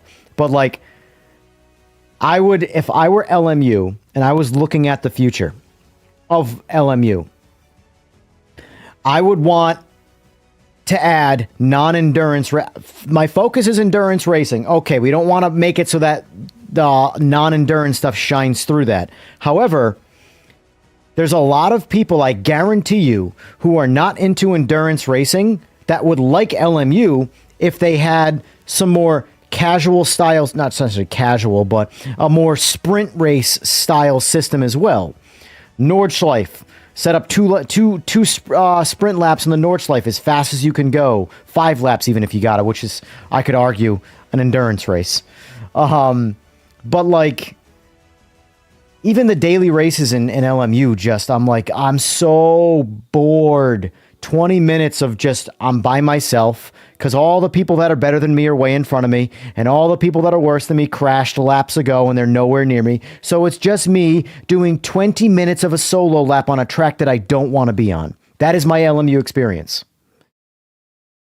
So there is no experience for me. However, hey, a 2-lap sprint race on the Nordschleife, on a hypercar or a GT3 car, ranked race, I'm in LMU all day. But I don't make the games. I just play them.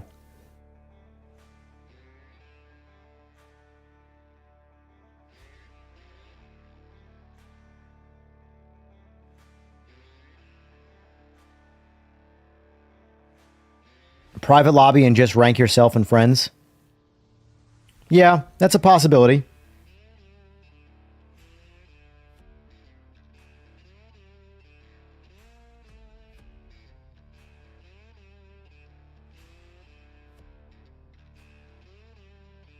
I already set, so I don't know if you caught it, Captain Crunch, if you want to go back and watch it when I close the stream down, which will be soon when I finish this beverage.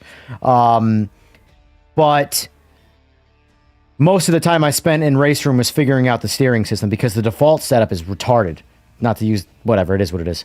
It's literally retarded. I'm just going to say it again.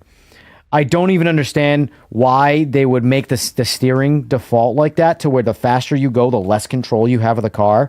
Because, I mean, sim racing is all about details and being good at what you do and not just doing this at 200 miles an hour. So why can I just not turn the car when I get past like 50 miles an hour? Because all of my steering has that whole system. I turned it off and I put steering sensitivity to 100%, and now steering is fantastic because it drives like a car.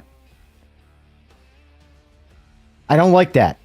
If I'm a very simple person to please, and I know most sim racers don't agree with this methodology, but make my steering experience be like a real car. I don't like forced oscillation for the sake of generating a little bit of extra detail that does not help me anywhere. All it does is make the car just hard. I'm just doing this the whole time when I'm on a straight, perfectly smooth road with a car that feels like it's got the world's worst alignment. You know? But what else? Oh yeah, steering. It's just like, this game has probably the worst presentation for default steering that I have ever seen. To the point I thought it was the tires. I thought the front tires were understeering. Or I was losing grip and I was understeering, I mean. And then all of a sudden, it's because as the faster I go, my steering is actually, my ratio is changing.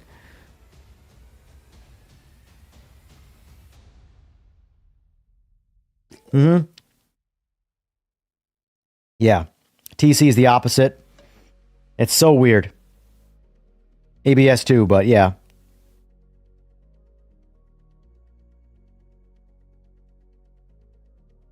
No, so far, this is actually my second time playing Race Room. I downloaded the free one, did a couple of free car laps, and was like, all right, it's another sim title, you know? But today today it won me over, I'll say that. It absolutely won me over. To the point where I'm going to get off stream, and I'm probably going to spend more money on it. I'll probably just buy the bundles, though. Bundles are I'll always buy, I'm a sucker for a bundle, man.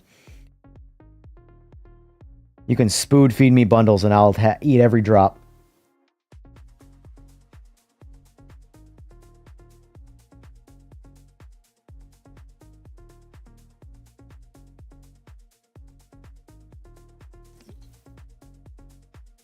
Let's see what's in the store. Here we go. All right, so we just bought this bundle. This is the bundle. Oh, hold on. It's gone. Super Touring Car Pack. Okay, there's that one. What was the other one we saw? Oh, the DTMs, was it? No, it wasn't DTM. Or was it DTM? I don't even know! Is there a way to... I'm sure there is. This is one of those things where my brain is asking questions before I put any effort in, and I usually hate it when people do that. So yeah, it's the DTM Car Pack 2025. Yep, that one I'll buy. It's $23. 2002. Oh boy, what do we got in 2002?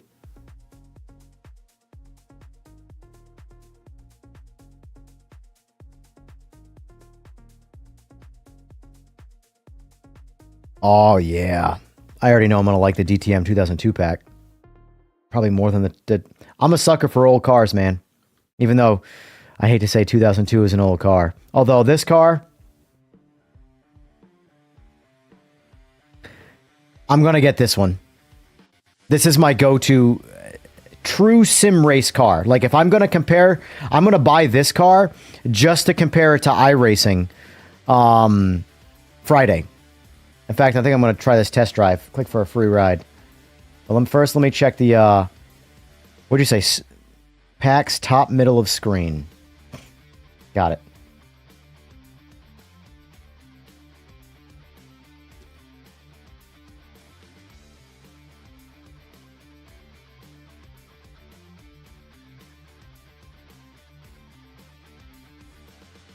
So Sonoma and Indianapolis for $4. Got it. Cheap enough. BMW pack.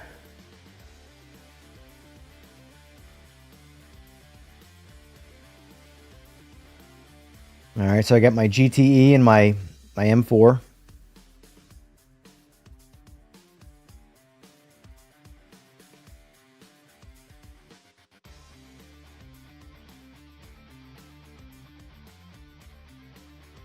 Do these have, does it show me, where does it show me the expiry dates of these packs?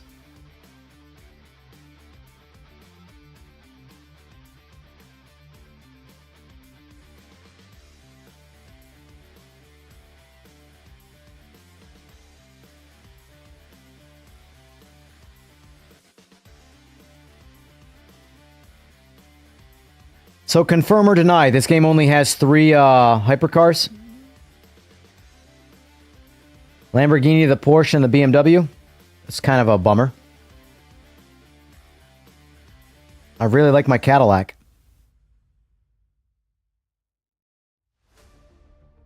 On the Edge pack.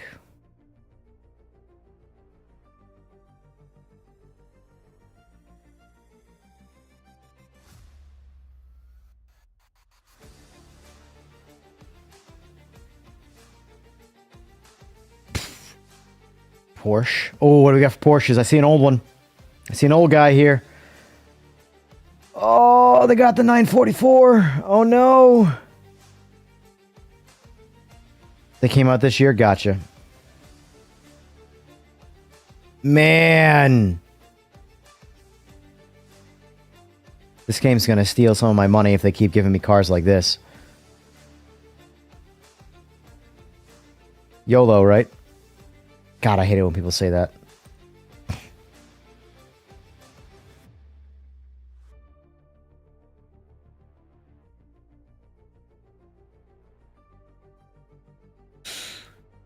Yeah, reading your older comment there, went over a few little issues. Yeah, the steering thing was like to the point where like, I don't know if I'm going to like this sim. It's why you need to give every game the... You have to give it some time and like mess around with it, because I was ready to write it off because the steering was so bad. But I spent a little time. I'm like, there's no way this can be right. No way it can be right. And I was right. There was some artificial bullshit going on that was making the steering just disappear. 944 versus MX-5 is super fun. Honestly, I'll never drive an MX-5 ever again if the 944 is available to me. Yep. There's going to be some money spent here. Son of a bitch. Who originally told me to get this? Shame on you. Because now you cost me money. Discounted items.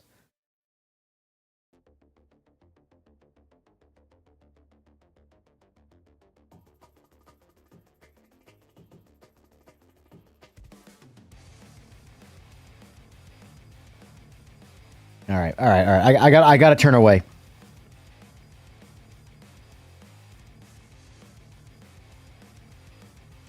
When you get a new game, you go to Reddit and Discord to check current info and help. Yeah.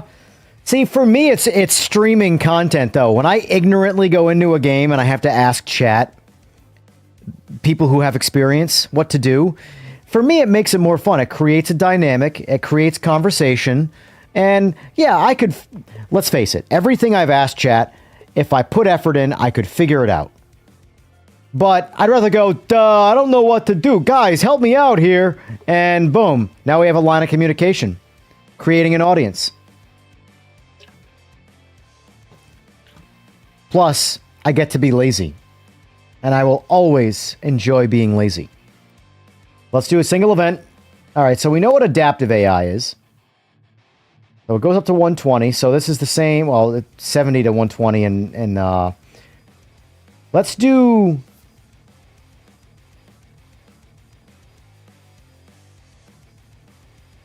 Split the difference. I feel like I'm going to get my ass kicked.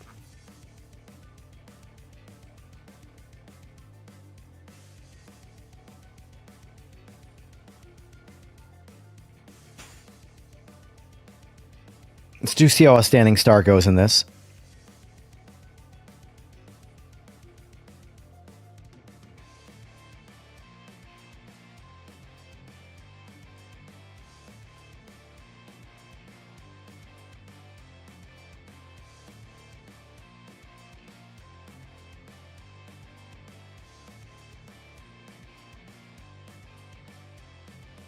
It starts me in the back, right? If it starts me in the back, I want to do this. I don't remember.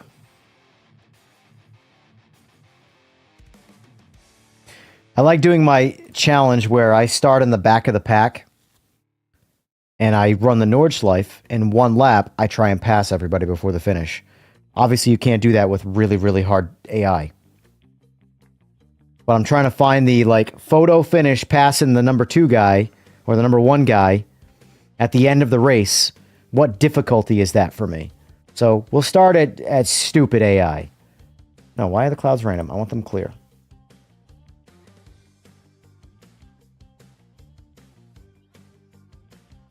Oh, look at you. Man, see, this is what's great about chat. I'm looking over here like, yeah, these arrows do something. I don't know what they do. Minimum pit stop duration 0, mandatory pit stop, grid position 6. That's what I was looking for. There you go. Look at you, Lab Pong, LP, my boy. All right, that's what I wanted. Got it. All right, let's go race.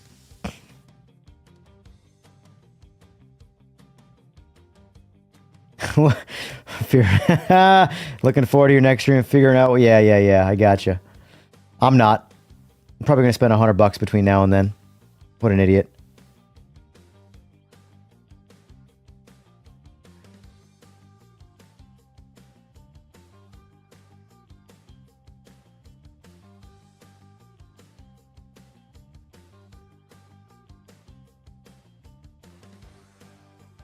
Just have more broke motorcycle community, try and buy more parts, services, yeah.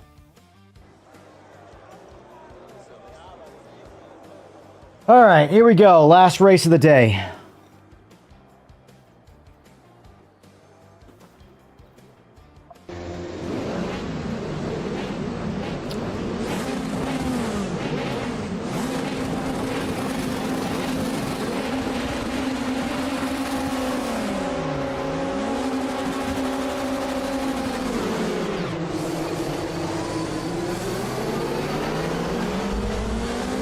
Oh!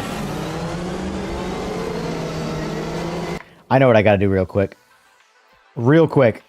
Because I realize with this much noise going on,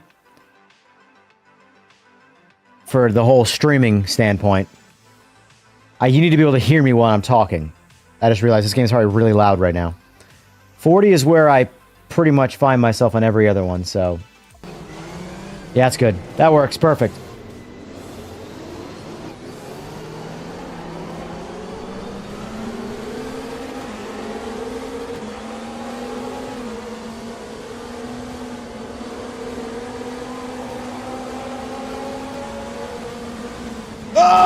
Oh!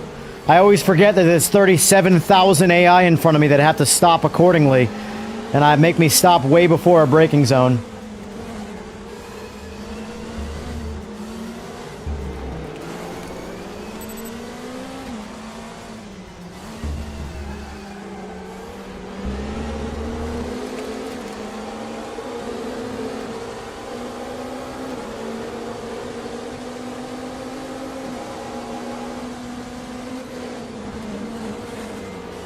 I see no point to having, I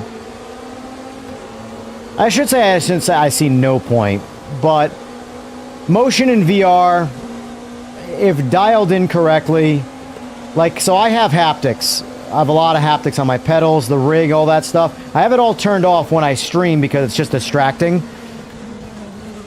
But from an immersion standpoint, it's very easy to make it unrealistic. But if dialed in right, like I have rumble strips dialed in so well on my haptics, it's disgusting. See, that's the part where I'm talking about where the AI brakes super early because there's a bunch of them. I would have never braked right there. Whatever, the damage is off. We'll just barrel through everybody.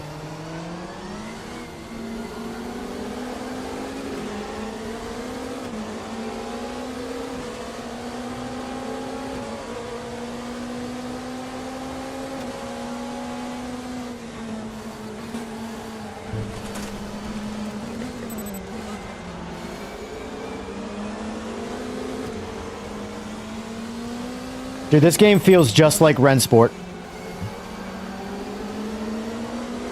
Like the actual driving physics, which I'm not going to say this game feels like Rennsport. I'm going to say Rennsport feels like this, because this was... Dude, the AI... Okay, so the AI is a little too stupid. That's my fault. Like, they're being way too cautious.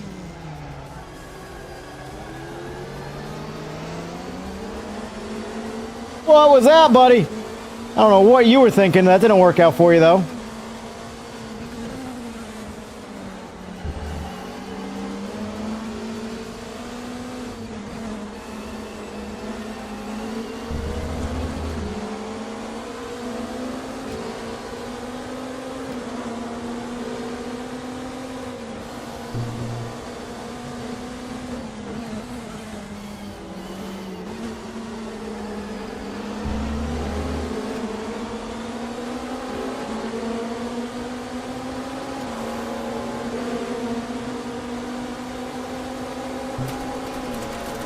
I will say, though, this game kind of sort of ruins Rennsport.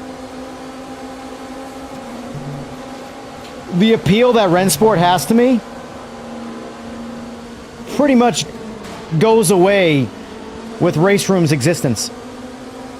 With the exception of the lack of crossplay, that's obviously a talking point that is worth having. Crossplay is very important when it comes to building a community of people to race. It's not mandatory, but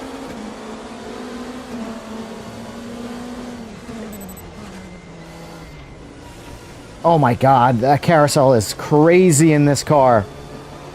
Is it the carousel in Race Room, or is it this car combined with the carousel?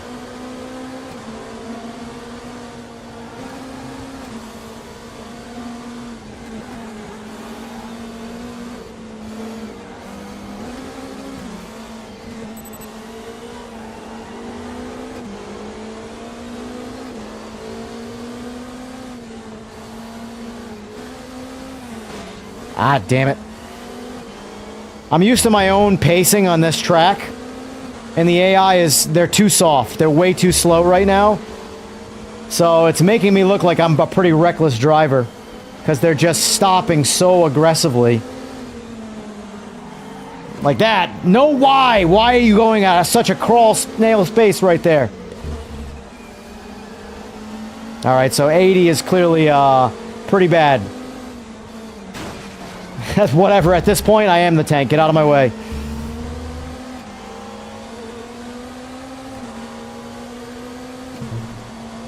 Another hidden gem of sim racing, man, I'll tell you.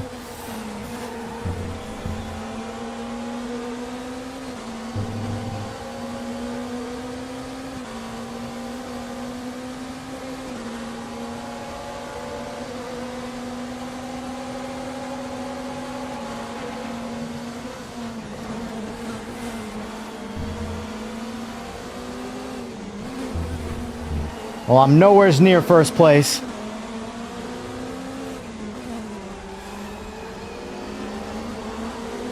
I got to get a lot more aggressive and also not be slowed down by them so much.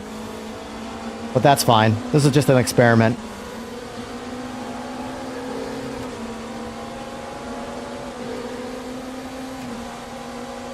Maybe I'll just pass them all in the straight at this rate.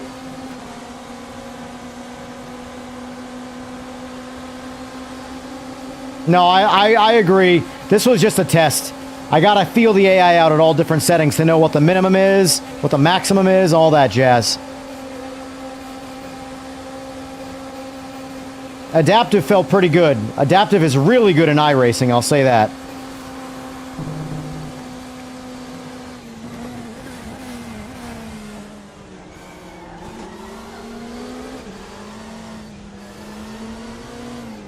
Get my last position. Oh, I might have screwed myself though. Nope. All right, we got 7th place. I think I came into the straight at like 16th or 17th.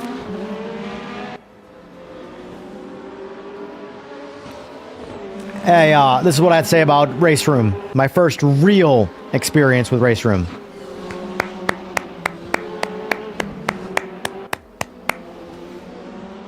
Well done, Race Room. Well done, Race Room.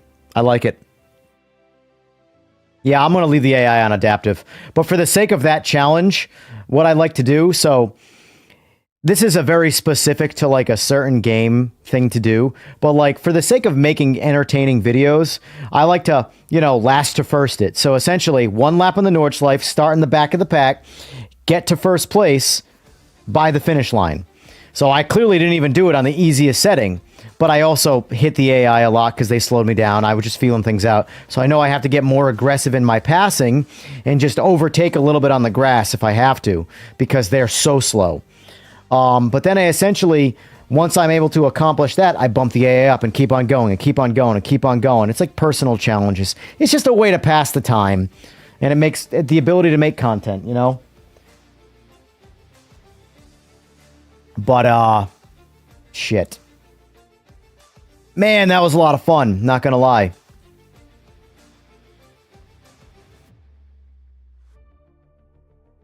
Oh, that's a review. Never mind, I just wanted to give it a like.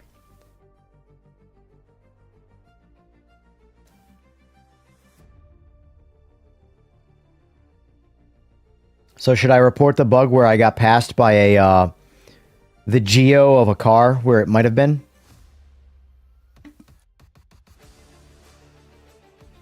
That was good. That was good, boys. I liked it. I liked it a lot. Anyway. All right. That's going to go ahead and wrap this one up, folks. That was a ton of fun. I'm going to spend some more money on Race Room. Thanks to you, sons of bitches.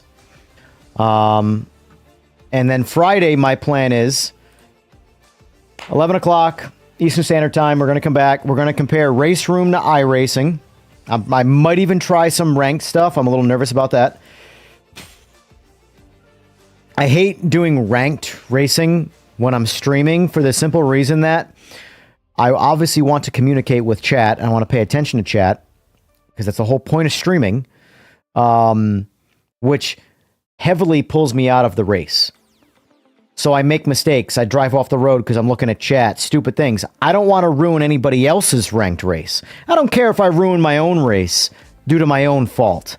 But I don't want to ruin other people's. So either way, we're going to do some comparison racing. I'll figure out what I'm going to do over the course of the next couple days in terms of how I want to compare them. But that was good.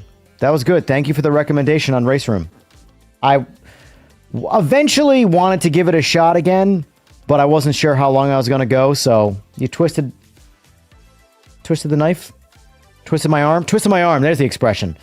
Twisted my arm, I had fun, and I'm glad I did it. So, anyway, folks, there will be no stream tonight. It's the new year. I'm doing other things. But I just want to say, guys, it's empty now, but salute to 2026. Salute to where we went 2025. Everybody doing their own things in life. I think 2026 is going to be a pretty good sim racing year for everybody from a technology standpoint, from a game standpoint, from a player base standpoint. I think you're going to see a lot of growth in the sim racing space. So I look forward to it. I'm personally telling all my friends about sim racing who like video games and, you know, play on a controller. Poor guys. Some of them are really good, but anyway, folks, that's going to wrap this one up. I appreciate you all being here. I appreciate you subbing. I appreciate you liking. If you are watching and you want to sub, there's still time for me to appreciate that. That's all I'm saying. Anyway, folks, I'll see you at 11 a.m. Eastern Standard Time on Friday. Have a very good and a very safe New Year. Take care, and I'll see you all Friday. Peace.